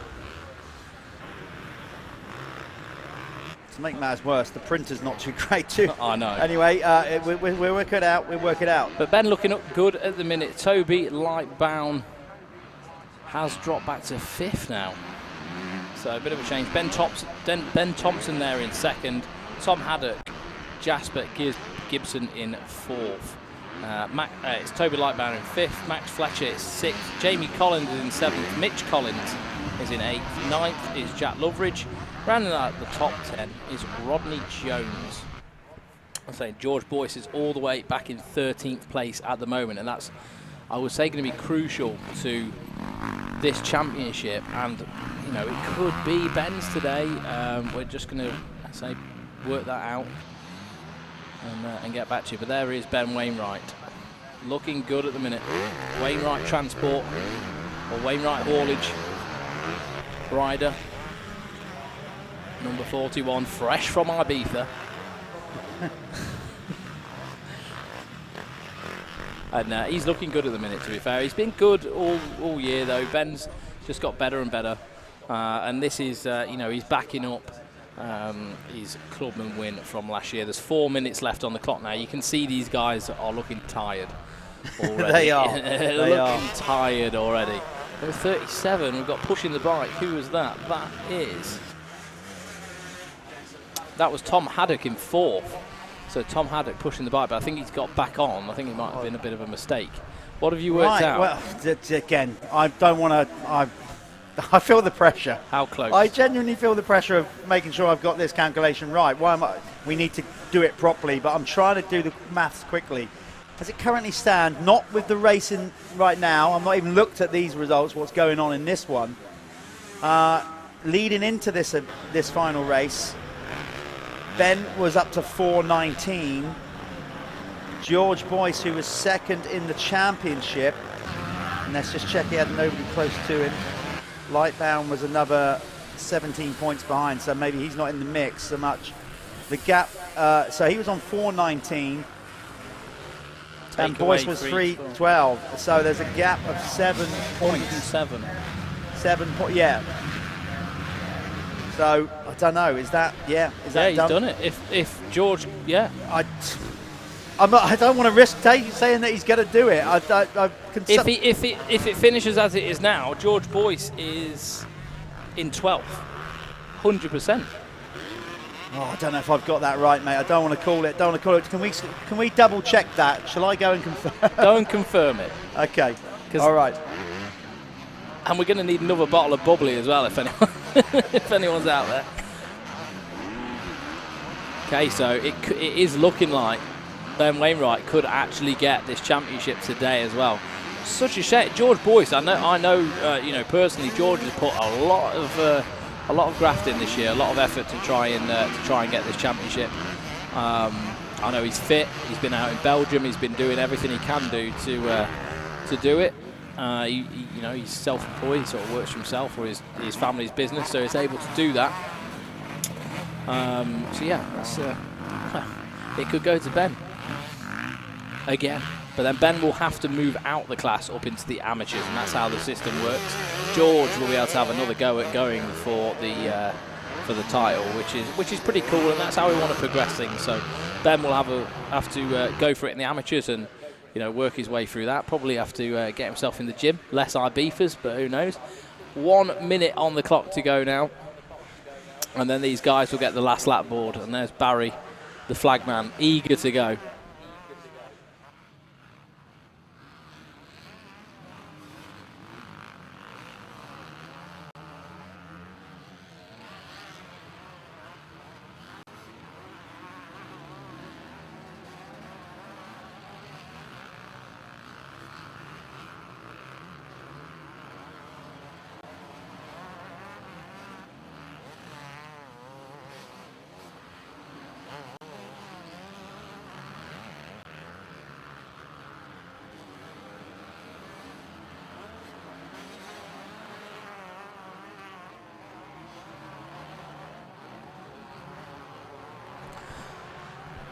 So we're nearly down to 0 on the clock. Barry's getting excited with the last lap board. I can see him itching to stick that out. cameras back onto the 41 of Ben Wainwright. We've got to get this confirmation in quick. So wherever you are, Jeff, you've got, you know, 2 laps to go. Oh, no. Ben Wainwright's actually just stalled the bike. The bike stopped on him. This could actually change things up quite a little bit. So he's going to try and get that fired up. He's back going. Wow. That could be a heart in the mouth moment. So I think he will be in second now, but that could still be enough to get it done. Ben's bike he stalled it, and he's been just sat there on the track. Oh, okay, so he wasn't going to do it anyway. Was he not? No. Were we wrong? We were wrong. Oh, no, I was wrong. You were wrong. I basically gave him an extra 50 points from his 2 race wins yesterday and gave him an extra 50 points for the day. Right, okay. So I told you my maths not great. Well, not even the maths. The maths was good. Yeah. Just basically thickness. So it's 72 points. The gap is 72 points between, or it was when I was in there then, as it currently stood, going into this race. So, no, he can't do it. No. Okay, there we are. And now he's stalled it. He definitely can't. But he is still on track very much to be the champion. I think Ben Thompson is leading the way at the moment because of that little mishap. Yeah, and that just behind him, is that Jamie Collins there? Jamie Collins, where did he come from? Yeah, he's on the move. He's moved his way up big time. Is that Jamie? I can imagine Ben's heart rate would just flat out when he was sat there just trying to get that bike going. Is timing correct? No, again, it's lagging, isn't it? Way behind. 14 on the clock there. No, that's right, though. Is it? Result-wise, yeah. 14:24. Didn't I just see that the They've reduced it, though, haven't they? Yeah, but then I see the clock had expired. Yeah. Yeah, they have reduced it. You're right. So we're on. That's why the clock's expired. 1 lap to go then. Yeah. So Jamie Collins has had another storming ride through. Wildcarding on the opening lap. He was 10th. He's on a 1:25, I think, yeah, as well. He was 10th on the opening lap. He's taken a race win, and now he's had a little taste for it. Want some more? Well, he could have another one. I mean, I don't know. No, to be fair, the gap in front of Jake. That's Thompson right there. Yeah, no, he could do it. He's going to get it done, I think. We're on the last lap, aren't we? Or we want to go? We are on the last lap. Right, now. so this is it. Can he make it another race win then? The classic adage, like buses, you wait ages and ages and ages. I love that new part of the track up there. Real nice part of the track. He is all over him. He's got the fitness. Jamie Collins here. He goes, just blows right round the outside of Ben Thompson into the lead. In fact, so much so he went out of shots ridiculously quick. Or did he crash? Where's he gone? Surely he didn't go in that ditch. No, there he is. There he is. God, he did get through. He just got through there super quick. Well, look how much he's pulled on that one section. Do you know what, though? Thought like, he'd gone off track then. When you start getting tired, the lighter bike, you know, and all that, it helps. It's not a nice feeling when you get tired. No, these guys are just dying. Racing a motocross bike, you're just like, it's got to be one of the hardest things in the world. We know that. If you don't believe us, go and Google it. Any search engine will tell you how physically demanding motocross is. Well, I was talking to Stuart, you know, heart rate's above 180 for 30 minutes. You talk to any, like, physician, they'll be like, no, you can't do that. Yeah. But you can on a motocross bike, not on anything else. No. You can on this, though, and I'll tell you what, Jamie Collins has timed this one to perfection. He was down in 10th at the end of the opening lap, and that is a good storm through. Could be, might be, never know. Good enough to be a Dirty Hard Charger award. He's passed a lot of riders. I don't think it would be the one, though. Right, I spoke to him last time. I'll go speak to him. You go and have a chat with him, see what he's all about. He'll have his crew down there as well, his brother, Jake, from doing all the coverage. Okay, we're going to go to a quick advert. We're going to be back with race winner Jamie Collins soon.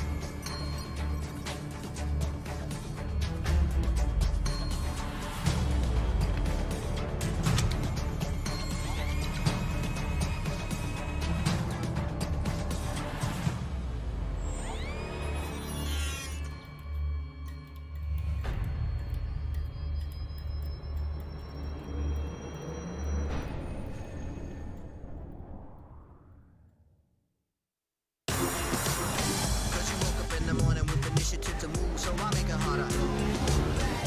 Think about it, so many people do be cool and look smooth. The world time has come to.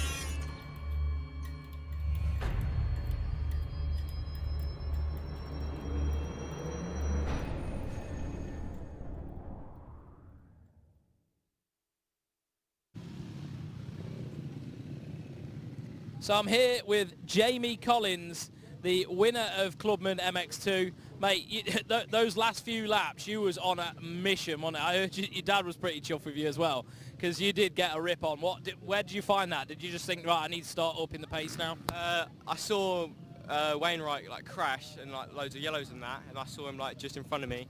Oh, sorry. And I was like.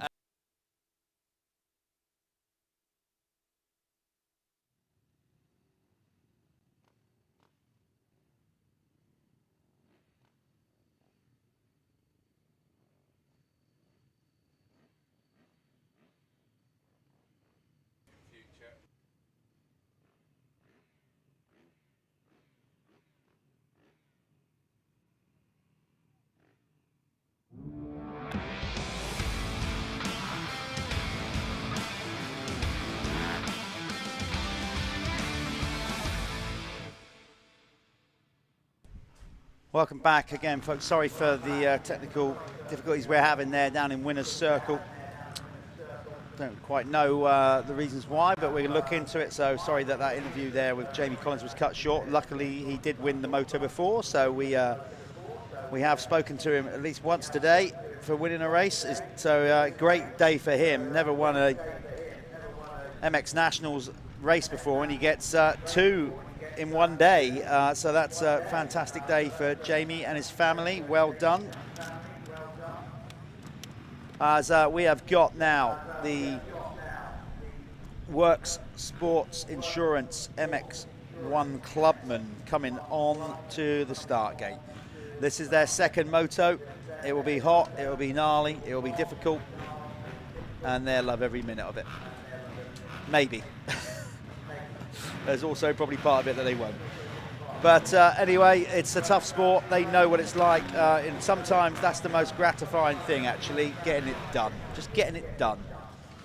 It's really good when you know you've dug deep and you've left it all out on the track.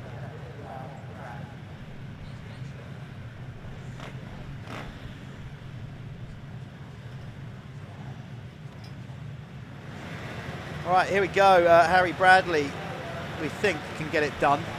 We might have to double check on that as well. He took the opening Moto race win. Yeah, I think he... Oh, no, sorry, Harry's in the... my bad. He's an amateur. Yeah, so. This is the Clubman Works Sports Insurance Clubman. Oh, there was a big pile up at the back end of the pack there. Looks like Talon Asperdon maybe has got the lead. Who's that? Oh, Wigger. Wigger had got a good jump as well. He really did get a good start, so... Connor Baldry, your championship leader, out in front. So definitely where he would like to be. He's got a 39-point lead coming in today ahead of Mitch Best, and he's out in front over the Aussie. The Thunder from down under. Yeah. Yeah, you got to run it. You have. You just have, haven't you? If you can have it, like, just do it. You can't not have an Aussie and not say that.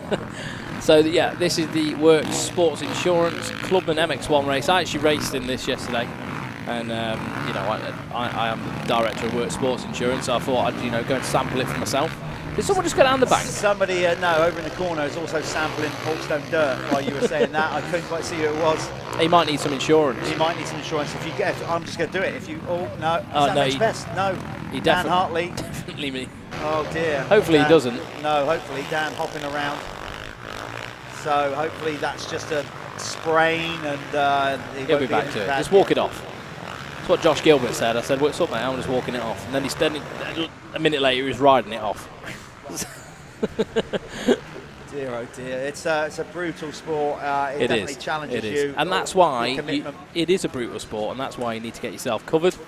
That's why I do what I do. That's why Work Sports Insurance does what it does. Give us a call this week. I'm putting on a promotion. I'm going to say it right now. If you call us this week, well, going into next week, when you watch this broadcast, do you know what? I'm going to leave this open for 2 weeks. I'll tell you right now, I don't know what's happened. I'm going to leave this open for 2 weeks. I can see what's happened here, twofold. Callum has had a can of Coke, it's hot, and did you have a little swig of champagne? He's got a sort of cocktail mix that's given him this moment of like madness. He is going to offer up what?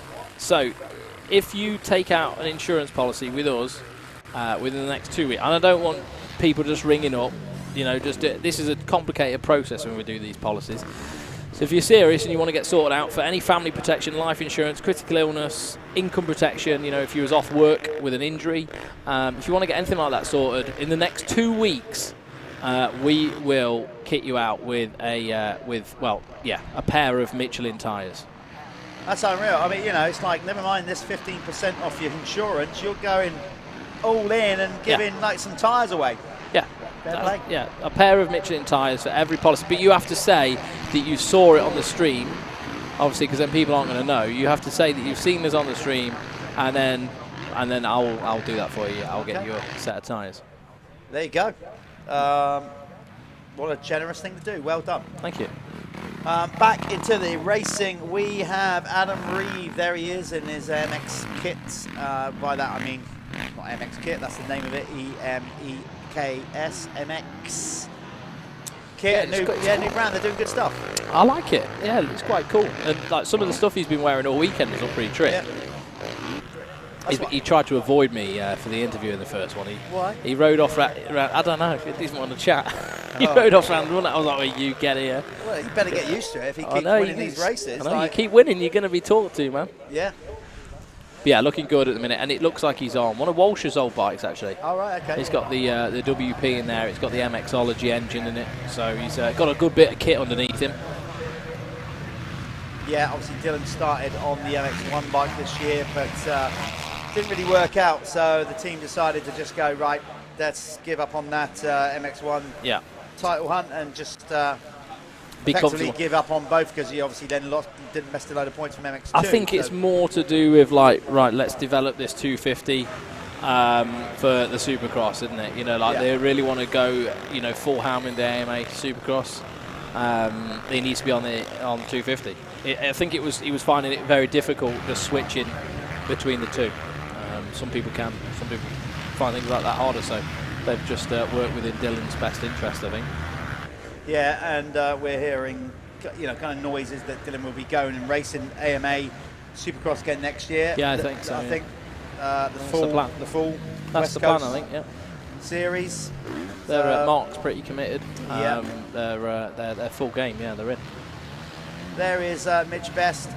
We've said before, great to have him with us.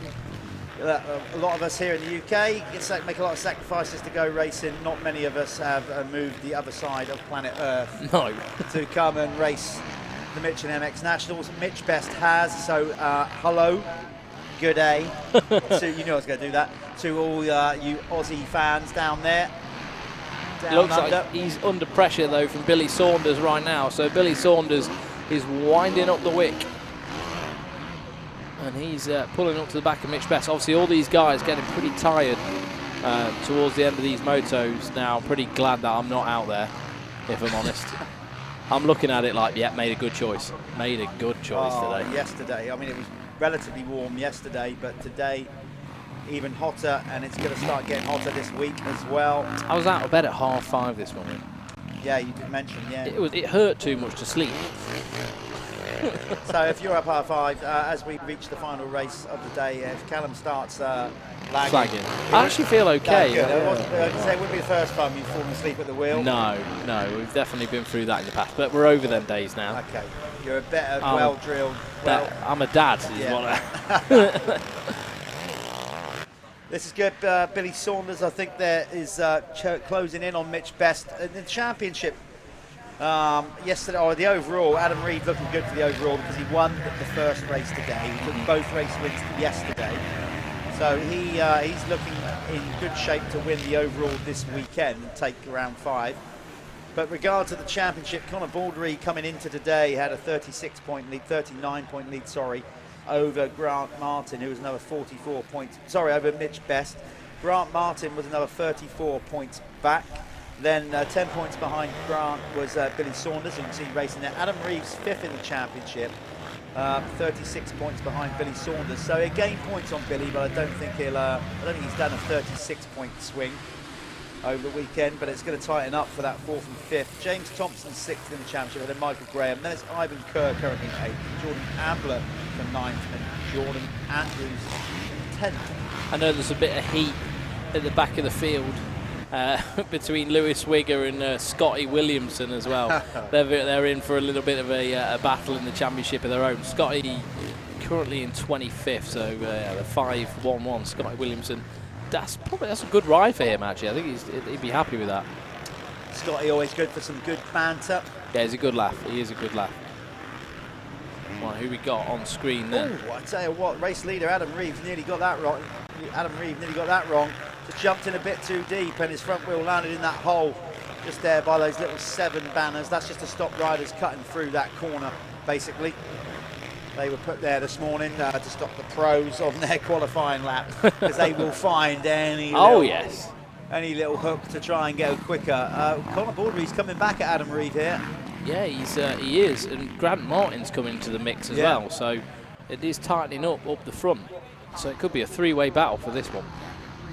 I think it pretty much is that they're in it, really. I mean, they're not side by side, but any one of them makes some kind of mistake, apart from Adam. Maybe, sorry, not Adam, Grant at the back. But the 2 ahead of him, if they make a mistake, then Grant's right there to ride right by.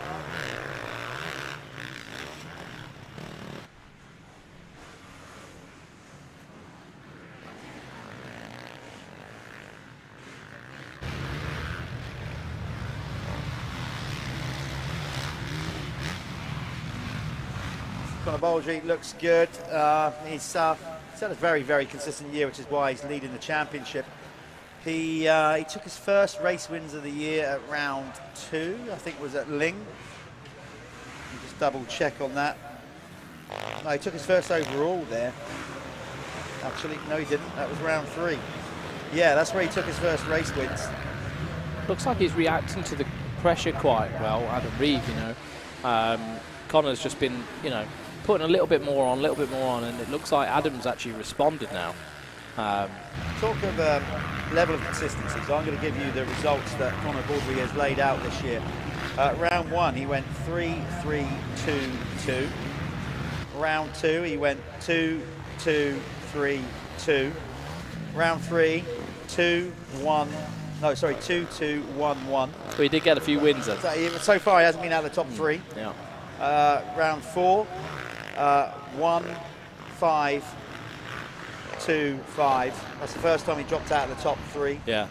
And yesterday he went 3-2. So he's just total consistency, really. That's a Dungey-esque. Yeah, that's why he's winning this championship. Rider number 2. He is just there so far in this championship, just hardly ever out of the top 5. Looks good at the minute. The best part in the top 3.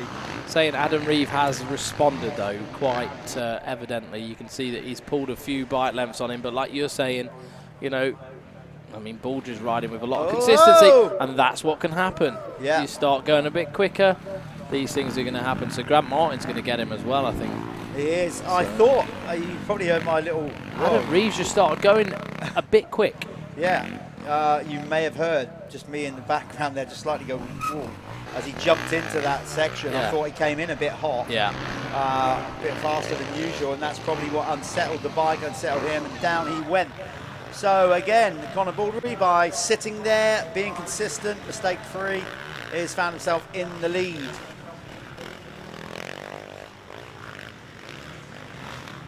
It's getting choppy out there now, that's for sure. No wonder we cut the race times down.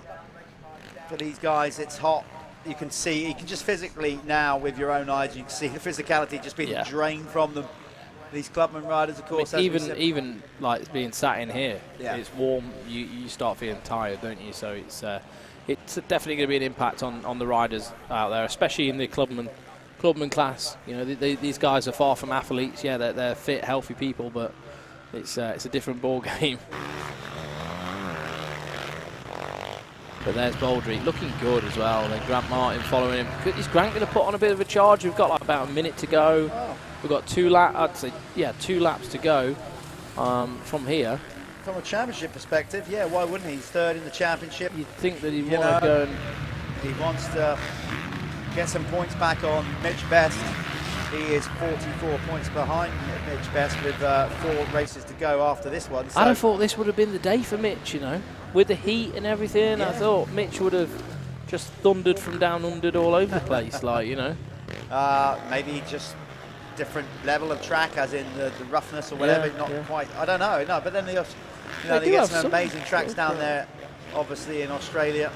So I don't know. You know, it's much to be having an off day, but we all get them, don't we?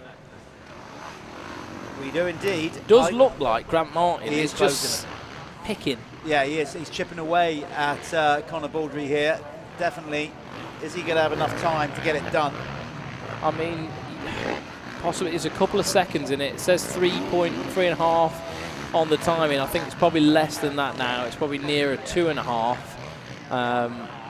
You know, Grant Martin's looking good for it at the minute, but Baldry, as we all know, very consistent. He's not going to be forced into a mistake, that's for sure. So it's going to be down to Grant Martin just biting his, gritting his teeth and getting on with it and pushing on a little bit. But it depends whether, the risk is worth the reward. And it may not be for him at this stage. So we'll see. Keep an eye on Grant Martin, the number 36 on the Yamaha there. And there's Conor Baldry going to take the last lap board, I should say. Yes, here we are. Last lap board out for Conor Baldry now. It looks like he's solidified that lead now as well. The latter half of that lap. Baldry definitely started going a little bit quicker, probably just responding to Grant Martin's charge, and then Martin back 4 seconds now, and they're just about to head up Hawkstone Hill. Adam Reeves behind them, and then Talon Aspenden, Mitch Best, Ben Saunders is in 6th. 7th is Paul Barrett. Michael Graham in 8th. 9th is Paul Atkinson. 10th is James Thompson. 11th is Jack Waterman for the minute. Darren Manning-Coe is 12th. Danny Townsend is 13th. 14th is Richard Evans. 15th is Ash Senior. 16th is Ben Lightbound. 17th is Ryan Davies. 18th is Colby Walker. 19th is Cameron Vickers. 20th is Stefan Little.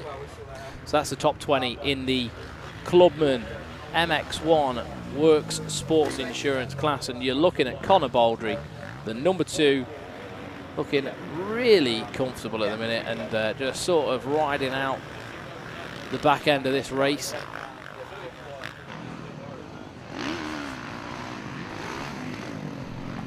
Baldry, as we can see here, is again just he's got a bit like Callum said, he's got a bit of the Dunges about him, isn't he?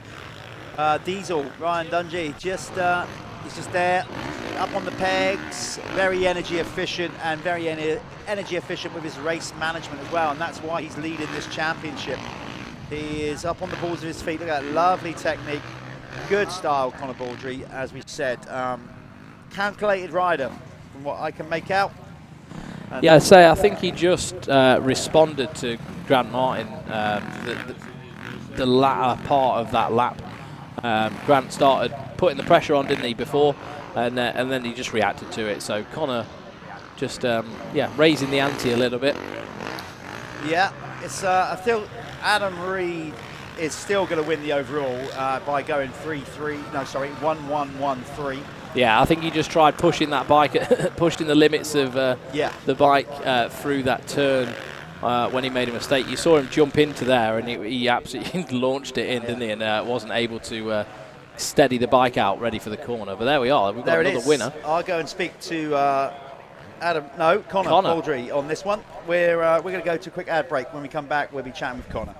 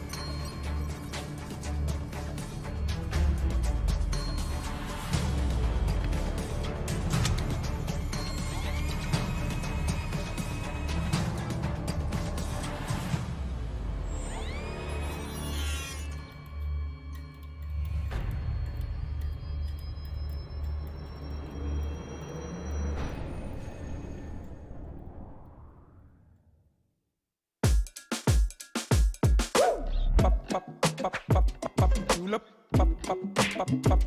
julep, julep.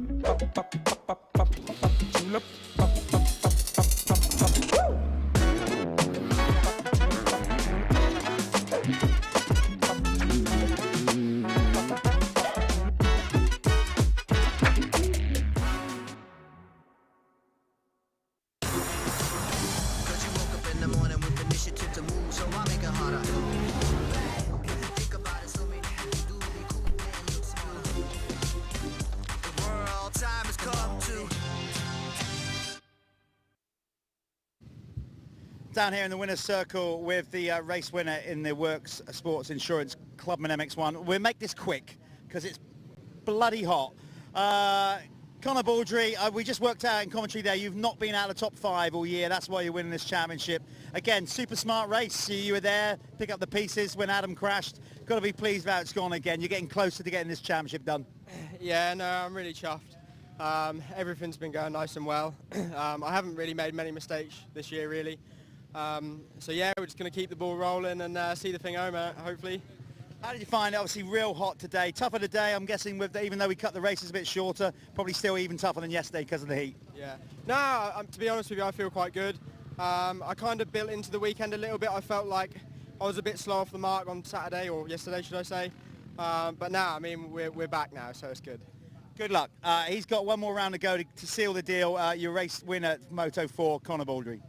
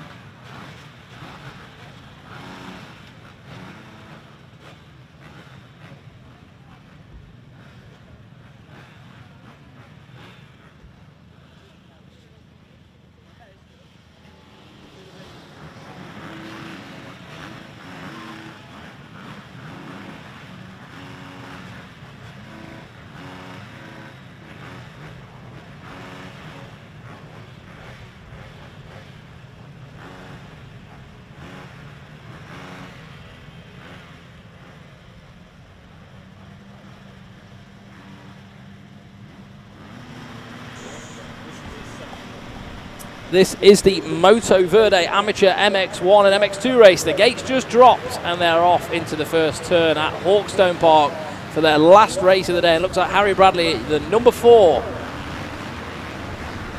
on the Kawasaki, has got the start. And he is going for the championship. I think if we've got our maths right, which earlier on I certainly didn't. He's, oh, I've lost the paperwork now. Anyway, he's got a chance.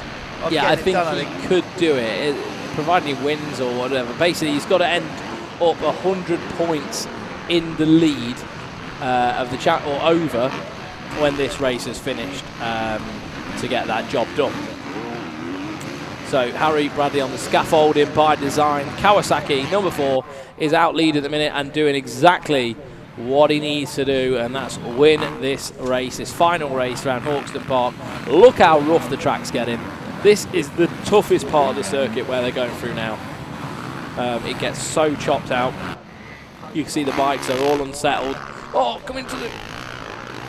We nearly had a rider down. Who was that? On the white bike there, just trying to get my eyes on the numbers. Quite get it.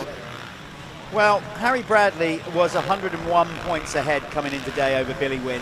He took the opening Moto win today, race 3, Moto 3. So I can't remember where Billy finished, but even if Billy had finished second, that was another 3 points on the board. So that's 104. So for the sake of not overworking my brain further, because I struggle enough as it is, particularly when it gets hot, because I'm ginger and bald. If he stays out in front, and I really hope he does, just to make the mathematics easy. Easy, yeah. If he stays in front, then he's definitely going to win it. He's done it. So please do that, because I don't want to start getting my computer working. Yeah, so Billy Wynn is back in 10th, so that's going to make a significant difference as well. So he needs to, yeah. If it ended up like it is now, that would be a solid win. Yeah, Billy's in 10th. Of course, we've got a couple of 250 riders in there, in that mix as well. One of them, Luca Pegg. Look at this, Dan Brough, who's battling for that championship with Luca Pegg in the 250 category.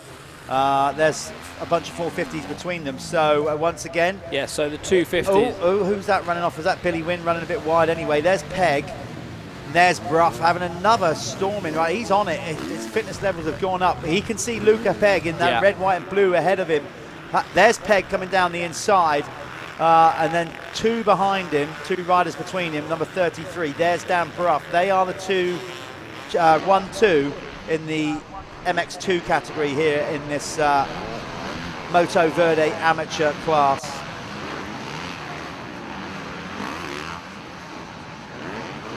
So just trying to look here. I think the guy that made that big mistake on the first lap into the bomb hole was Joshua McCorkle. So he's on the white bike there with the white kit.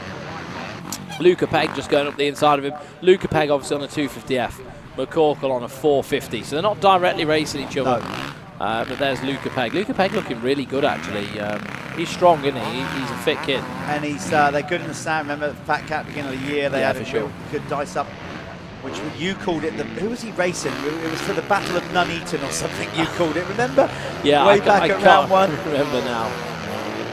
But it was a good race. Battle of Tamworth. It was Harry. Yeah, it was Harry. Yeah, it was the Tamwortharian Championship. Massive. Yeah, but he's not racing Harry now. Obviously, Harry is out front on the MX1 machine leading the way and looking good to get this championship done. If Harry does do it, you can have the honour, he's your mate. Yeah, you can cool. really let him have it. I'm going to let him have it. Let him have it with the champagne. Give him all you've got. I'm going to drown him. Yeah. So as they go up the hill, there's John Kirk, the horsepower, famous horsepower hill of Hawkstone. Can't imagine bikes, proper old scramble bikes in Could the you day imagine going up there? BSA 500 back in 1957. I bet it sounded with 1 inch of incredible. travel. It's coming down what I'd be more worried about. Exactly. Yeah. I think if you've got over 30 horsepower, you're getting up there all right. It's coming down with no suspension. That's well, that's how they started here by all accounts. It was hill climb, wasn't it? Hill climbs. Yeah. So. And then they thought, well, what are we going to do with the rest of the track? Yeah. Might as well use it, this land here. And then Hawkstone Park was built. Yeah, and they've used it to wonderful effect. There is the 807 Tamwortharian Luca Pegg. That thing, Tamwortharian. Tamworth, it is now. Tamwortharian. I don't know. I'm just making stuff. I get tired and start being silly, don't I? Well, it's better than being tired and starting swearing anyway. So that's happened before. We'll not do that. I'm banned from having a beer now on live streams. Yeah, that is the difference with this free to view live stream. We pretty much go all day with the live stream. Obviously, some like World GP. There's breaks. There's in breaks. between. There's races. Mailing gets to eat is nice. Bit of salmon in between. Not us. We're all the way through, and for me to not swear for this amount of time is that's worth money in itself. Trust me. My missus doesn't know how I do it. You're getting better at both accord. You're getting better at not swearing when we're on air. Yeah. You're getting better at swearing when we're off air. Yeah, for sure. Yeah. Getting it all out. For sure. I've got to be careful now. Got kids in the house with young ears that pick up on everything.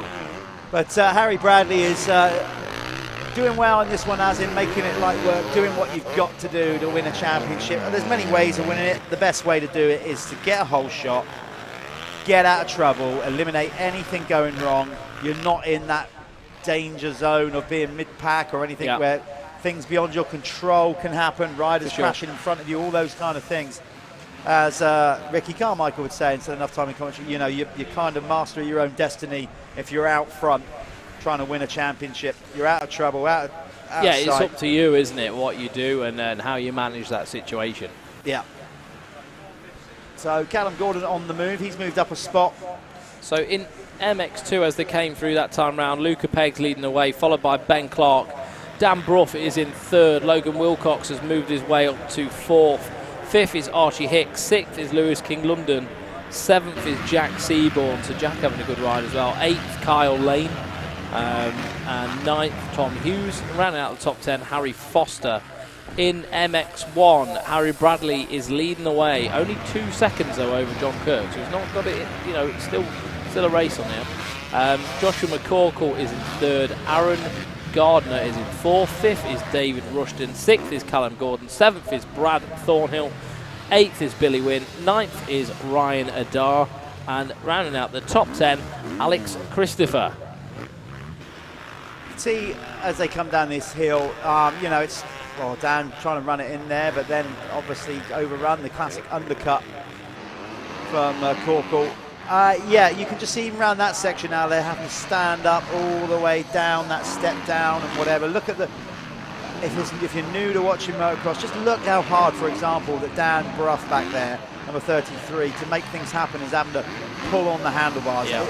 The jarring of his lower back, the constant movement of his body getting thrown around everywhere. And he's been riding really good today and fluid and smooth and smoothing the track out. So that's a rider that's riding really good. And you can already just see how much energy goes through the body, 100%. upper body. Dan Bruff's had major surgery to his back and stuff as well. So I imagine it's quite difficult here on the track to get like this. You're bound to be carrying weaknesses, aren't you? Things like that. And it's hard to carry yourself through injuries like that. But I know he had a severely broken back. He was out of the sport for 6 years. Yeah. Because he used to be a pro rider, right, back in the day. And he's sort of took it back on and got the challenge back. And he's enjoying riding. Loving it. Absolutely love it. McCorkle is... Even made you a sandwich. He did make it. Unfortunately, I haven't had a chance to eat one side of it. McCorkle is not making it easy for him, though. No. Dan is obviously on a 250. I think McCorkle's on a 450, which is not... But Dan just wants to get up there and challenge Luca Pegg. But right now, for sure. He's finally got past him, hasn't he? Yeah, he has. It was Wilcox he was racing with, sorry, not McCorkle. He's now finally got past Logan. He's got Ben Clark now in front of him, John Kirk. He did it in the first race. We spoke to him after that first race today, and he just said, I don't know what happened. Got midway through the race, and I just sort of felt good. Yeah, and that was it. Stormed to the front. I think he was tired. He was tired for sure, and it took it out of him. But I think he just got a real good flow with the track. I think Dan's experience helped him out. When it comes to this, he's a bit of an older guy. Like he says, it takes him a few, a while to get going. And that annoys him. It frustrates him that it takes him half the race to sort of get going. But I think that is, that's what happens when you get a bit older and a bit wiser. And that's just life. It is. You slow down a bit. I still didn't get that right. Sorry, we're getting fatigued. Should have known better. It was actually Ben Clark that he's racing with, and Ben is just... Dan is... I can tell Dan is like, if I could just clear this guy. Yeah, just go away.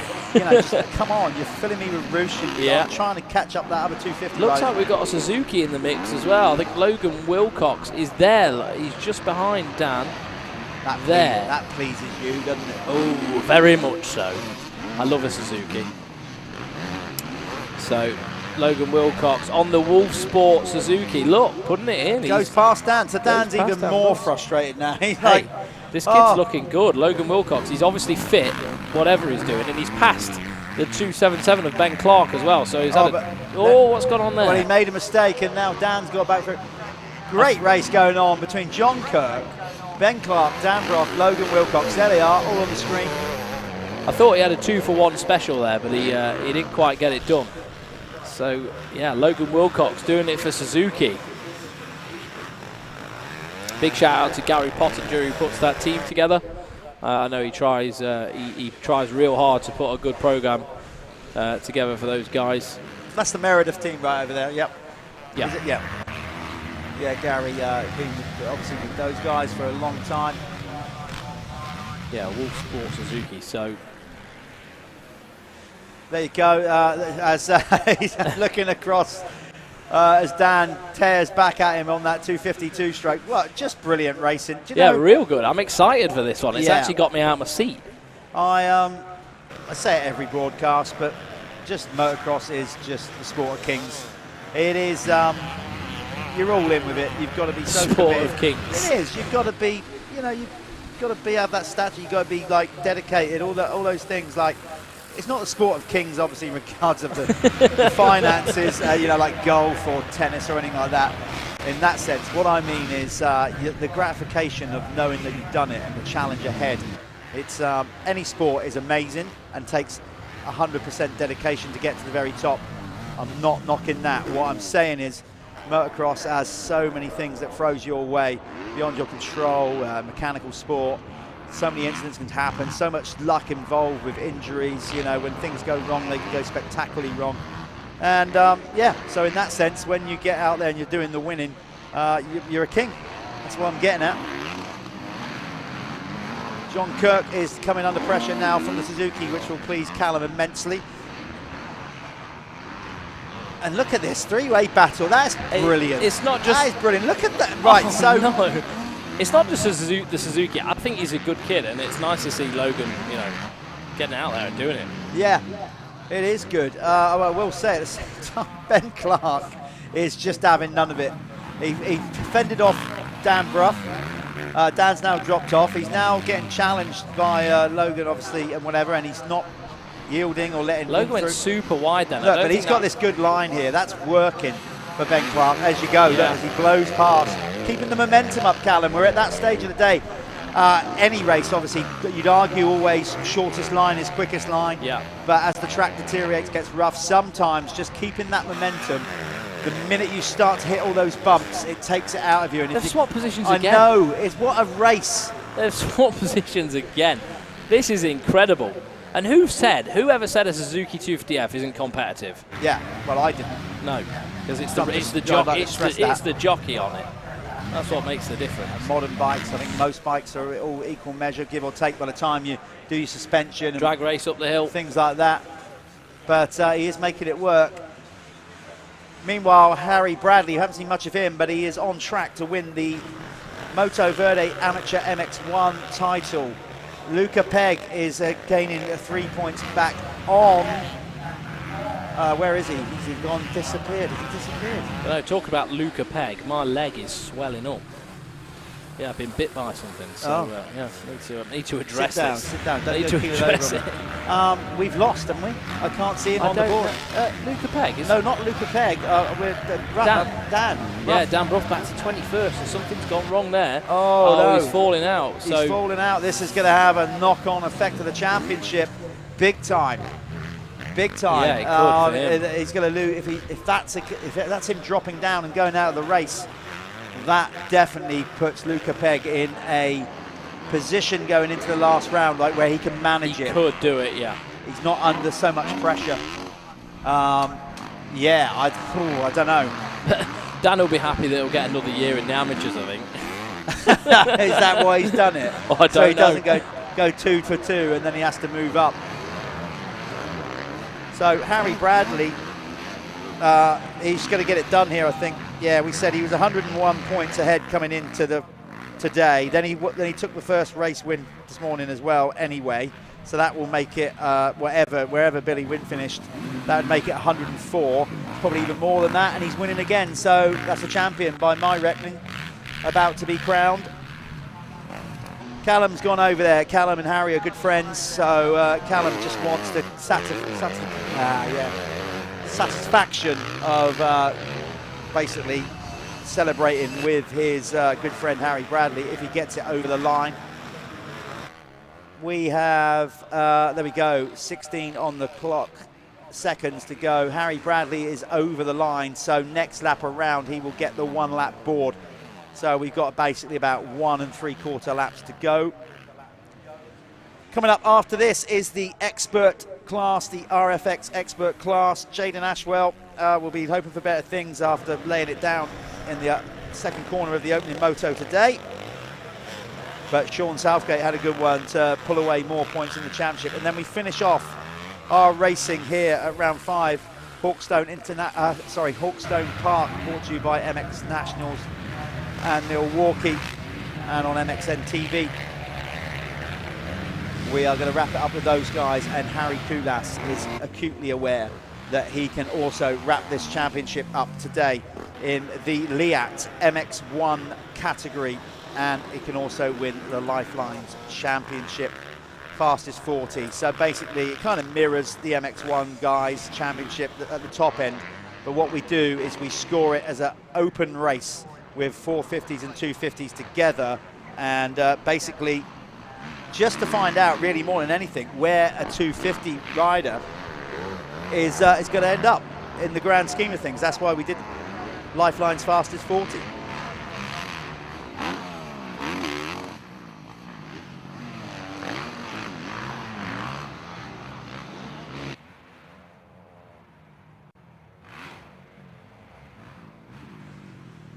So here's Harry. He knows exactly where he's at in the race, what he's doing. He has 1 lap to go when he comes round next time around.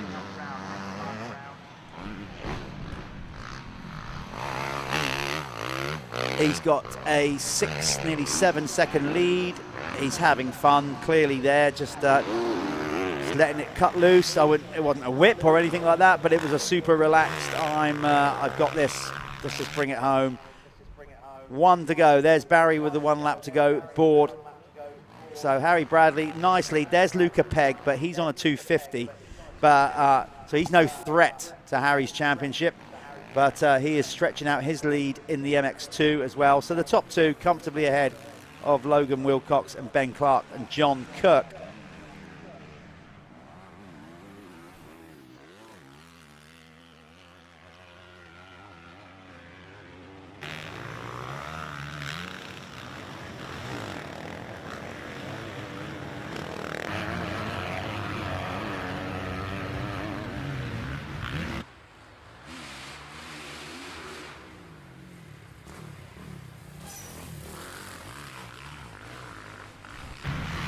Harry has put together a good season, strong and consistent, big guy on that KX 450, easy to spot in a lot of races actually because he wears that red O'Neill kit quite often. Great for us. And the big number 4 always looks cool, doesn't it? You know, we've seen a big number 4 win plenty of races in our lifetime with Ricky Carmichael, so Harry Bradley, not quite as many race wins as Carmichael. Fair to say, all championships, but he's on track to win a championship that will mean a lot to him here, the Moto Verde Amateur MX1 title. So we are going to stick with him, you know, give him his crowning glory, his moment of glory. If he keeps on 2 wheels, I should shut up really, such as the curse. It's impossible, isn't it? Like, we're going to stick with him because he deserves the airtime. I almost feel like I should just stop talking because I might mess it up for him. But he knows what he's working with here. He has slowed down considerably. He's definitely not in a position. The only thing with that sometimes is not slowing down so much that you mentally switch off. But I don't think he will. Harry's got some good experience here. As you can see, just gently easing it out of the sandpit. There's a little thank you very much. This is, you know, just shaking out a little kind of gesture to himself that he's worked hard for this championship. He's getting a ripple of applause as he comes over. Here it is, your champion in the Moto Verde Amateur MX1 class this year. It's Harry Bradley. We're going to go to an advert and then Callum will be down there with his mates having a good old time of it.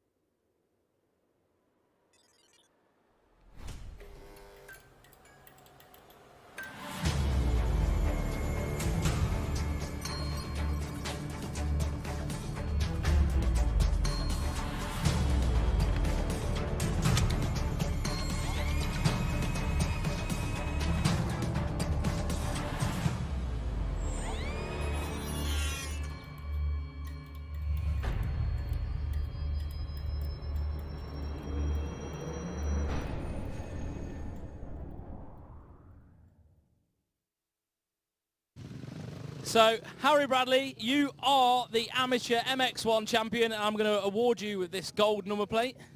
And just 1 second, you just hang on there a second, mate.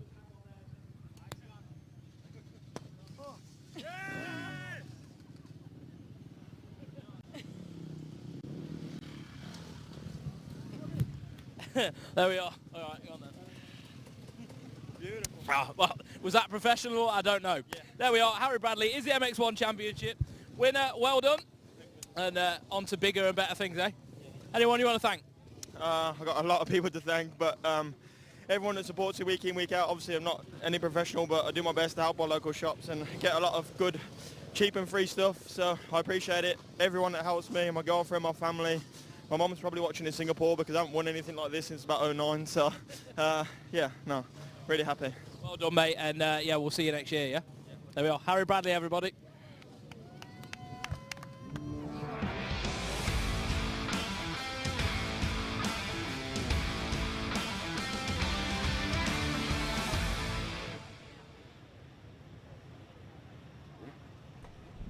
Welcome back. I'm not sure who enjoyed that more, Harry Bradley or or Callum Swan. Either way, just joyous, great moments. You know, winning a race is one thing, winning a championship after a long, tough year. A lot of dedication, no matter what level you're at. If you're riding national standard, which this is a British championship, lot of a commitment from not just Harry and everybody, people around him. You do make sacrifices. You do sometimes get miserable, get grumpy. Your family have to put up with you, all those kind of things. It really is a team effort, and when it goes good, and it goes good like that, it's great to see the celebrations happen. So well done, Harry Bradley and his team, for getting that done. Okay, let's get into the RFX Expert class then. This is the penultimate race of the weekend. Sean Southgate is looking to stretch out his lead in the MX1 category. In MX2, Louis Kessel is doing pretty good. He's got a nice sort of buffer out front at the minute. Enough to not enough to win the championship, but he should be. I think he was about 39 points ahead coming into today. He lost a couple of points that last time out, but he can't win the championship, but he'll want a strong finish in here so he can go into the final round with a nice points buffer in MX2.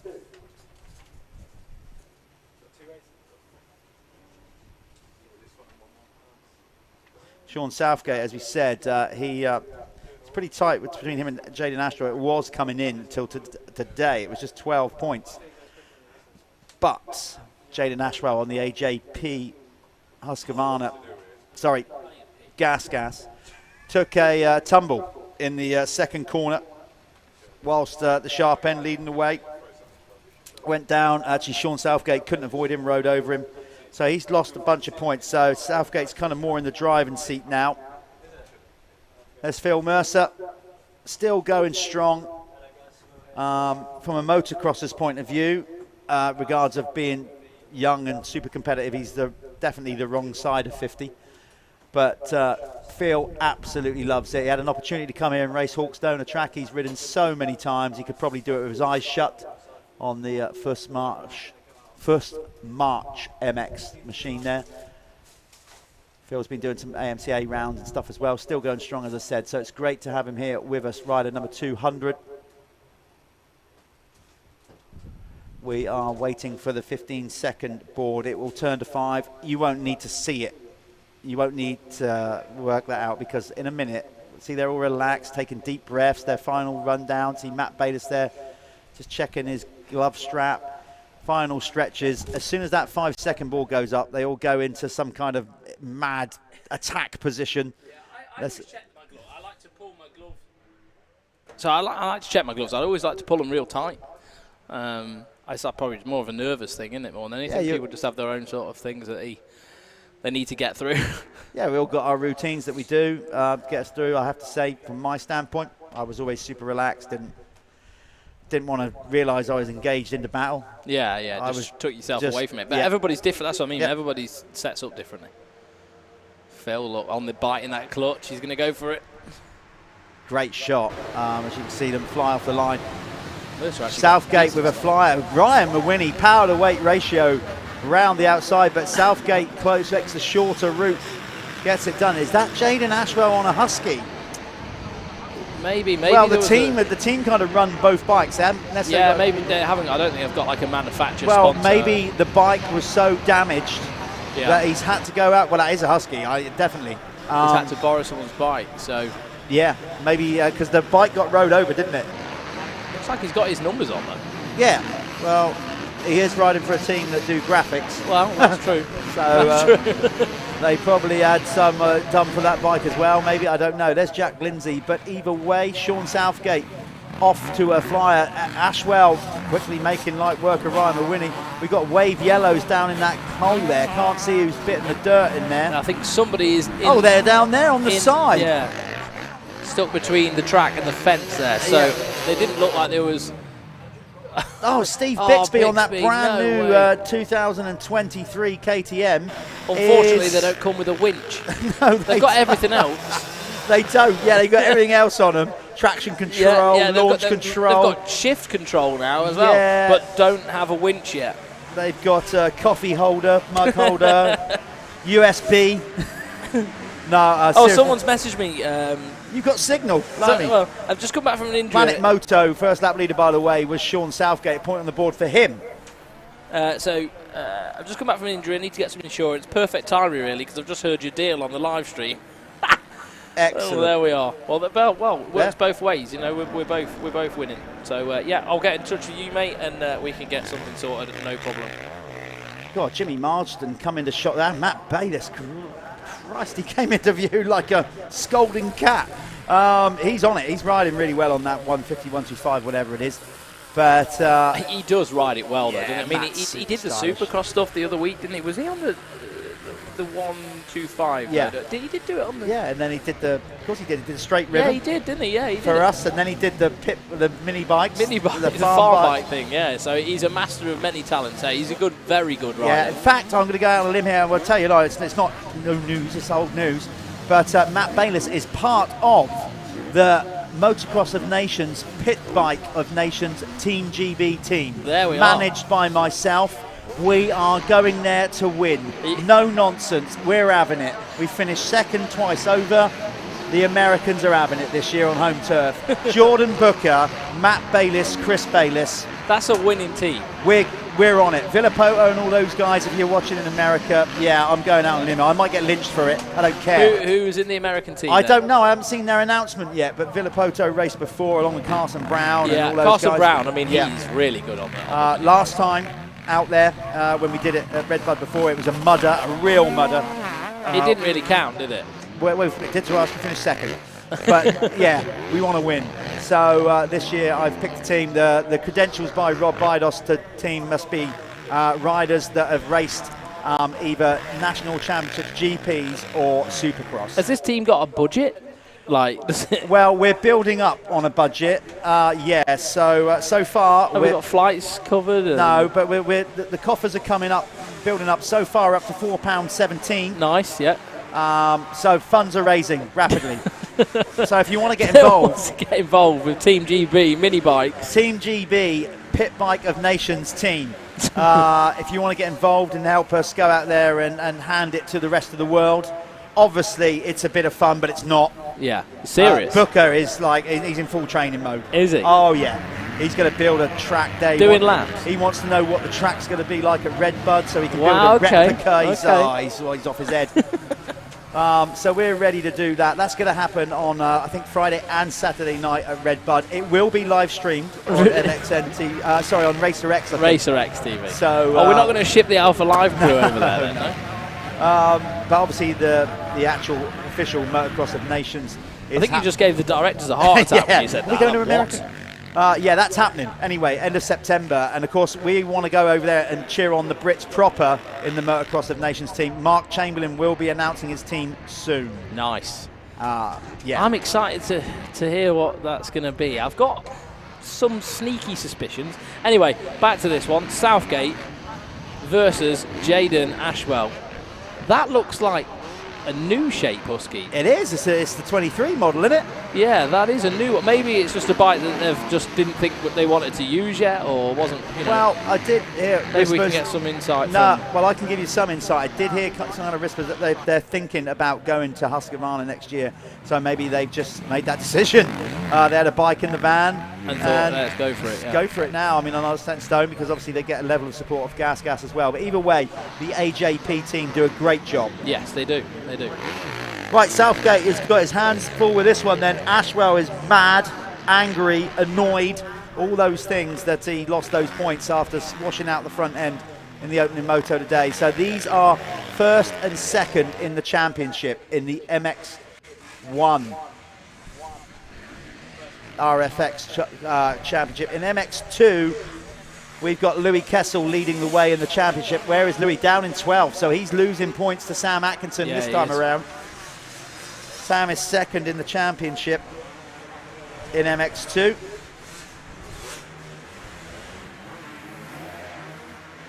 So let me just split this up by class. So MX2, Matt Bayliss is leading the way, followed by Jack Lindsay. Jimmy Margaretson in third. Sam Atkinson is in fourth right now, and he's pushed Neville Bradshaw back to fifth. Josh Peters is in sixth. Seventh is Louis Kessel. So yeah, not quite the ride that he had in the first one. Bailey Johnson in eighth. Ninth is Tom Murphy, and rounding out the top 10, Aaron Ongley. I have to say, the last 3 or 4 races of the day here have been humdingers. Yeah, they've been good. The last amateur race was so good. Look at this. The 2 championship runners, 1 and 2, undiluted, just like at this point. Look how chewed the track is up. You just got to roll the dice and go for it. There's not enough points on the board to mess around. So these 2 are just all in, trying to get the better of each other.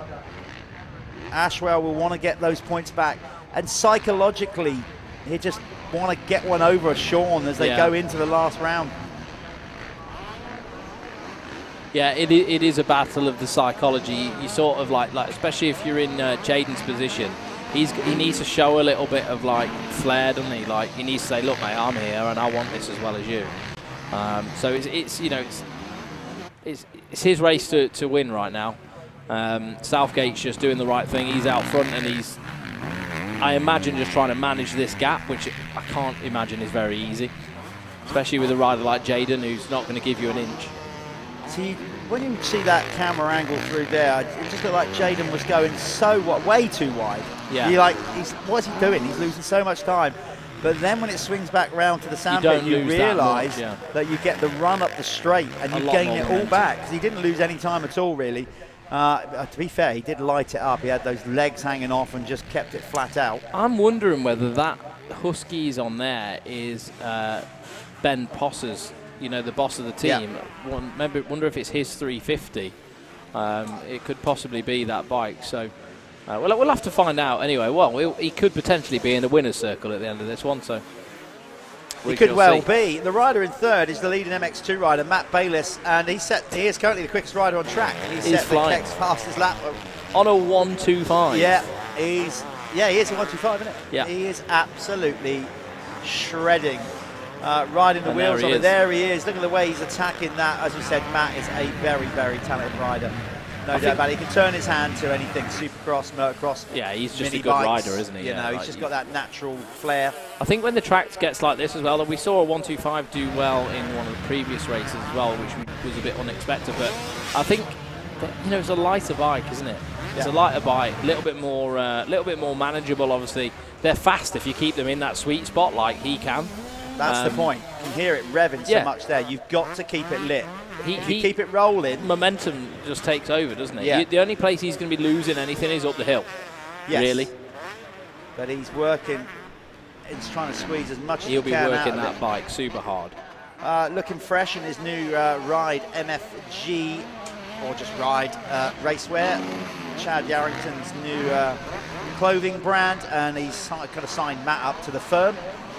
So Matt rocking the new Ride MFG designs. Yeah, I like it. It looks good. Yeah, he's doing some good stuff. It's got a bit of a Fast House vibe, hasn't it? Yeah, he's got some, but done some of his, I'd say, unique own designs too. Yeah, but Chad's quite arty in that respect anyway, isn't he? Listen to that. Yeah, so that's what we were saying. Like, he's just keeping that momentum, and he's having to ride that bike in high RPM. Now, what that can do is allow you to get on top of the bumps, bounce around the track. You're not like on a 450 where you're sort of like falling in holes and everything. If you watch Matt riding right now, I mean, it's a picture-perfect example of riding a 125.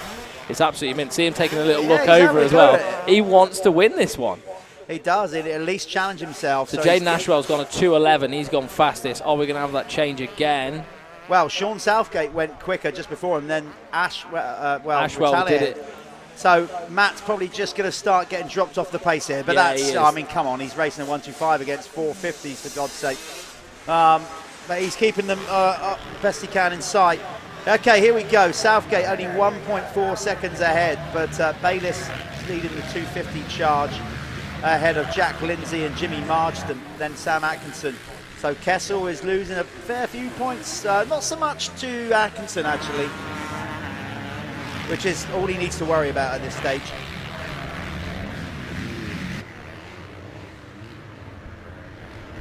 Love that section. I've always liked that bit where you come up, your wheels go light, it's a jump round the corner that leads back round to the start.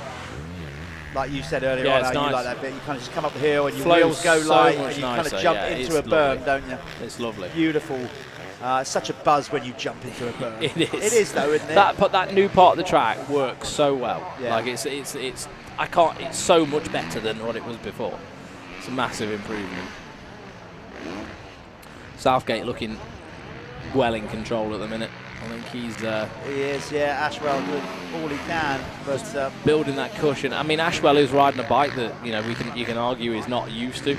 The Gas is the older model KTM, and that's the newer model. So and they are significantly different. So I imagine it feels a little bit alien to Jaden, and he'll probably be figuring it out as he goes along. But he's not doing a bad job of it.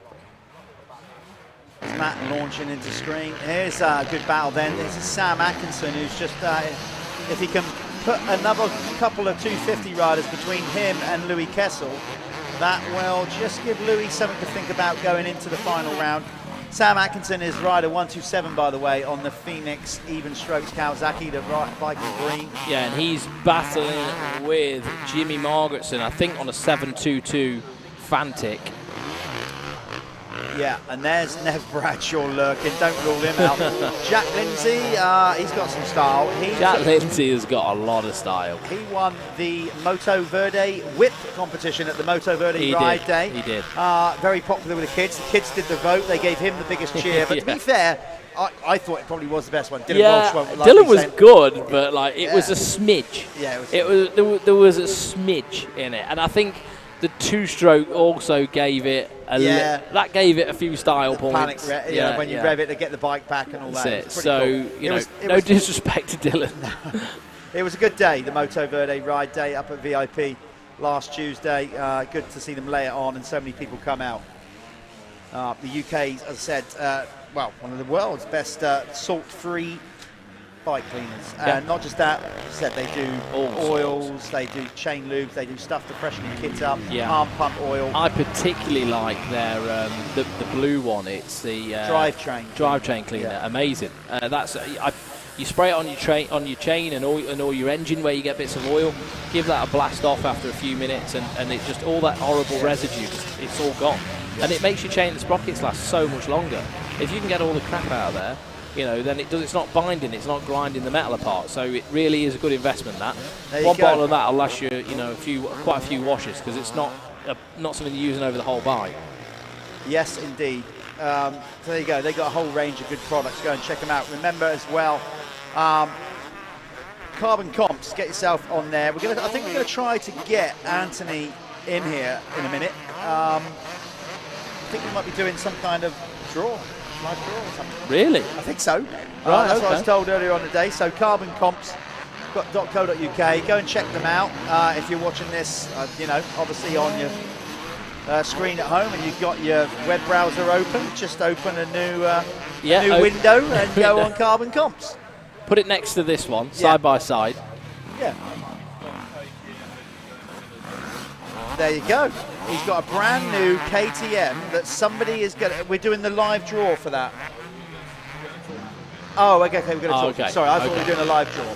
My bad. But anyway, we're going to be speaking to Anthony about his up-and-coming, one of his bikes that he's doing for the competition on carbon comps. So we're chasing this one down, 2:50 to go, plus a lap.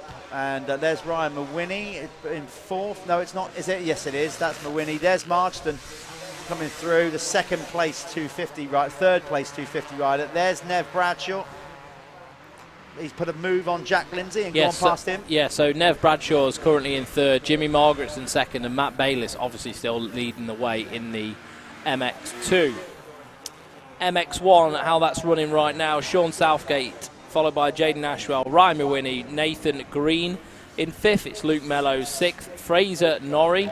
Seventh, Phil Mercer. And eighth is Steve Bixby. Obviously, we saw Steve have that little bit of a off-track excursion at the start. And yeah, the new KTM does not come fitted with a winch, unfortunately, and that's what he needed, I think, to get himself out of that mess. Yeah, he'd gone deep into one of those drainage ditches, but Steve's got a load of experience, but sometimes it just gets away from him. That's the sport.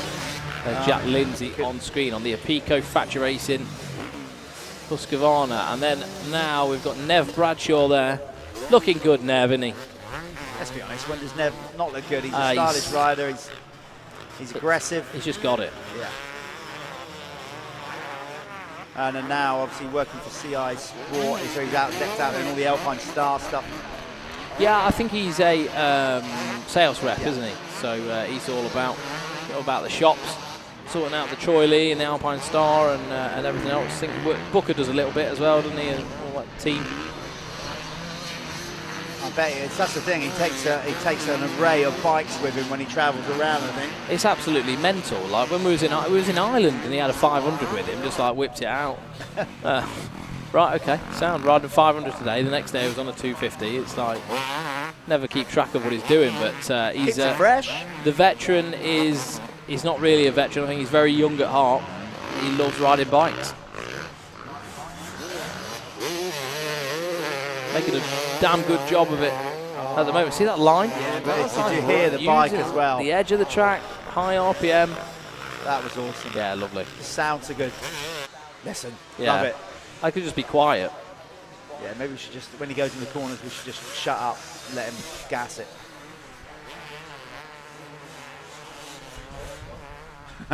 Good stuff. At the top, Jaden Ashwell's challenge has kind of just dropped off. Yeah, 11 seconds. The radar a bit now. Yeah, so Southgate has kind of ground him down. It's been a good weekend thus far for Sean Southgate and the Parc Racing Honda. He's going to be, looks like it anyway, going into the final round on September the 3rd and 4th with a pretty good points buffer to work with. There is Steve Bixby. He did get himself out that ditch then, so he's circulating. He's coming back to his the nemesis part of the track, but he's where's he gone? Oh God! He's thought he'd gone in there again for a minute. No, he's all good. Steve Bixby going around, but then we're going to get eyes on the race leader, I think, in a moment. There we are. There's Sean Southgate, making it look super easy. The 301 on the Hertz Honda. Yeah. Those guys have been running that distinctive look. That's their look. They're easy to identify. Yeah, I think, who's the other one? I think, was it Pat Major? Yeah, he was riding them for a little bit. Yep. So, but you kind of all see Sean in blue kit, red bike. That's just been Sean for as long as I remember, anyway. Yeah. Kind of cool to have that identity and not. He must have a good deal. Yeah. He's not been away from there, has he? So Sean just riding his own race in a minute, looking super good. He really, to be fair, this season he's been solid, hasn't he? Yeah, definitely. Yeah, and he's on track, and it'll be a worthy champion, no doubt about it. In the RFX Expert MX1 class here at the Michelin MX Nationals, powered by Milwaukee.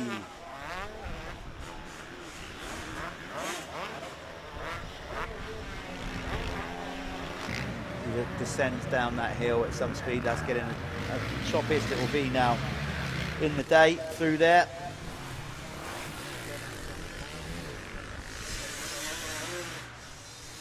So you can see, running order, Southgate, Ashwell, MB is Matt Bayliss.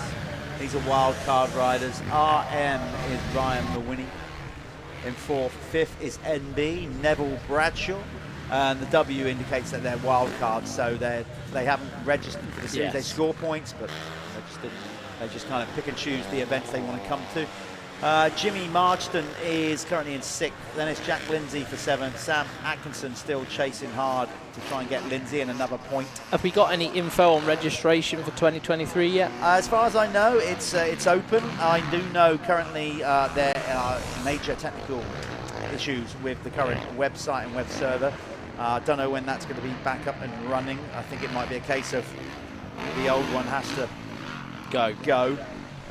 So look out for that. But you can contact the MX Nationals through their social media. Basically, just go on Facebook Messenger or Instagram. One of the guys there will pick up the message. So if you're interested in racing in the championship next year, if you've never raced it before, get in contact with them, see if you can get a spot. I know the championship is very loyal to the riders that are loyal to them. Yeah. You know, obviously there's limited spots, but I'm not to say that you can't get into the championship and race it. Again, just amazing turnout when times are particularly tough and money is tight. I mean, we've had nearly full lineups in the clubman classes. Yeah. It's and the youth classes, which is incredible. Don't want to, drag those words out too much, but I think we're coming into a pretty bleak winter. But there we are. There it goes. Sean Southgate crosses the line. You want to go see him? I'll tell you what, you have a word with him, just because I spoke to him previously, so maybe he might want to speak to somebody different. So Callum's going to go down there. We are going to go to a quick advert and speak to Sean, and then following those guys, we're going to go and potentially go down there and speak to Anthony Parks as well, Carbon Comps. We'll be back soon with the final race of the day, the Lifeline's Fastest 40, incorporating Leah MX1 and a Pico MX2.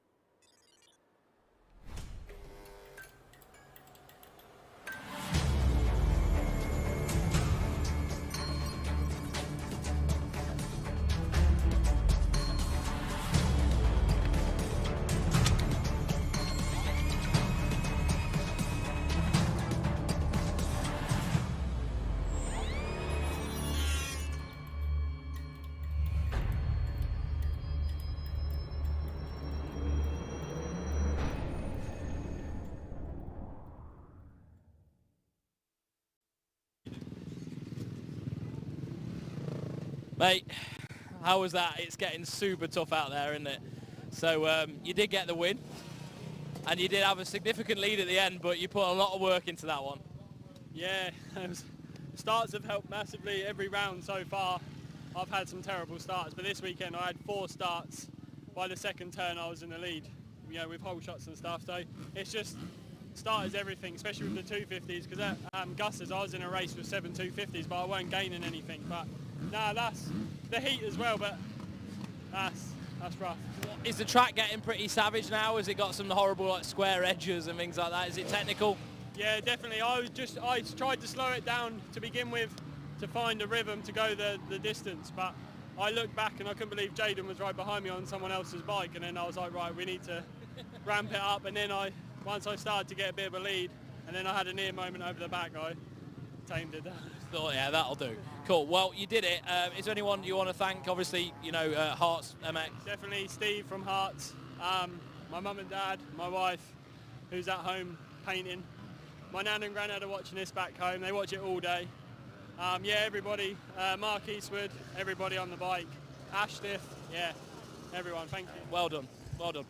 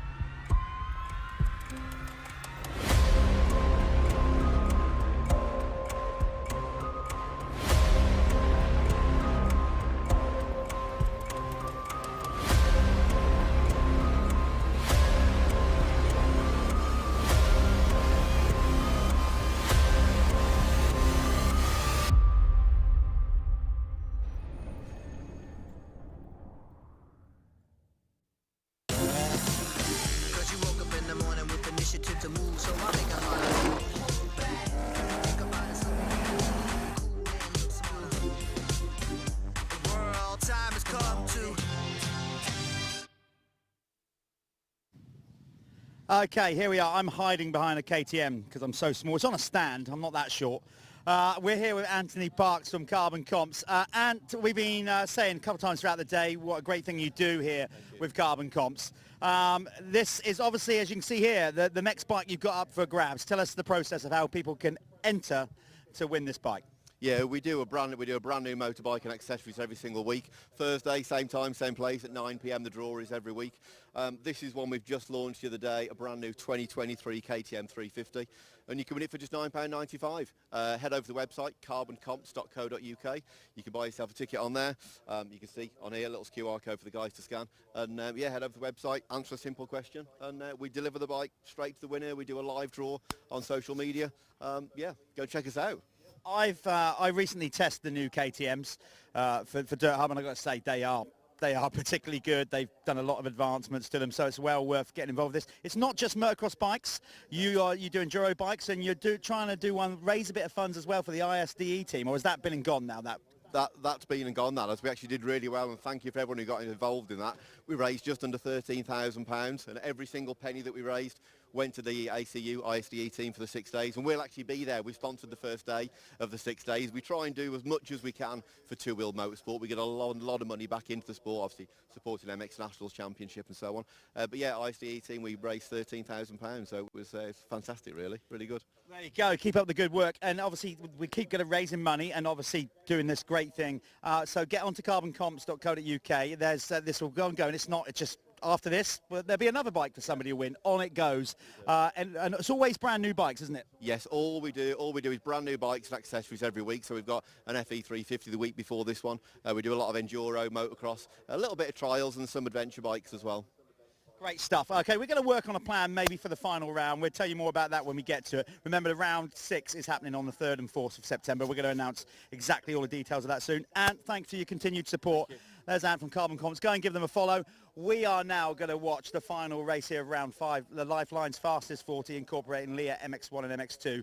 Can Harry Koulas get this done? It's looking good. We're going to find out in about half an hour's time. Cheers, guys.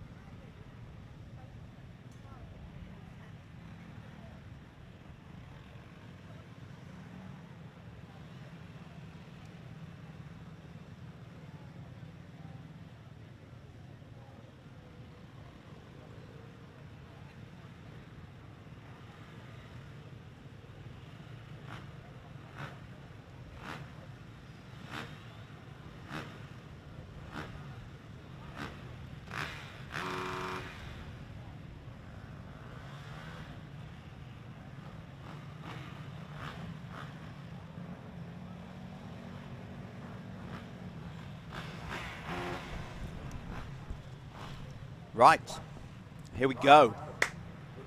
The final race of round 5 here at the Michelin MX Nationals, powered by Milwaukee at the famous Hawkstone Park circuit. It's been another great weekend of racing here.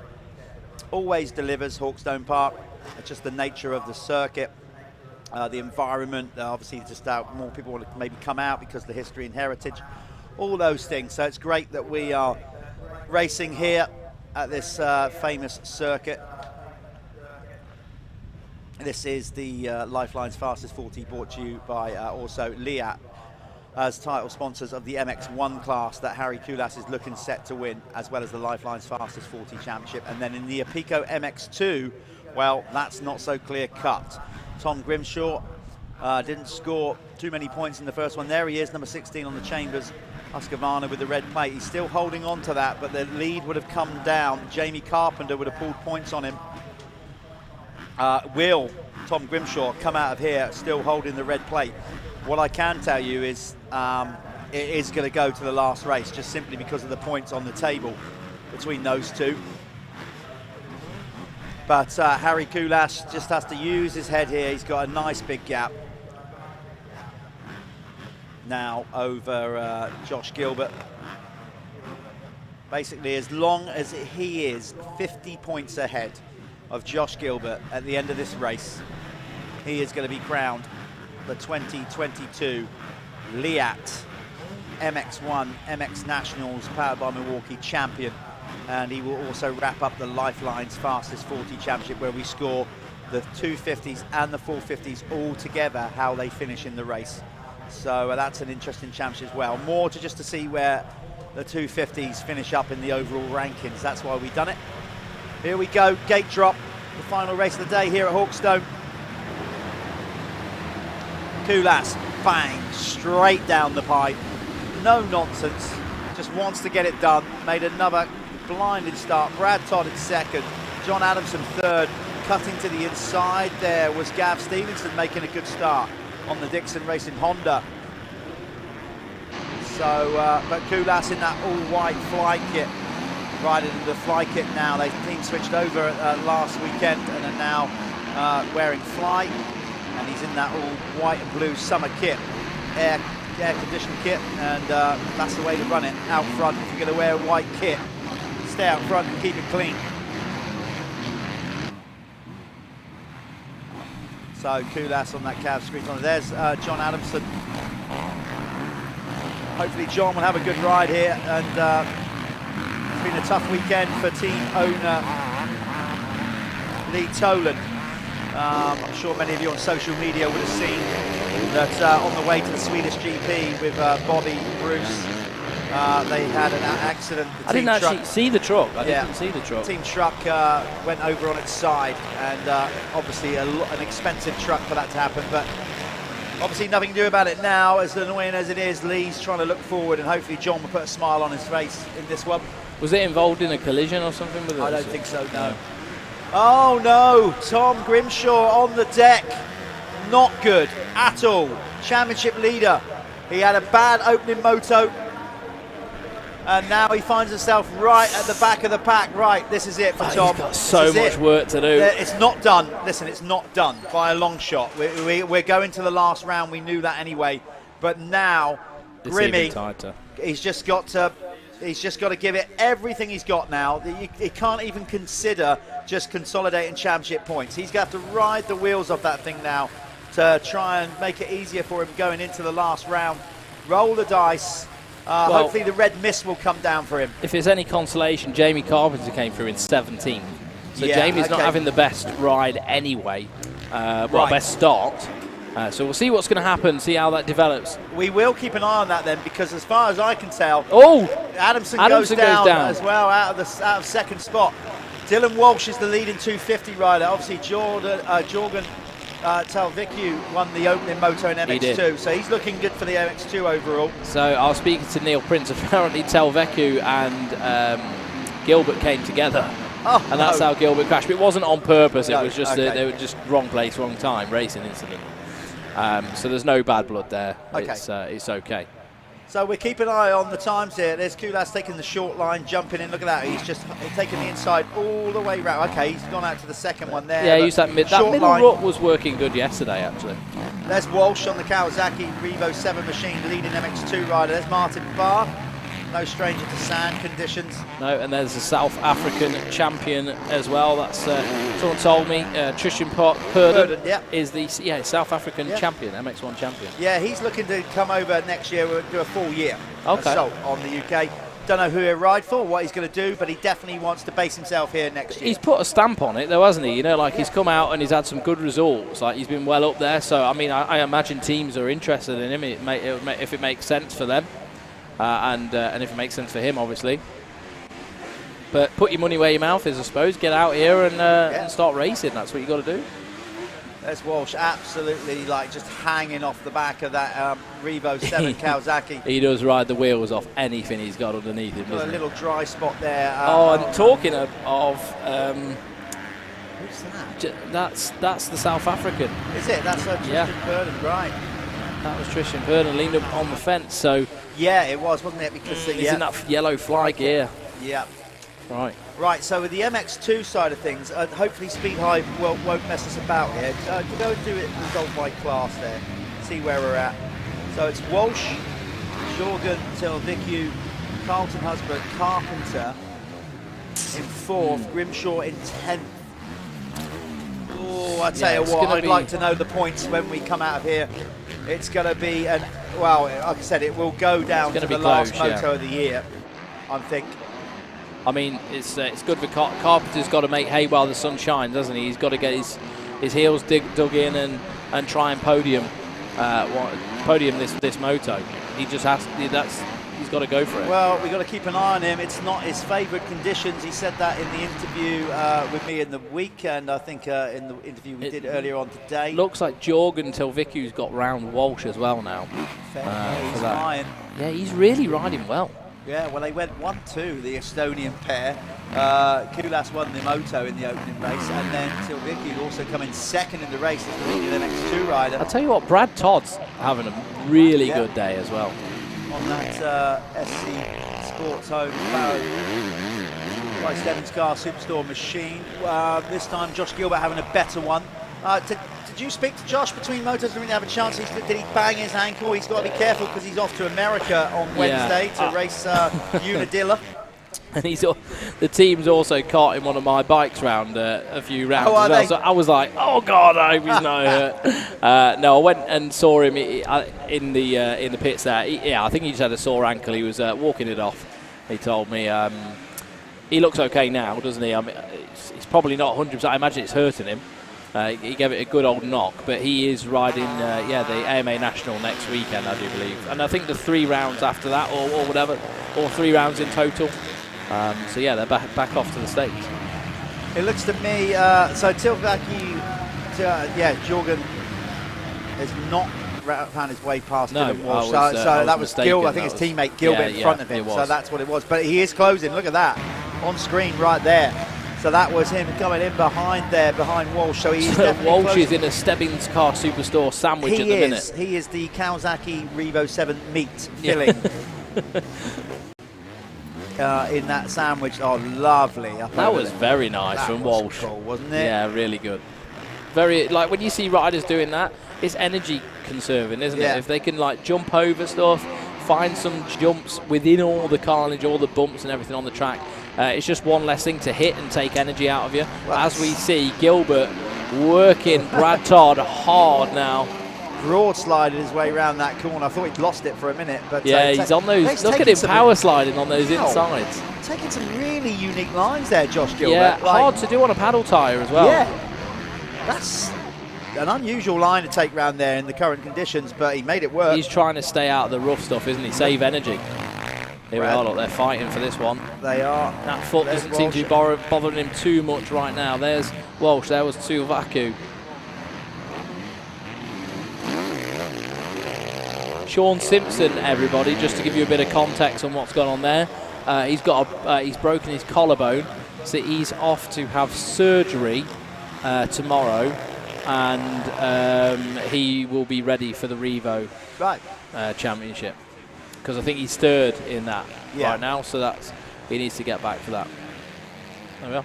Yeah, that's a wise decision. I said he pulled out of the race.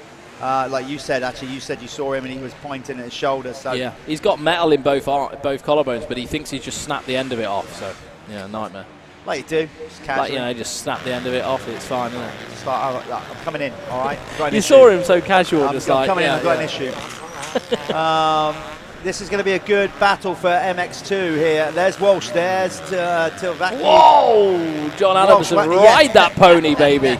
He set the quickest lap of the race, Adamson. So the whole red mist thing's going on with John now. He's like, right, I am just going for it. I don't care. No, don't, whatever. I'm just rolling it. In full send mode. He is in full John Adamson attack mode, which is a beautiful sight to see. It's very exciting. It's not good to be on the other end of it. No, but it's exciting for us to see John Adamson. What a lovely shot that is. Yeah, a little bit brilliant. of dust kicking up, but the sunlight shooting through it. That would have been, if there's any photographers up there, perfect. Get up there. Yeah. Because right now with that light like it is coming down and that fine dust, that would make a hell of a picture. Look at John. Look at John. He's on it. I'm just sat here with a smile on my face watching this. It's brilliant. So Koulas is just in a race of his own, but we're watching at the minute Brad Todd under pressure from Josh Gilbert on the SE Sports Home Stevin Supercars car Husqvarna, and Brad Todd obviously on the Gabriel Solutions KTM. And then behind them, we've got Dylan Walsh on the Revo 7 Kawasaki. Just behind these, and Josh Gilbert's found his way through Brad Todd now. And it looks like Telvaku is really working hard on the back of Dylan Walsh as well. So let's see what is going to be the end of that. So Walsh jumps the bomb hole. Telvaku didn't, but then Telvaku got the better coming out. So two different lines, but then Walsh is on the inside here. Telvaku, he closed the door, and that was very wise. You don't want to be leaving the door open to someone who's Supercross experienced like Dylan Walsh. He will take full advantage of it, and he's going to try and get himself back into the lead here. He's working hard on the Husqvarna rider. Yeah, Telvaki is on the move. I tell you, it's been a good sign. I mean, he's to come in. They wanted Ryder to go out there and win. Well, they've got Leo, it. Flo just wasn't quite doing it for them. He didn't click, like that's it. Sometimes it doesn't work out, does it? So no, but Jorgen has come in and hit the ground running. Whoa! Okay. Hitting the ground.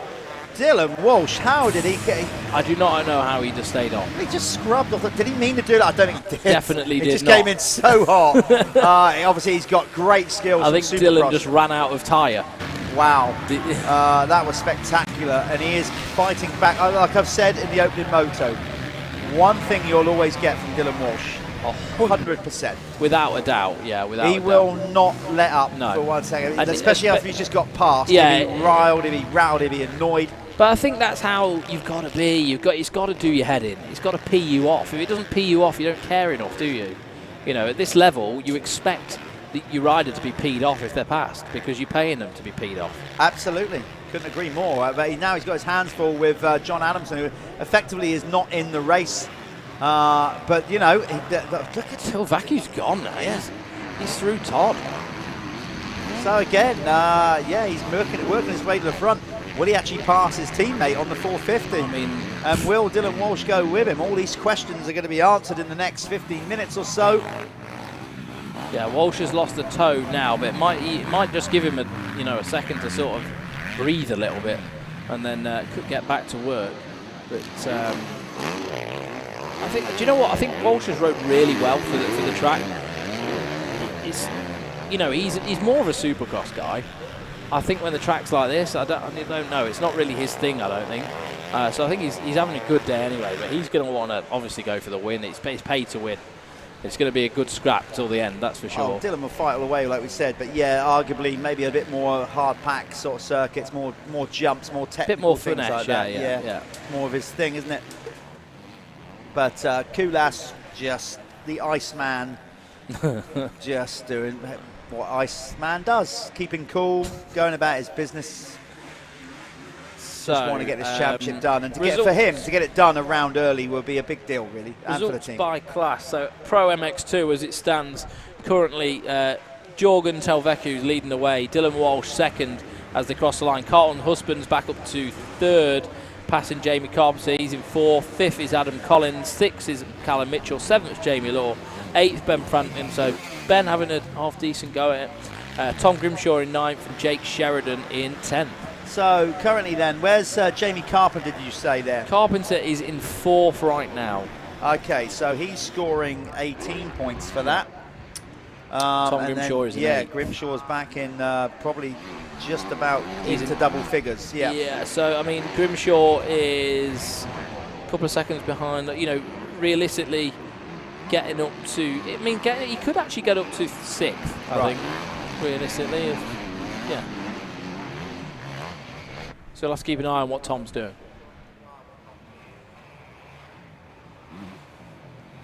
It could always go the other way as well. So. Yeah. Indeed, you can. What position is he in there? Sorry. Eighth right now. Eighth. Okay. Well, he's currently scoring 13 points then, compared with Carpenter's fourth. 18. Yeah. So Carpenter's pulling 5 points on him at the minute. And he pulled some on him in the first moto as well. And it's going to be very close. Yeah, and in that first moto, there wasn't much in it coming into the championship. So yeah, it's just going to be tight. It's going to be tight for the last round, but it's going to make the last round very exciting. Obviously, we'll be going in knowing that. Do you know what's exciting? Telvecu is right on the back of Gilbert. That's now. what I said. I think he's going to go by him, and I think he's going to go after Harry. Well, they had an Estonian. I mean, there's 10 seconds or 12 seconds. It's a long way to go. An Estonian 1-2 in the opening moto. So, you know, yeah, what's to say? Looks like you're going to get maybe that in this one too. Harry was happy. Harry helps him, coaches him a bit. Oh, really? Yeah. Okay. So, but like Harry said, he saw him coming. He's like, last thing I need is the pupil beating the coach, the master. So he's going to keep an eye on him. Okay, so Walsh just, I don't know whether that was Telvecu or Gilbert. Yeah, it must have been Telvecu, yeah. That was Telvecu, Dylan Walshed it in there. Yeah, he did. That definitely shook him up. So this could be a proper race, this could now. So Jorgen's going up the inside. Oh, here we go. Gloves are off. And then, what a race. This is going to be a scrap now. Oh, what an addition because Jorgen is to the series. You know, Dylan's got a persona. Yeah. He's got a bit of an attitude. You know, I'm not saying it's a bad thing. That's you sort of got to carry that, haven't you? so people don't bully you about. So this is going to be a scrap. I'm sure Jorgen's got the same sort of he has. Like there's no messing about. So this is lit Jorgen right up now. Goes in there, Josh. I think that should be fair. So Walsh has just. Whoa! What the hell happened there? That was Jorgen Talvicu. That was too. Yeah, that was, and I think what happened. John Adamson just, I think, in a panic because he knew he was going to hit him, had to abort as well. I'm not saying that's definitely the case, but I think John was so distracted by Talvicu's crash that he just basically exited, or maybe they hit the same rut. Where's even Walsh gone? Walsh managed to ride through it. He's now behind Gilbert. There he is. Wow. And Todd. So yeah, that has taken out. So that was Jorgen Talvicu. See Barry's there with the flags. With the big incident, and then unless there was a bad rut there, and they both grounded out, and it pitched them over the bars. Yeah. But for John to do it as well, I don't know if maybe they both hit the same kicker. That's what I'm saying. Maybe a stone. Yeah. And rolled into a rut. That's happened before. Wow, that was intense. They were pushing as well. They were. Oh, they were on fire. That would have happened so quick. I really hope he's all right, because obviously any crash is a bad one. But at speed over a big jump, when you go over the handlebars and you can't get off the bike, which is what happened there, really. Yeah. He was trying to... That's made me feel sick, that. Yeah, that was a big old incident. We are not filming it right now because we're going to see when we come round. There's no sign of any kind of red flag or stoppage yet. I really hope... These are fit, strong lads, you know. They're the strongest athletes in the world. So fingers crossed they're both going to be okay. It's been it's the debut ride really for Jorgen. In the MX Nationals for sure. Yeah. Oh, okay. Josh Gilbert, we're close to going off the edge of the track, down into that drainage ditch as well. I tell you, these guys are pushing it. They're on the edge of what's capable at the minute, aren't they? There's Kulas going through in the foreground. So yeah, do you know, Josh has again just gone, you're a 250 rider, I don't need to race you. No. And to be fair, Josh knows it's done. He's not going to beat Harry in the championship. He knows he's arguably going to even potentially lose second if he can't get back and do the last round, which I think he's still going to be able to do. Maybe they missed some with the AMA racing, but... Is Jorgen Talvicu still circulating? No, he dropped down the list. There he is in 24th, so he hasn't come round. He's dropped a lap down. That's, it's going to help Tom Grimshaw. That's what a few points, although the gap between him and Carpenter stays the same. But it's going to give him a few more points at least. So John, it's saying there that John Adamson's still going, yeah? Don't tell me that John Adamson got up, picked up. He did. Did he? It looks like that, doesn't it? I mean, like you that is bonkers. I mean, John Adamson. It looks like it. Those Scots are just... I mean, that's nonsense. That's Braveheart stuff, that is. See all the spare bikes there in the... That's insane that he's got himself up and just got going again. I mean, let's just wait. Refresh the timing. I think he is. Let's see if we can see him on screen here. Can we try and find the number 2 of John Adamson on screen on the AC United gas? Wow. But one thing's for sure, Talvicu has gone. It looks like and he's moved up a spot. He's passing people back. That's okay. Oh, John, he came into it injured. I mean, Jorgen had a bigger. There's Carlton Husband. Yeah, he is. That was him going up the hill in front of Carlton Husband. Okay. And that was definitely him that crashed, wasn't it? I mean, yeah, we haven't got that right. 100%. Yeah, there he is. Like nothing's happened. Wow, okay. So there we are. That's the strength of a motocross athlete. I thought that was it. He was done and dusted, but... wow, okay. So Jorgen, I mean, I've got to admit, did hit the jump a lot quicker and went cartwheeling down the straight. Yeah. That couldn't have... yeah, kind of John got off the bike earlier. I think he sort of ejectoed himself, didn't he? Well... we're not going to be able to get it into the broadcast. We won't, because we're obviously going to wrap it up here. But afterwards, stay on our social media, MX Nationals social media on Instagram and Facebook, because I'm sure we'll be able to get the lowdown once this race is finished as exactly what happened there. there's John, and if Lee's watching from wherever he is, I'm sure he's going to be happy with with that, what he's doing right now. You know, you cannot be disappointed with 100%, can you? You definitely cannot. When I reference Lee, Lee's the owner of the team. Yeah. Quite a passionate bloke, puts a lot of his own money into the job, a lot of it. Yeah. Yeah. There's Kulas, just being Harry Kulas, just riding off, winning another championship in this one. The team will be happy for this. You know, they've still got a chance to win another British title at the end of the month. Yeah. You'll be covering that again? Yep, we'll be down there for that. So that will be, is it the end of the month or after that? No, it's after that, isn't it? I think. I'm not sure. I think it's a while away, yeah. Yeah, either way, down in Landrake, it will be going the distance between him and Tommy Searle, but this one failing something drastic, and I do mean drastic. Tommy sat this one out this weekend. Tommy's not a fan of this place, I don't think, so... No, the official line from Dave Thorpe and the team, obviously, Tommy was noticeably ill last weekend at Whitby. Real bad kind of sickness bug or whatever. You can't, right, if you're not 100%, you don't want to be coming here. Right. That he picked up from, I mean, he dug deep. I absolutely really did dig deep in that one. That he picked up at Sam Lowe's wedding, actually. Load of them. I don't know if that's alcohol poisoning or food poisoning or what, but either way. They've got that monkeypox thing going around now, haven't they? All sorts. So. And now some of the other team members have gone down with it. Right. Yeah. Okay. So. Well, I know that we had someone else go away sick as well this morning. Yep. Jason Mira. Jason Mira. They turned up. I saw Caleb Mira in the van, and I saw Jason sort of curled over, rolled, and I'm thinking, what the hell's going on there? Yeah. And all the way from Ireland, can't ride, just sick. So there's something going around. There is. So hopefully Tommy's going to get be better. I'm sure he will. He knows.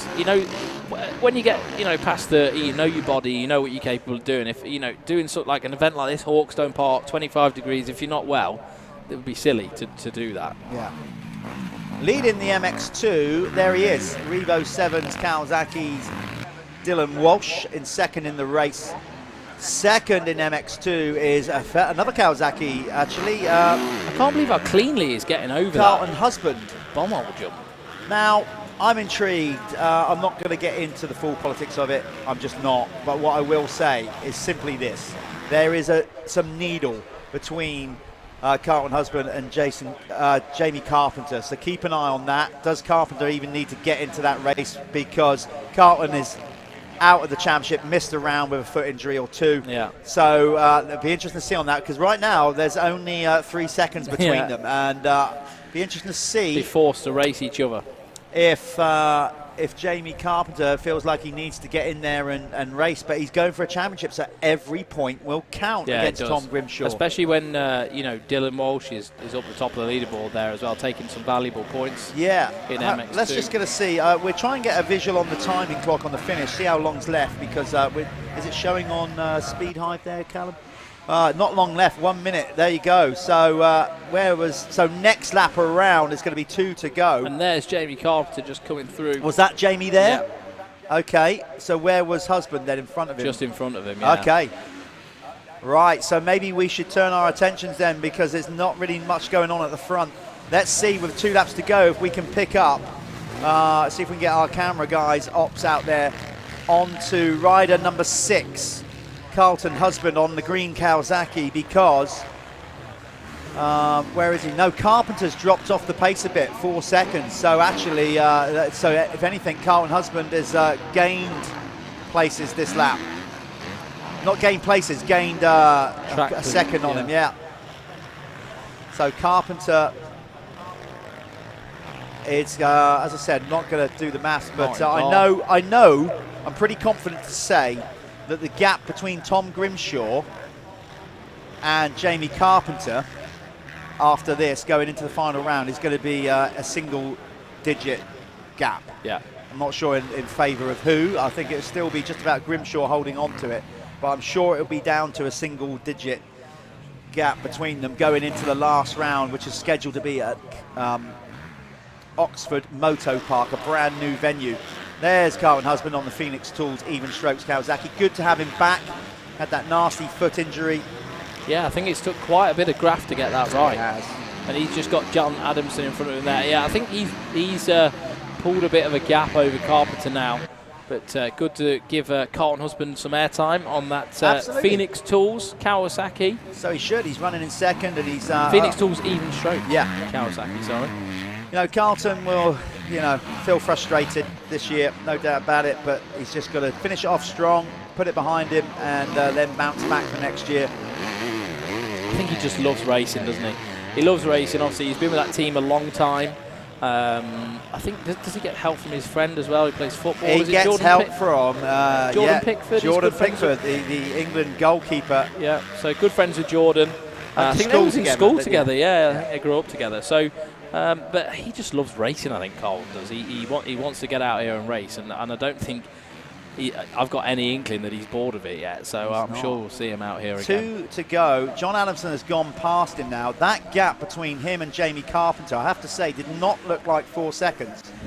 Maybe it is. Just about there's Jamie. Yeah. It's touch and go. Jamie is giving it all he can, because if he overtakes him, that will be another 2 points in his favour over Tom Grimshaw. In reality, like he could do with that. Yeah. Right now. But is he going to want to force the issue with Colton? I don't know. Probably. Like you have to play right play now, your cards close to your chest, don't you? As I said, there's not much love lost between them at the minute. I'll just leave it at that. I'll let you guys, if you want to find out more of what's going on, go on social media. But as I said, right now they're not the best of friends, and Jamie Carpenter is going to want to get this extra 2 points off Carlton. But in the same breath, Carlton will absolutely not want to give up a second place when he's come back from a foot injury. It'll be good for the team if he gets it done.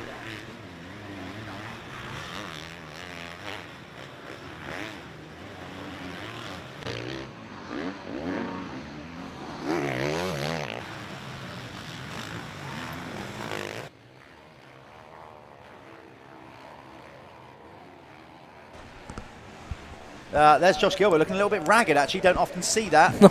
You don't. I think Josh is just like, God, my foot's hurting. Well, he's got Can we get this done? He's got Petrov coming again on the even strokes Phoenix Tools Kawasaki. He's right behind him. So Peter Petrov having a good ride. Yeah. 3rd place. Yeah, this is a good race for the Phoenix Tools even strokes Kawasaki team. Barry's head's just going to fall off. Like.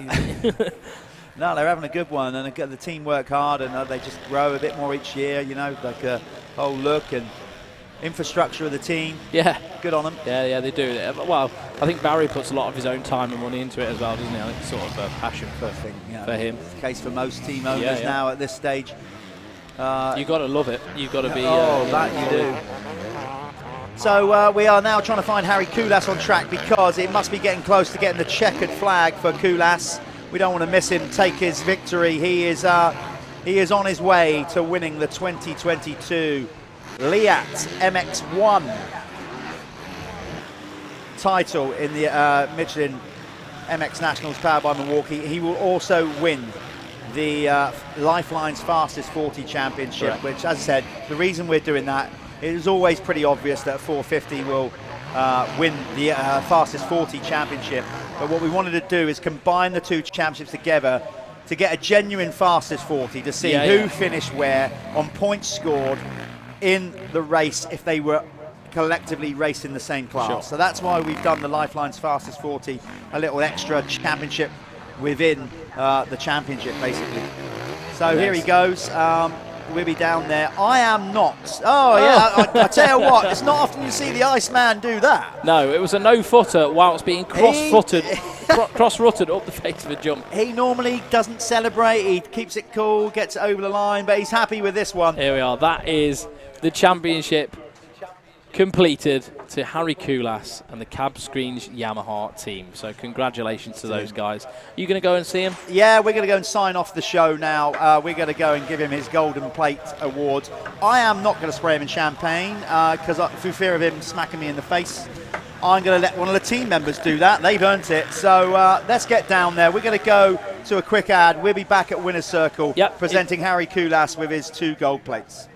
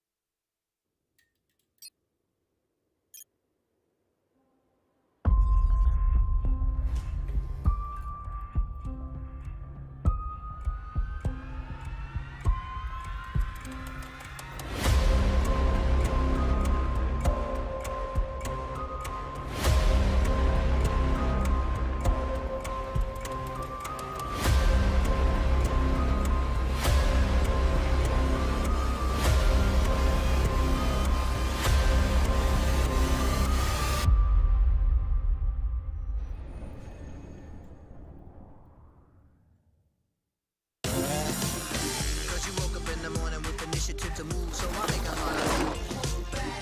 Think about it slowly, cool and look smarter. The world time has come to.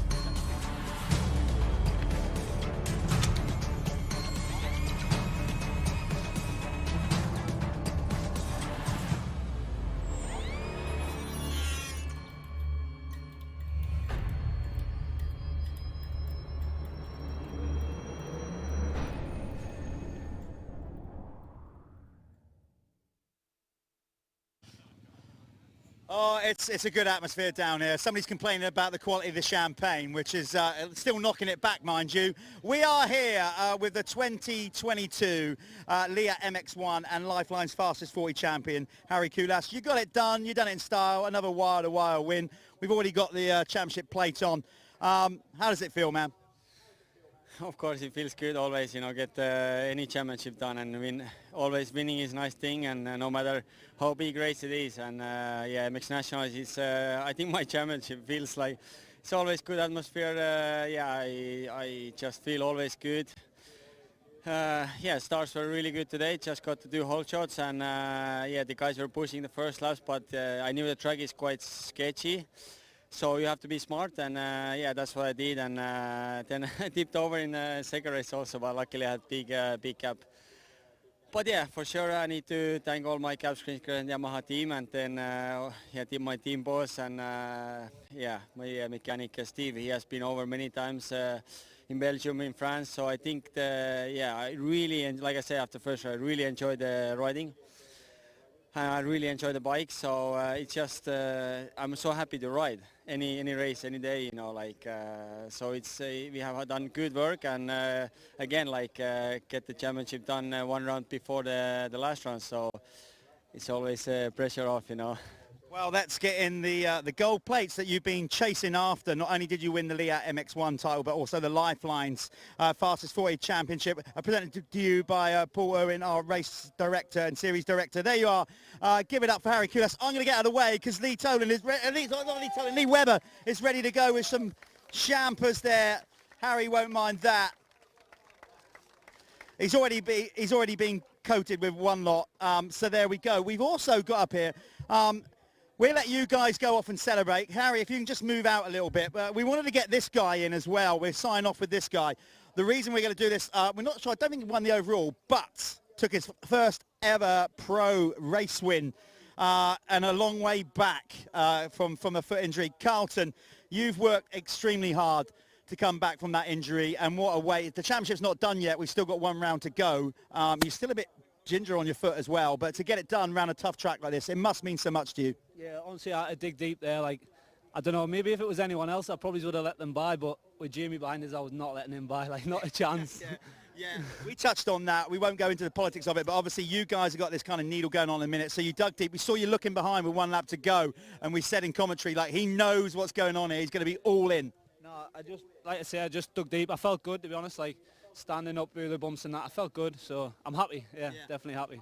And you got to give your team a shout out. They stuck with you, you know, thick and thin. It's a great little setup you got over there as in a tight team unit. So let's go out on that with giving a shout out to the guys. Thank you very much, Barry and all the team, mum and dad, everyone. It's mega, yeah. Cheers. Well done, mate, on a well-earned first ever pro win. Carlton's going to go there. You can see how hot it is. It's just got hotter and hotter here at Hawkstone Park.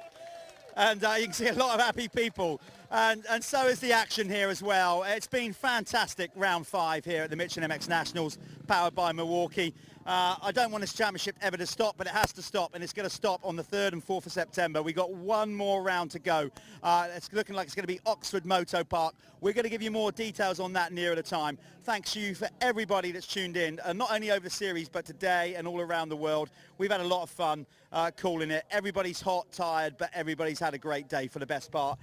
Even my cohort, Callum Swan here. Swanee, we're going to sign off. You didn't swear once. I didn't swear once. I got away with it today. I have to slow myself down, you see, pace myself. That's what it but is. we're all good. I've had a great day. I've enjoyed the racing, and yeah, let's get back to it for the next round. I've been great. He's been terrible. No, I'm joking. We're out of here. I was just trying to put a swear word into him. It's been a lot of fun. We're going to see you on September the 3rd and 4th. Stay safe, people, on planet Earth. Have a great time. Remember, keep on rocking in the free world. We're done. Planet Earth. Yeah, we're done. We're out of here.